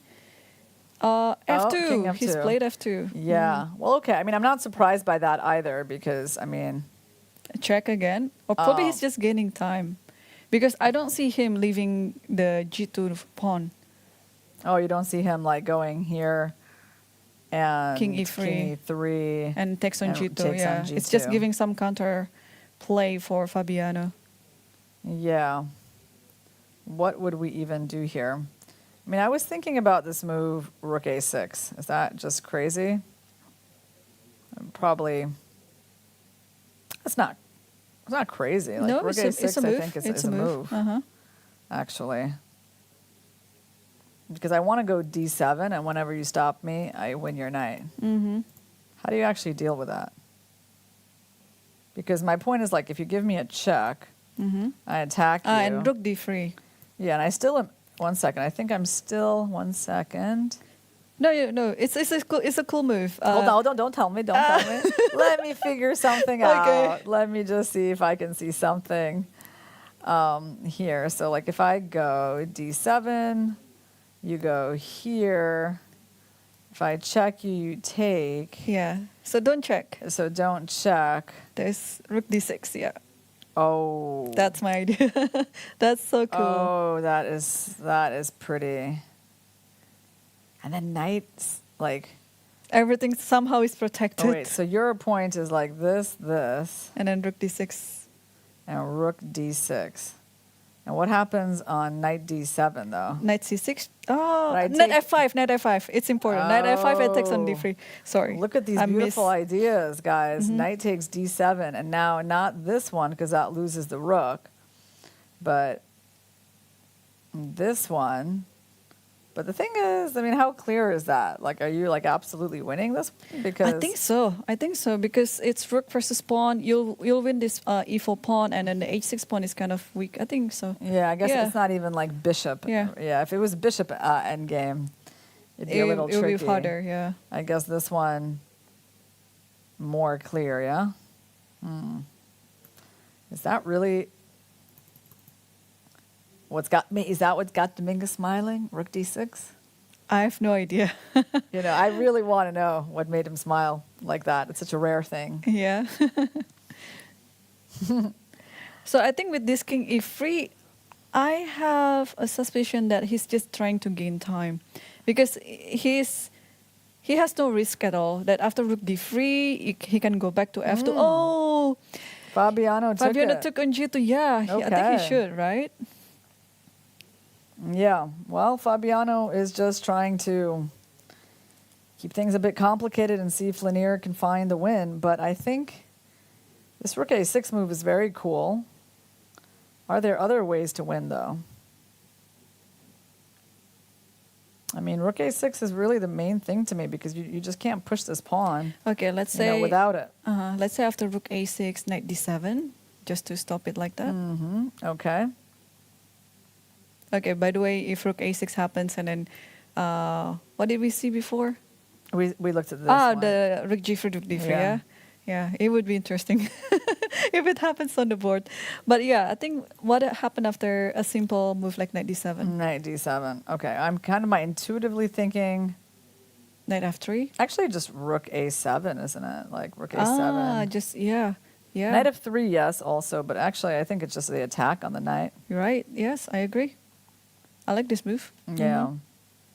And, I mean, if you move back, I think just push, yeah? so I push and then And then, okay, I'm going to use some of your tricks, okay? I'm going to use some of your tricks. Yep. You know? And after knight there, and then you can play knight c5. Yeah, that's the idea. So you can't take my knight, and when you take Knight c5. knight c5, it does win the knight, and I should be able to win this endgame because I also have a pass pawn. You can't really use your rook to guard the knight. No rook d2, guys. So there are some pretty nice lines in this endgame, and they Okay. really start with this rook a6 move. Yeah, I like it so much now. Yeah. I mean, it would be quite story if we have, I mean, so many decisive games, right? Magnus winning, Eric Geisy winning, Dominguez winning. I mean, who knows and what's going to happen in Vidit's game? That game is just going on endlessly. They're already on, well, let me see what move they're on. Well, 77. But, you know, Vidit might win that game. And 4 decisive games in the Open would be quite a way to start That's something the new. quarterfinals. Yeah. Yeah, that's something new, especially in the open section, to have all the games decisive. So All right. I really hope that like Dominguez is going to find rook a6. I just like this move. You know? Do you think there's some other way that White can win this? I mean, rook a6 looks obvious to me now. Yeah. But of course, during the game and with such a time situation, it's not easy. But maybe he already sees this in his calculation, because why else would he sacrifice the pawn on g2? Yeah, for example, rook a7, by the way, blunders Blunders the something pawn. over here. And yeah, like king f3, rook d2. Yeah, that's not really what you want. So, I mean, in a way, given that he can't push, given that there's always a fork, I mean, he will find this move. I guarantee it. I would bet I bet a large amount of money on that. What do you think? How much money would you bet on this? I'm not gambling. All right, I'm gonna put. I don't know. I would be willing to say, okay, he's reaching for something. Come on, Lanier, don't disappoint me. Oh, no, thank 92. God. I was going to say $100,000 on that move. Oh my gosh. But I thankfully saved my money. All right. Well, Lanier played 92. Maybe that's good? Oh, but no, it's not as good as rook a6. How is it that he didn't play the move that was like, you know, this one came to our minds in like 2 seconds, right? Like it really was that natural. You know why I thought about it? Because of the Goryachkina game. Because we had just seen the Goryachkina game, so The we pin, knew yeah? this idea of the discovered check with the pawn. Like it was really prominent in our minds. So he goes 92. Really weird looking move. I have a feeling Fabi will make a comeback on this game and manage to draw the game. Wow. Well, he has his chance now. He just needs to not play king e6 and blunder the rook. So what is that even about? He's just trying to stop the check on g3? But, you know, the knight is getting to a more passive position. I mean, how does he want to promote the d-pawn when his knight is going backwards? Sad. Okay, so now it looks like Fabi is kind of free to do whatever he wants, but since he can't move the knight or the king, then he has to move the rook out of that fork, so he should go here. Free the rook, yeah? Free the rook and maybe even have ideas of rook h3. Oh, I really hated that knight retreat. I just didn't like it. It was just the wrong direction, Lanier. Okay. Yeah, but it's still a game. It's still a game. Still a game, Yeah. but, you know, but White's going the wrong way, though. It's like, how can we win if we go the wrong way? I don't know. Yeah, so maybe Fabi is just getting lucky again, because his game against, like I keep mentioning this game against Yilmaz Mustafa, where he was just like, I think, -7 or something. Like he was Really? he was Is that bad? Yeah, he was almost lost Wow. that, and then Yilmaz just blundered. Yeah. And No, I just truly am surprised. I mean, I don't know. I feel like, what could he have not liked? What did he? yeah, rook h2, Yeah. and now rook a6, a little bit too late, Linear. And then he goes rook a6? Yeah, instantly. Okay. Well, he's trying to win the knight. I see his point. You see the point? He wants rook h4 And then D7 and rook E6. E6. He wants this trick. But of course, Fabi is not gonna blunder that, right? So if there is a defense to D7, he's gonna find it. Now, what could the defense be, though? Well, there could be a lot of things here, actually. You could just play knight d7 now because the king can go to e6. That's the Knight D7, difference. Yeah. If rook a7, king e6, and then if there's any check, you can take on d6. Yeah, knight D7. And then you basically want to just take that pawn, yeah? Mm-hmm. And if there, then there. And then if there, then there. Rook a7, king here, and then you just get that pawn, yeah? I guess there are lessons to be drawn from this, which is like, don't take your good pieces out of their positions, right? Of course, all the good players know these things, but it's amazing how in a chess game you just lose sight of these basic principles. Right. Yeah. I think Linear realizes I just that would be really disappointed for him to mess up this position. He was so close. All right, well, on the other hand, I did have this dream, Carlsen-Caruana final, so I do need Fabi to draw in order for that to be more realistic. Yeah, if Caruana survives this game, and he will be able to regain his confidence back, because I'm sure he also felt it, that he's so close to losing this game. Then with white pieces, I think I will not be expecting any tie break if this game ends with a draw. Yeah. All right, well, let's see. Let's see what Fabi's going to come up with. So we are expecting knight d7. Are there other ways that he can try to play this position, like knight c4, then king d4? He might actually thinking of giving a check first. Like, there's an interesting line. Here we go. What about this check? And then what if I actually go in for knight d6? Can I do that? You could. I'm going to say I'm going to feel like such a genius if this works out. But then you have to get all the pawns. I mean, rook d6 Yeah. and then take on g6, take on h6, All right. and you're losing actually. Yeah. I was planning this, but I guess you're getting a few too many of my pawns. No, this is not the check that I was talking about. Rook h3. I mean, and which happened actually on the board. That check, because white has to think where to go with the king. Okay. Yeah, he can think about that. How about that one? He gets to, it's rare that you can get checkmated in two different ways. Yes. Three. No, it's not three. I thought there's knight d3, Oh, yeah, but then knight you can go D3. back to Yeah. to. Then you get exactly. Uh-huh. It doesn't work. But two ways to get checkmated. So Linear went king d4, obviously. Rook d3 and then king c5. And I mean, Linear really has to ask himself, how is this knight on e2 contributing to him winning this game? And now knight d7 check. I mean, Ooh, there might be just a draw here. Like king c4, knight e5, king c5, knight d7. yeah. Well, I'm sure he's gonna. Oh, and he can't even go there. No, he 'cause of cannot knight go in. d8. Yeah, he has to come back. So king c4 is quite likely now. Oh man. Oh man. Oh, this is so disappointing. So disappointing. It's not every day. It's not easy to like beat Fabiano. No, never easy. No.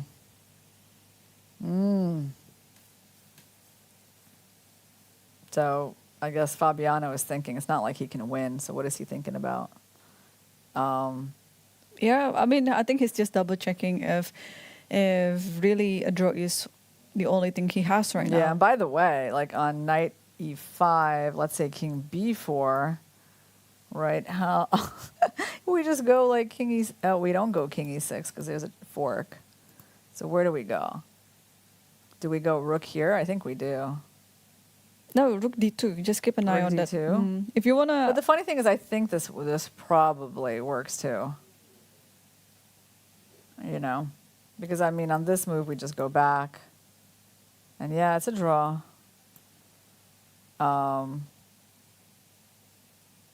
It's a draw. It's and not I can because take there's the knight rook. c6. Yeah. Well, there's this knight way we c6. even found a way. We even found a way for Fabiano to win. Oh, and they're repeating the moves. Yeah. Oh, So- that's dramatic. That's so- dramatic. What a save. What a save by Fabiano. So my prediction will be Yeah, it will be proven true. So this game will be a draw. Tomorrow Fabio will win. After escaping in such a game, yeah. You feel like when someone gets a reprieve like that, do you feel like luck just goes to their side? And then Yeah, I think so too. And that's the meaning of that. Yeah. Even though the score is split, but it's not. It's almost like 60-40 or even Yeah. 65-35 to Fabiano's side just to draw this game. So, yep. So sad. All right. All right. What can we do? That's chess, right, guys? The basic lesson is, here we go. This was the key position. Right.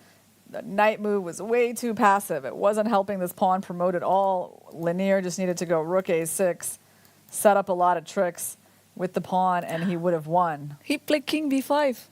King b5. Lanier decides, oops, went to the wrong game. Lanier decides to avoid the repetition, so he goes to b5. Okay. But I mean, of course he knows that he spoiled this. Now let's see what Fabiano is going to do. Right. Well, if he goes rook d2, there's at least like some sort of knight f4. So if he can do rook e3, I think that's not a bad idea. If he can do that. Yeah, but now the king is on b5, so I think It's not I can a check, right? So I think I can play knight f4. And if you take, and I'll just play d7. And you're like, what's happening here?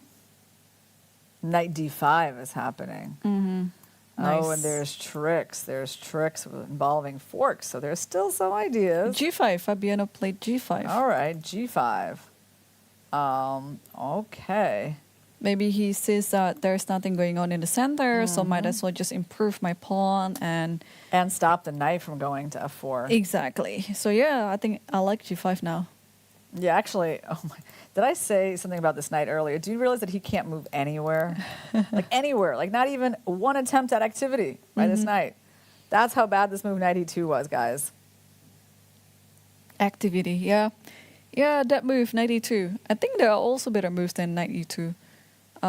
If you don't see this rook a6 and thinking of any other move, knight e2 wouldn't cross my mind. It wouldn't actually. cross my mind either. It's not just that knight move backwards. Just feels wrong. Okay. So should we try to take a look at some of the other games still in progress? I think there's only one other one, but let's take a look at it actually. It's Vidit versus Abbasov, and Vidit is now up a pawn, but they're finally out of the bishop endgame. They're in the rook endgame, and it's not that easy to use that extra pawn because white's pawns are doubled as well. And here the question is, do we just go rook d2? Or is there a tricky king e3 there? Yeah, you cannot take on c2. King e3 takes and king d3 check. So rook d2, king e3, and then let's say you stay on the second rank by playing rook h2. Yeah, I mean, there's still chances to lose, of course, for black, right? So, like, let's say he goes with rook d4, king f3. Then this rook either comes in there, or the rook comes in from the back. And then there's so many weak pawns to win, right? So, actually, black needs a lot of precision here. Like, despite what the engine bar is saying, yeah, black has to be very alert. So the right way to do things is probably to go to this direction. And that way you keep your king kind of protecting your pawns and also, threatening that. So you that have to probably play- will work. What do you have to play here? Well, here, I don't even know what you play, because like, if you go king d3, king d6, I mean, giving up this pawn is risky, right? Like, if you go rook e8, I go in for the pawn, you go in for my pawn, I take, you take. It's like you got two pawns, but again, they're double. They're a little bit hard to use, right? So I'm not really sure that white has any advantage here, because my rook is super active and your rook is stuck on the side of the board. Mm-hmm. And I can actually just give you bunches of checks. And you have to hide on b2, but then the king is not participating to the game. Yeah, if you hide, the g-pawn gets to be kind of annoying. Okay, but I think there's some concrete plan for white here. White just wants to play rook a8 and rook g8 and push the a pawn. Mm-hmm. So you want it like, let's say, how should I do it? It's actually kind of interesting. Like if I go here and you go there, and I push. There's one move. Instead of rook a8, I can play b4.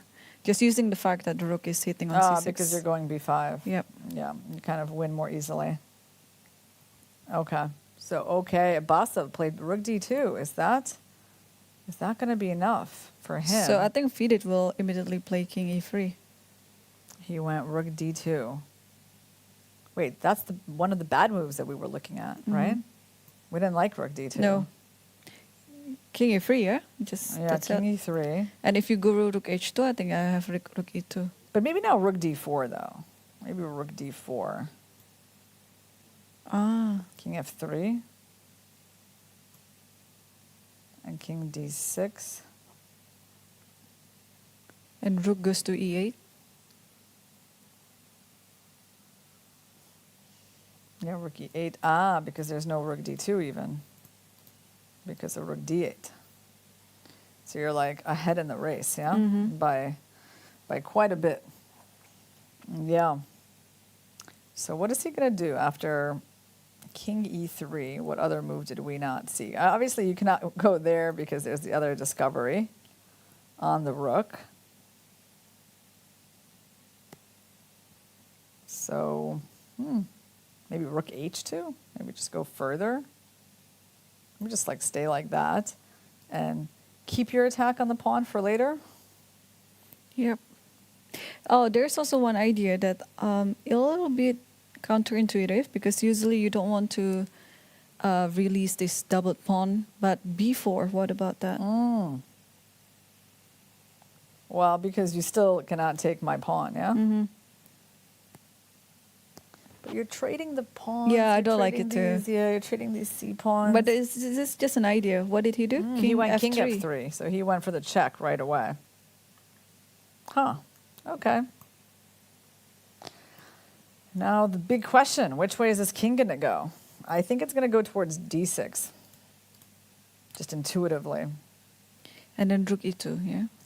Yeah, but the problem is with going this way is that I'm going to go rook e2, and then eventually I'm going to do that, and I think I should be winning that one. So like if you move your rook away, I come here, and something like that, like I'm kind of the first one to take your pawns.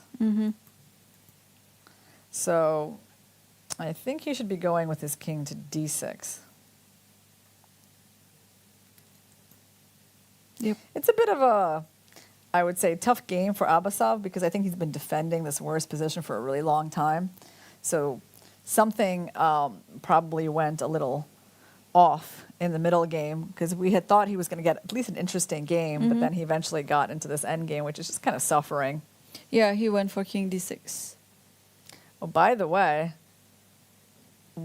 let's go quickly to Dominguez versus Caruana, because I feel like, is Dominguez trying to lose? Maybe not. He can still take that pawn, right? Yeah, he took it. He took the pawn. Okay. Because I'm like looking at where this is going, and I mean, black getting a passed G pawn, and no, I still have to say that I feel like Well, I mean, with this passive knight, you just never know. Right? Even though white's still up a pawn, but the king is so irrelevant. And he played rook e3 and knight d4. Okay, at least, so he lost the extra Yep, pawn and right away. took the pawn. But, I mean, what a turn of events. Like, what has Dominguez been doing, right? I mean, why he could have just taken the repetition, too. Instead, he's like, I mean, because he's only got a minute. Like, you never know. Things go wrong. Maybe you lose the H-pawn. Then you got to sacrifice the knight and defend rook and knight versus rook. I mean, probably it won't get to that, but, I mean, obviously, he shouldn't really be in this situation, right? Yeah, yeah. Well, yeah, it's quite a lock for Fabiano because he was already like very losing, yeah. And I think this game could end very soon. You think it's going to end? So you think Dominguez? Okay, so he has actually a couple of minutes. I thought he had even less than that, but he still has. He has 2 minutes. Okay, well that's not so bad. That's not so bad, but it's unpleasant. I guess you can go. Wait 1 second. Go knight e6 though, and there's a fork, so they can't even push the pawn. Oh, he didn't do that. But you can also play knight f7. Yeah, well, he went king c5. Okay, that's totally fine. Also, the black king is kind of going to have to go to the back rank. Yeah, I don't think the black g-pawn is really going anywhere. White is active enough. Yeah, okay. It should be a draw. It should be a draw, but his clock situation, I thought he was under a minute, made me kind of nervous. All right. Well, Fabiano is going to be feeling certainly very fortunate today. And meanwhile, let's go to the end game where I guess there's more at stake. Is FIDE versus Abbasov. Let's go back to that. So Abbasov did go to d6 away from the check. That's the better direction, and rook d1. So here they are. And what did FIDE play? King g2. King g2. I wonder what that's supposed to do. Not really sure. And then the rook went to d4. And king g3. Okay, so Abbasov is just going to be playing rook d1, right? Yeah, I think so. I don't think there's any better move. It's not like he has a whole lot to do. So FIDE is the one who needs to find the winning plan. I'm not really sure how having the king on g3 helps him do that. But, I mean, at some point, basically, white has to leave these pawns, right, if he wants to win. Should we go ahead and look at just rook e8? Rook e8, yeah, it looks tempting. Let's look at rook e8. And by the way, we're threatening rook d8, so maybe rook c1. Okay, he went rook f2 instead. Perhaps king e6. King e6 apparently is not a good move. Maybe, wow, well, maybe rook g1? And then king f3, back. maybe king e5? Wow. I mean, it's funny that black needs like so much precision in this position, right? Yeah. I think this actually is the right move, like rook g1. Abbasov needs to find that. King f3 and king e5, yeah? And Yeah. king goes to d4. Wow, after rook e2. maybe. Oh, wow. That's some unexpected activity Yeah. from black. Let's come back to this game, but let's quickly take a look Dominguez versus Fabiano because that could end anytime now. Okay, so... Or maybe not. This is so funny. So you thought they would be getting some... I know. After rook e7, I thought They would just trade? they would just trade and shake hands. Wait, are you serious? Like Dominguez is the one who played rook h8? Yep. Wow. So, I mean, he didn't even want to go for this endgame where it's definitely a draw. Huh. Well, I'm surprised. I'm surprised at that. Okay. All right. Rook h8 on the board. Rook e4. Rook e4. So he thinks his H pawn is better than Fabi's G pawn. That's what he's saying. But then you have to repeat because there is this knight e6, for example. Yeah, knight e6, knight e2. There are threats. So maybe he should just play rook h7, yeah? Mm-hmm. And maybe he changed his mind. And after rook h7, rook e7, now it's time to take. Yeah, I mean, okay. It's kind of funny that someone could play for a win in this position, yeah?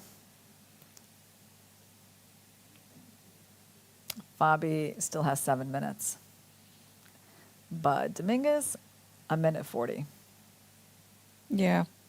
Could already tell from the facial expression that there is nothing on the board. King C3 and a think draw he offered a offer. Yeah, he draw. offered a draw. Yeah. And instantly accepted by Fabiano. So the game just ended with a draw. Yeah, big miss. Big for miss Lanier. by Dominguez, yeah. Yeah, we could have had all 4 decisive games, and we might actually only get 2 or 3, depending on how Vidit does against Abbasov. Yep, this is the only game that is currently going on right now. All right, so Vidit he's right around 5 minutes. And did Abbasov actually play? Yeah, he played rook g1. Rook g1, he did. Okay, let's update that. He played rook to g1. 1 second. This is our position. Or is he still thinking? Wait, he did play rook. No, he played rook g1. And then king h3. King h3. Okay. And I think you can play rook c1 even. I mean, the king is so passive on h3, right? Yeah. Yeah. You don't really need to like further check him because he's in the worst possible place on the board. And he did rook c1. Okay, very nice. Just tying down this rook, right? And I mean, there are these ideas always. So what if I don't know, what if I cut your king for now? If I cut your king with rook e2. And now your king cannot actually go to f5, right? So I can also probably play... What can I play here? I don't know, pawn to a5. You can certainly throw in that move. I don't think that hurts you at all. I think it's a perfectly good pawn move. You can throw that in, see what I want. And let's say I go here, then you start checking me, right? It's always the checks. No, but he he's did doing something rook different. f6, rook f6 check. Oh, okay. So with the king there, he's going for rook f6. Okay. Big question for Abbasov. Does he go back to d7, keeping the pawns protected?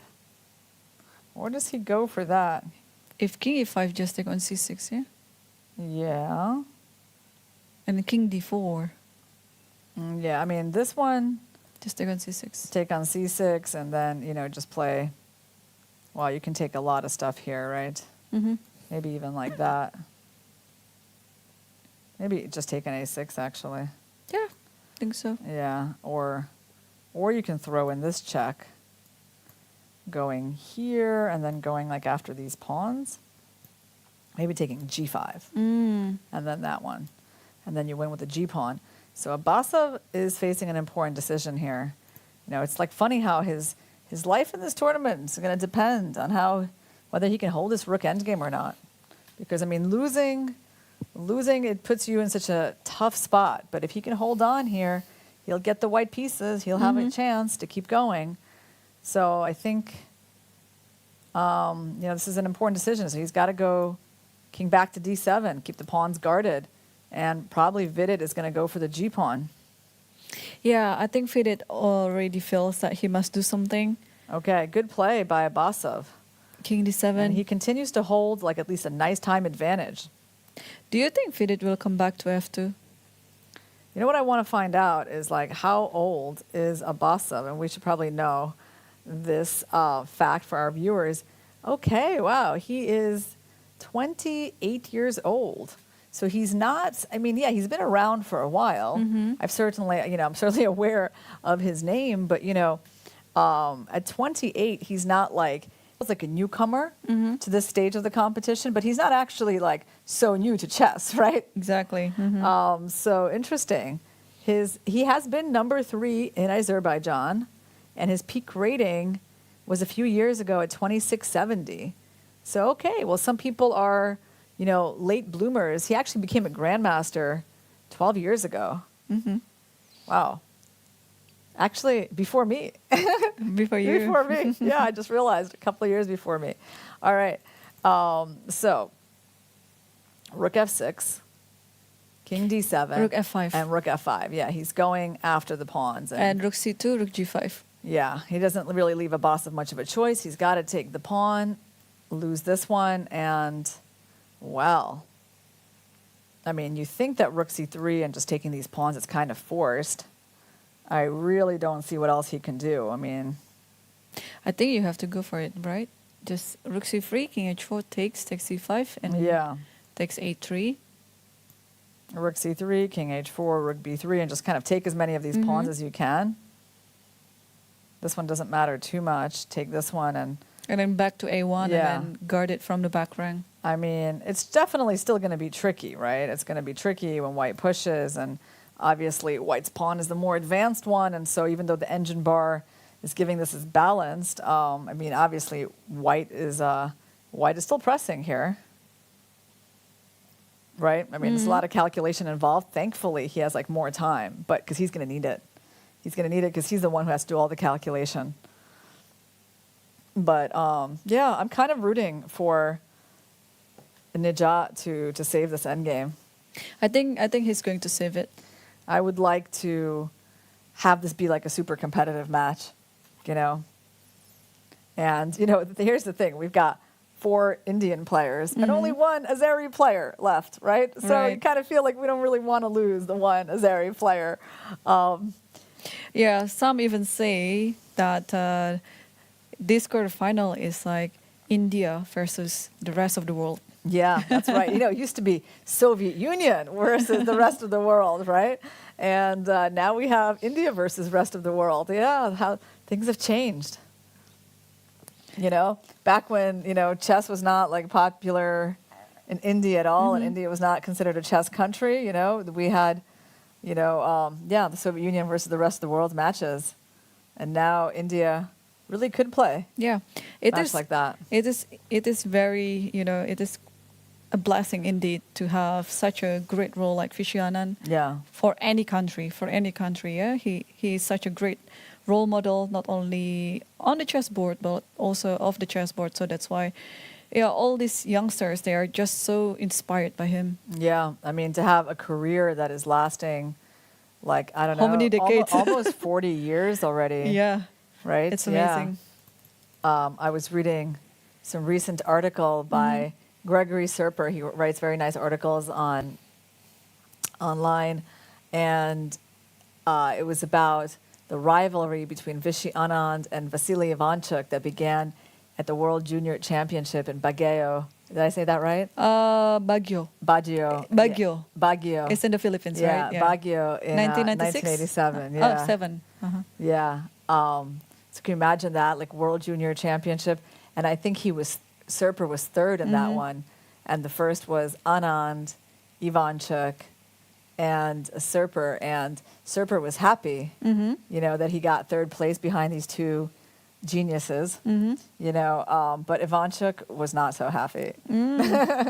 Obviously. Yeah, because I think he lost his game to Anand in that tournament. Yeah, that was quite a generation, such players with so much longevity, staying in chess for, I mean, they've both been, since that time basically, and they're both still playing. And still playing high quality chess as well. Yeah, I mean, there's not so many left, right? I mean, Kasparov retired when he was I think he was, 42 or 44. It's quite young, actually. Right. And Kramnik also, at the same age, right? Yep. So when these top players play into their 50s, I think it's pretty cool. I agree. Yeah. I kind of wish that I would still be playing chess and when I'm 50 later. Oh yeah, well I'll tell you how it is. You know, I'll hit that age soon enough. You know? Yeah, tell me how it is later. yeah. All right. Well, I don't know. I still feel really young at my age. I'm gonna be 40 this year. You believe it? Yeah. But I still feel like a spring chicken. Well, I think chess will make you forever young at heart, because I think chess is kind of like a selfish game, right? Oh yeah, there's so many narcissists in chess. It's Yeah. incredible. We can talk about that all day, guys. Okay. All right. By the way, guys, since as we're watching this Endgame, okay, let's take a look. What has happened? Abbasov has begun capturing the pawns, and actually Vidit decided he didn't need this doubled pawn. He just went for rook e5, cutting the king. Okay, very understandable. Look, I feel like Abbasov just has to take this pawn. I know he's thinking about it. Or maybe king d6 first. Or king d6. Wow. You know what? It's like in this kind of endgame is where I feel like the most lost. It's like where it's like just like brute calculation, and you can't just use your Understanding. your understanding, yeah, in general, like how things go, right? So king d6 is possible, but like, why? Why is this so bad? You know, it seems also like you can throw that in, and then what? Like g5, I guess. I mean, white's trying to promote the pawn, and then we have some big decisions to make. Yep. So the idea is if you go rook a1 and g1, it's going to be g6 and then rook g5, yeah? Yeah. Or so maybe you can just go give a check check. first, But but then the king will just go and yeah, move king forward. goes up, and this is kind of what's scary to me. Yeah. It's kind of scary. Like couldn't this position be winning for white after king g7? So he played king d6. King d6. He played king He's d6. playing so well. Hopefully, he feels more comfortable in this endgame than I would. So he goes king d6. Mm-hmm. So sure, I mean, it's not a bad idea to try to get the rook to move because basically the rook is on a perfect square, right? Yep. Yeah. But what if the rook just moved to the back rank, e8? All right, let's take a look. If he goes to e8, well, I think we're going to take the pawn. Take the pawn g5 Yeah. and rook a1, yeah? And at least now there is no cover with the rook on g5. Yeah, I mean, there doesn't seem to be a bad inclusion. So we go here, let's say g6, g6 and rook g1, rook g1, king h5. king h5, and You might just play king d7 and try to go to the other side. well, Or king d7. a5. Or a5. But a5 we have to calculate A5, actually. yeah, King h6, A5. g7. Also, like, what if you just try to win it? What if you go here? And then the king And crosses then over. crosses, and where exactly is it crossing? Good question. Probably just e7. Here? e7. It's fine. e7. Don't worry, it's all e6 right. okay too. Don't worry. We just go in a straight line. And if I go here, King f6. You can give a check on h1. and okay, so he manages to make some draw like that. And then come back to the Okay, other now I side. finally can breathe a sigh of relief as I see the draw in position. Okay, not the easiest lines to calculate. You do have to use some intuition, I feel like, in these positions, right? As Right. well. But he didn't take it. He played king d6, rook e8, and rook c3. Yeah, that's also interesting. I thought about that. Like, does he want to drag this pawn back here? Because, I mean, the rook back to e4, because he has two pawns here. So I can understand his move. So rook c3. Fided play rook e4. Oh, interesting. And then rook d3, planning to play rook Wow. d4. That is, He's firing back. oh yeah, that is quite the attempt here Yeah. by Abbasov, like not taking the pawn on a3 and just saying, hey, I don't need that pawn. yeah, I'm going to force, like I'm going to stop you from going g5. Because if you go g5, I mean, of course that requires some precise calculation. I mean, hold on. I'm not really sure what's going on here, but I think it works. Yeah, I think it works for black because, Oh, what is going on? yeah, Like, No, that bar. I'm just looking at the eval bar that this is just winning for black. Yeah, because I think on c5, Just king e5. I think I'm taking. You're taking it? I think I'm taking. I think I take g6, and I think I win your queen at the end. I think, Yes, yes, I think yes, that's yes. how it's going to go down. And I luckily win your queen with that and that. And Yeah, but this is white to move. wait. Oh, yeah. Hold on. It's white to move. I mean, it is a winning endgame. But it's winning, but it's not because I'm winning your queen. Yeah. Okay. Forget that, guys. Because you're going to win another pawn Yeah, and you have to because extra I have an pawns. extra pawn, Yes. and I guess I can always go for queen trades here. All right, but that's a cool idea by Abasov, because he's basically not letting Vidit relax. He's like, Also, yeah, maybe after g5, rook d4, you can play rook g4. How about that's that? a good point. Oh, that's a good point.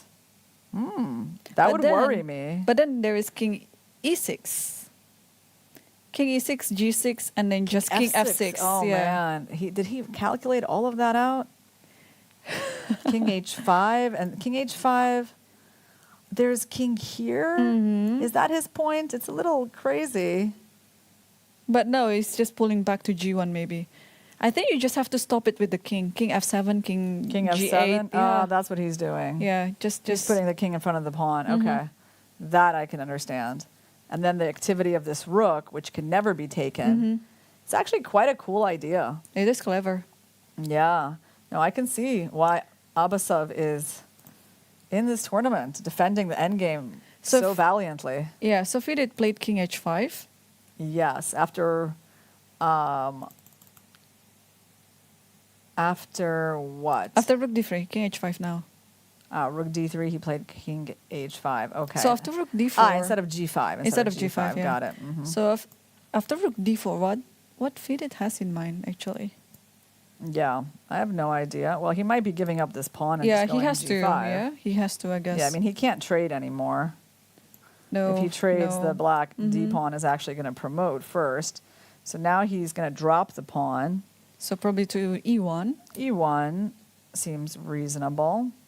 Okay. He's going to give Takes up on this c4, pawn, and he's going to g5. go here. Yeah. And then we're going to be in another race. And what's going on here? Take a rook c2. You have to cover it from the back. Right, but you can always play rook g1. Yeah, rook g1. Now the king goes to e7. Then the king Stopping it that goes. way. Okay. Yes. Yeah. And the king is just in time. Yes, you get there just in time, and you're very happy. Okay. And I mean, now he also has counterplay with these pawns. At some point, you can even sack the rook for one of these, for this guy in g5. Okay. Yep. The c pawn is definitely the counterplay. So he should be able to defend this. But Fidit has been playing very quality chess as well. So I know that he's been having slightly better position. But again, it was not really obvious how he could win it. Yeah, I see there's a lot of discussion about what I said that India is new to chess or something. What I meant was, I mean, obviously, if we go back to like the 1950s or 60s when the Soviet Union was like the powerhouse in chess, like India was not really playing in these competitions, right? You can't, just that's what I mean. Obviously, I know that the game of chess originated in India and all of that, but in terms of playing, competitively in the international events, this wasn't really happening.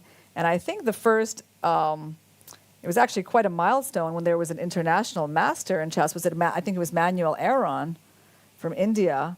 I can't remember exactly when he got his title, maybe somewhere in the 70s or 80s, right? So that's what I mean, that as far as,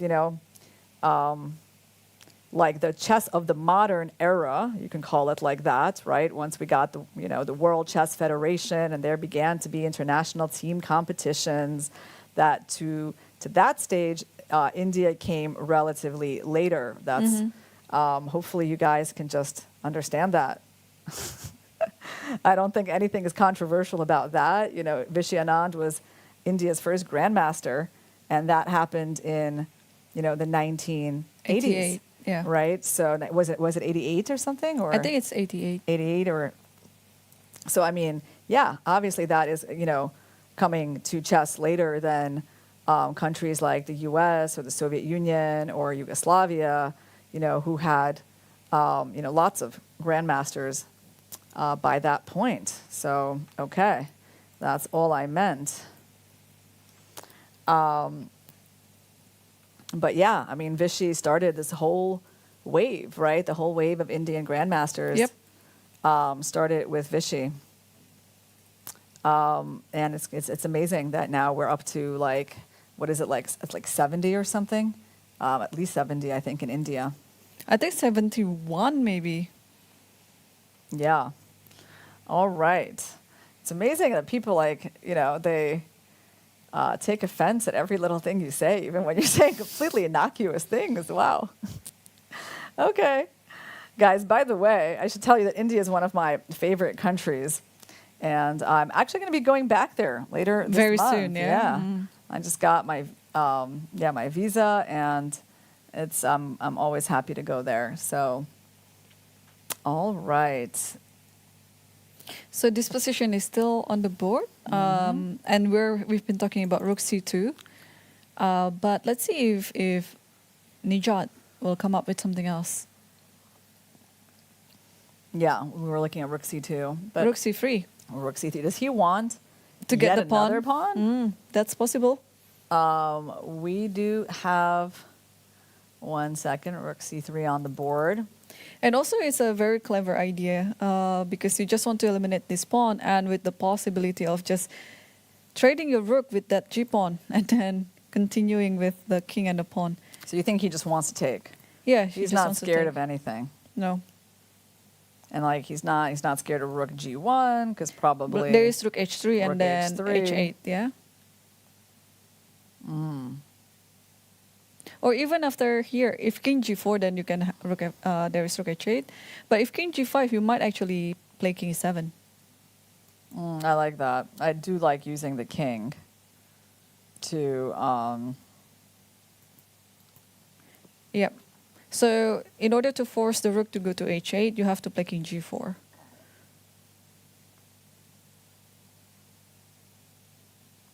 what is it? Yeah, go ahead. King G. Yeah, instead of King G5 after Rook H3. Yeah.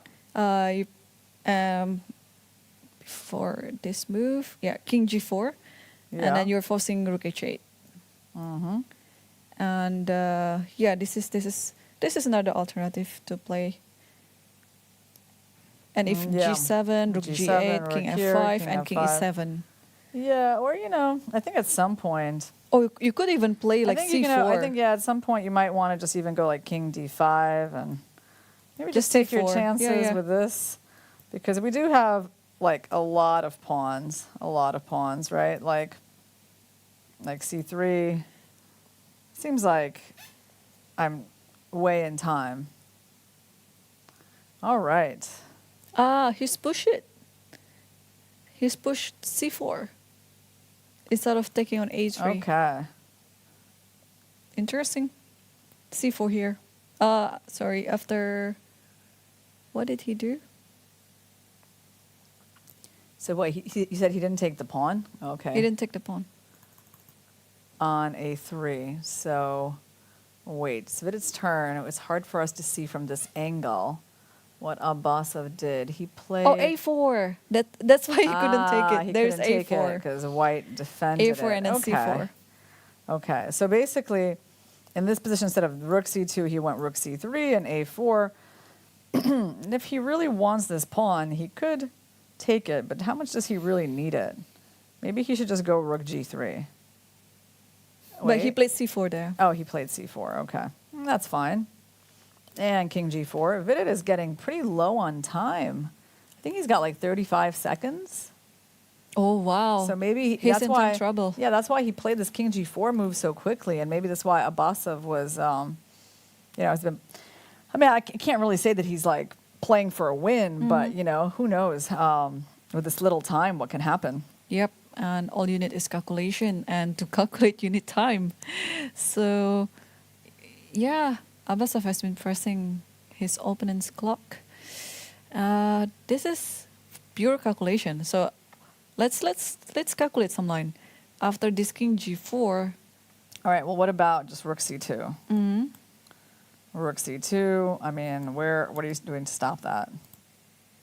Rook g1. Rook g1. But then king e7 yeah, again. well, then you can do your idea. I mean, the question is, are there other ideas, right? Like, I mean, I actually think at this point, like, you could probably just, you can do other things as well. You can go rook e2, and you can let g6 happen, and you can just go, king d5, and, well, this one, actually, maybe you don't really want to, maybe you don't want to do this one. Maybe this one is a little,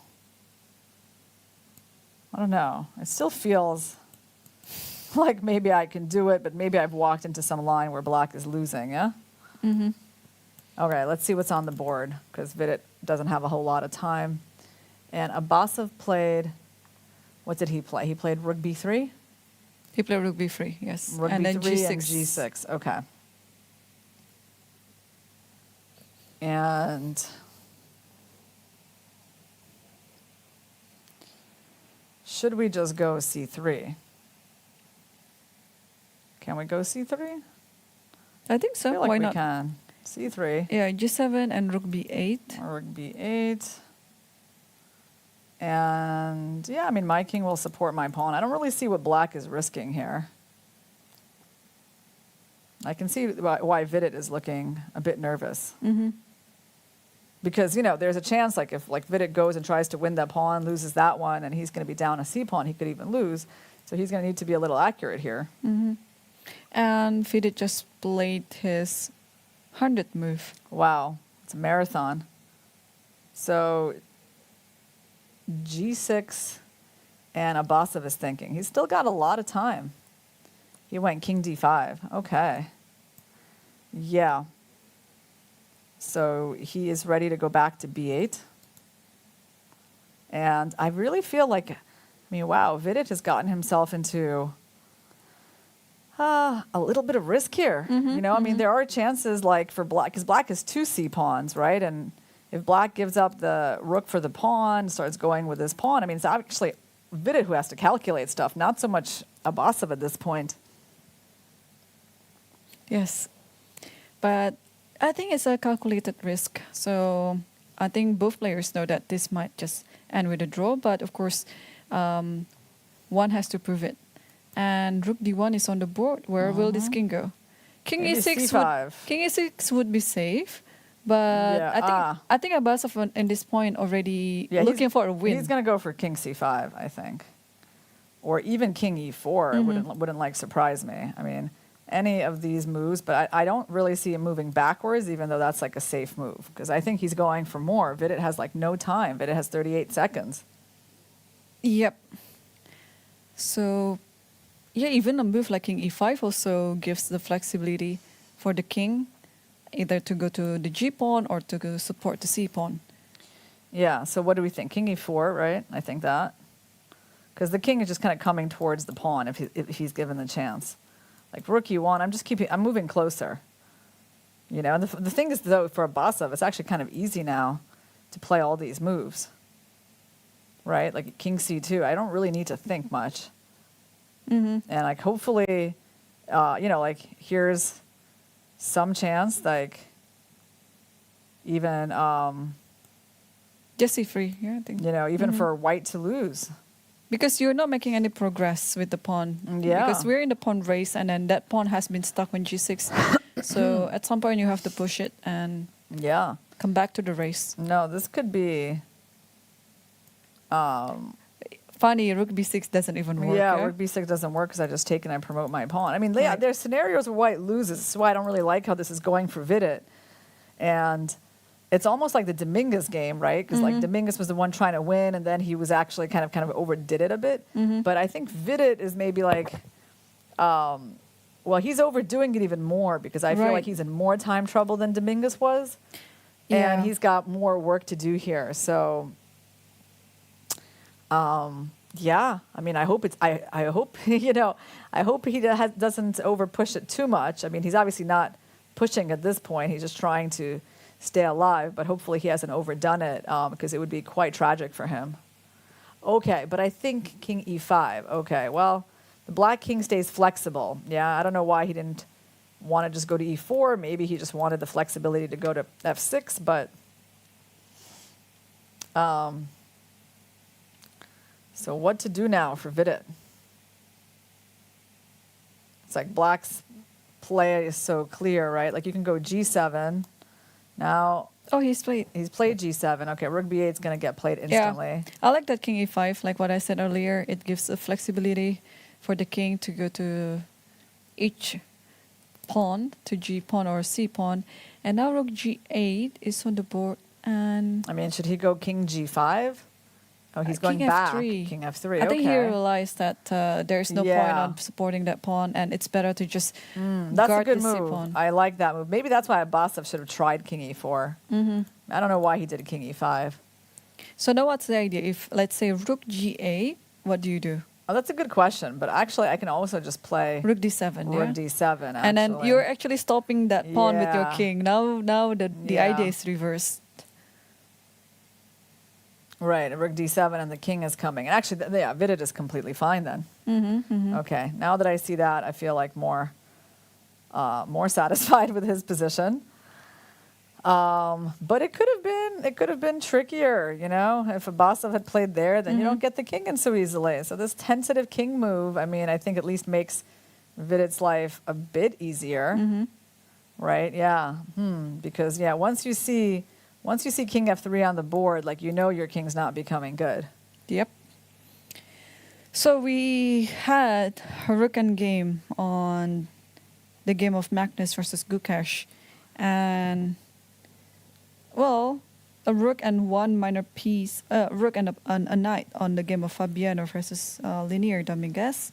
And also now another rook game on FIDE and Abbasov. So lots of rook games coming.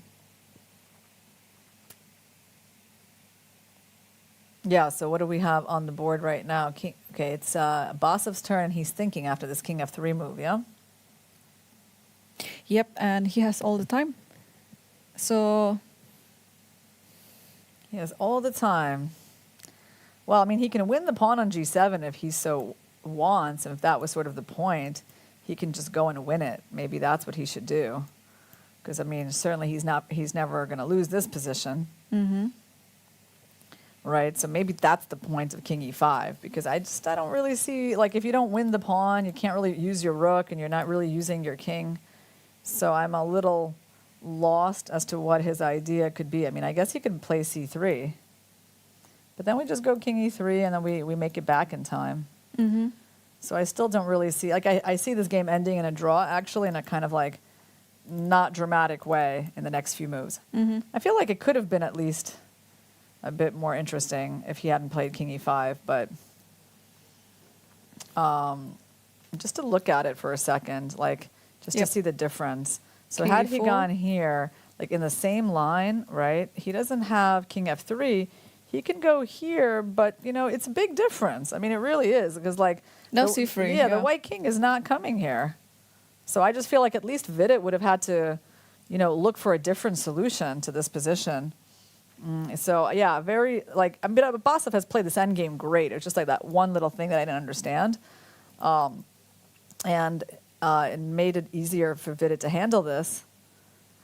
yeah, So what do we have on the board? king e5. Oh, rook g8 and then king e3. No, the rook is not on g8 yet. Oh, it's on something- d1. c3. Yeah, King c3, king e3, and c2. Okay, they're heading for some draw. So rook c1, I guess. Yeah, I think so. Rook c1. He'll attack the pawn. I'm gonna Take there. take. You're gonna take. I'm gonna take, and it's a draw after like 100. And I don't know. They probably won't even. I don't know. Will they make it to move 110? I'm not sure. Yeah, I don't see any other move here. What could you possibly do to stop this? Or maybe rook g1, trying to force c1. But again, after rook g1, you couldn't. Yeah, rook g1. Rook g1. Yeah, if you play rook g8, then king d2 maybe. Yeah. Well, I mean, the thing is, like, this is still such Of course. a draw. Like, I just get your pawn, you know. No, because black probably wants. Yeah, he played it. He played rook g1. Okay. And here, actually, maybe I just go here and I Yeah, let me just keep indicate the your rook. Yeah, it pawns. should be just draw. Yeah.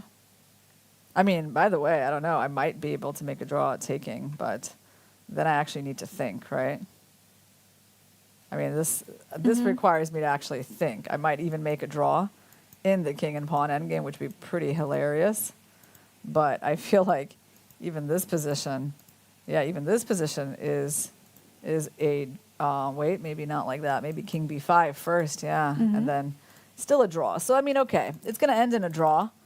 I would say this is a very nice effort by Abbasov to just keep afloat in that worst rook endgame. Vidit definitely did everything he could, and I think he even kind of overdid it. But now it's heading to A draw. a safe harbor. A safe harbor. Yeah, that's it. Yes, king f6 is on the board. You could already tell from their gestures that they're kind of like relaxed. They already know what's going on, what's happening, compared to like, let's say 10 moves ago when both are like So thinking, tense. so tense, yeah. Oh, because Vidit things, just offered a draw. He Did just he? took the pawn. Yeah, he offered a draw. Yeah. Okay. And Abbasov is thinking, well, Abbasov needs to think, if I take this pawn, well, this move, I mean, there's really not much. It's not like he's not holding on to that pawn. So he can, in good conscience, agree. Yep. But yeah, the tension has certainly gone out from their game. Yep. So what can we summarize from today's matches? Because I think we will see a shake hand soon.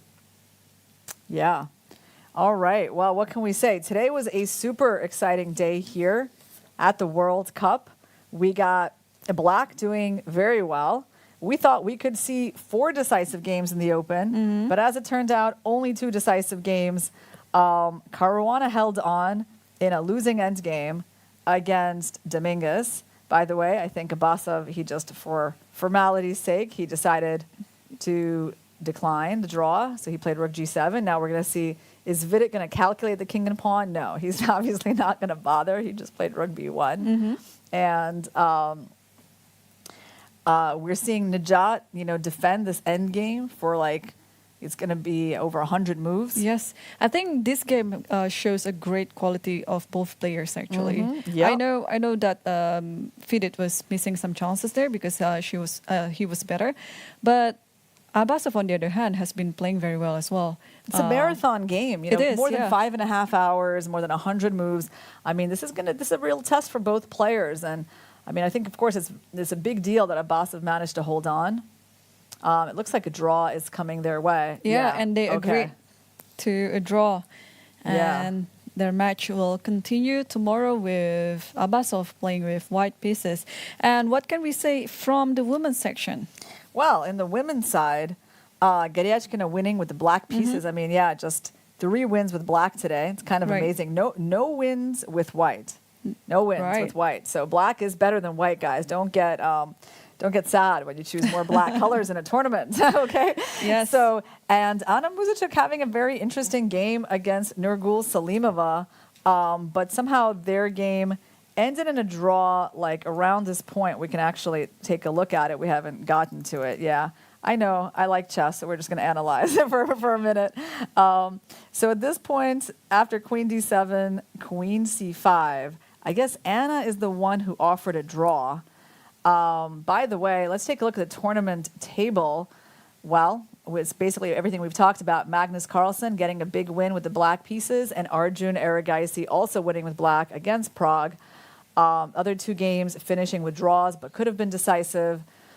And the women's side, 1 decisive game, and Anna Muzichuk drawing versus Salimova. And if we just take a look at the we'll take a look at the position on the board soon.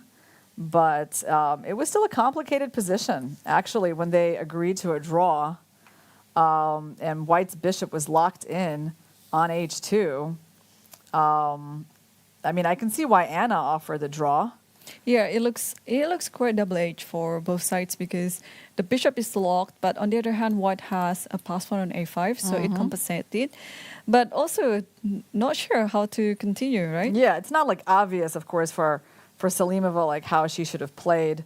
And constantly you have to watch out for these sacrifices, right? As soon as you move your knight and the bishop and the queen connect on that square, you have to look at that sack. Wow. And yeah, and there's issues with the king for both sides. I mean, it was a sharp position. Yeah, she could have continued to play it. I mean, you have to look at the move knight e7, I guess. I would consider that move. You know, maybe I can get my knight to d4 attacking that pawn. I don't think you have the sack. Yeah, you don't have the sack just yet because probably, nothing too threatening is happening yet to black. But yeah, I mean, it was double-edged, so I don't know.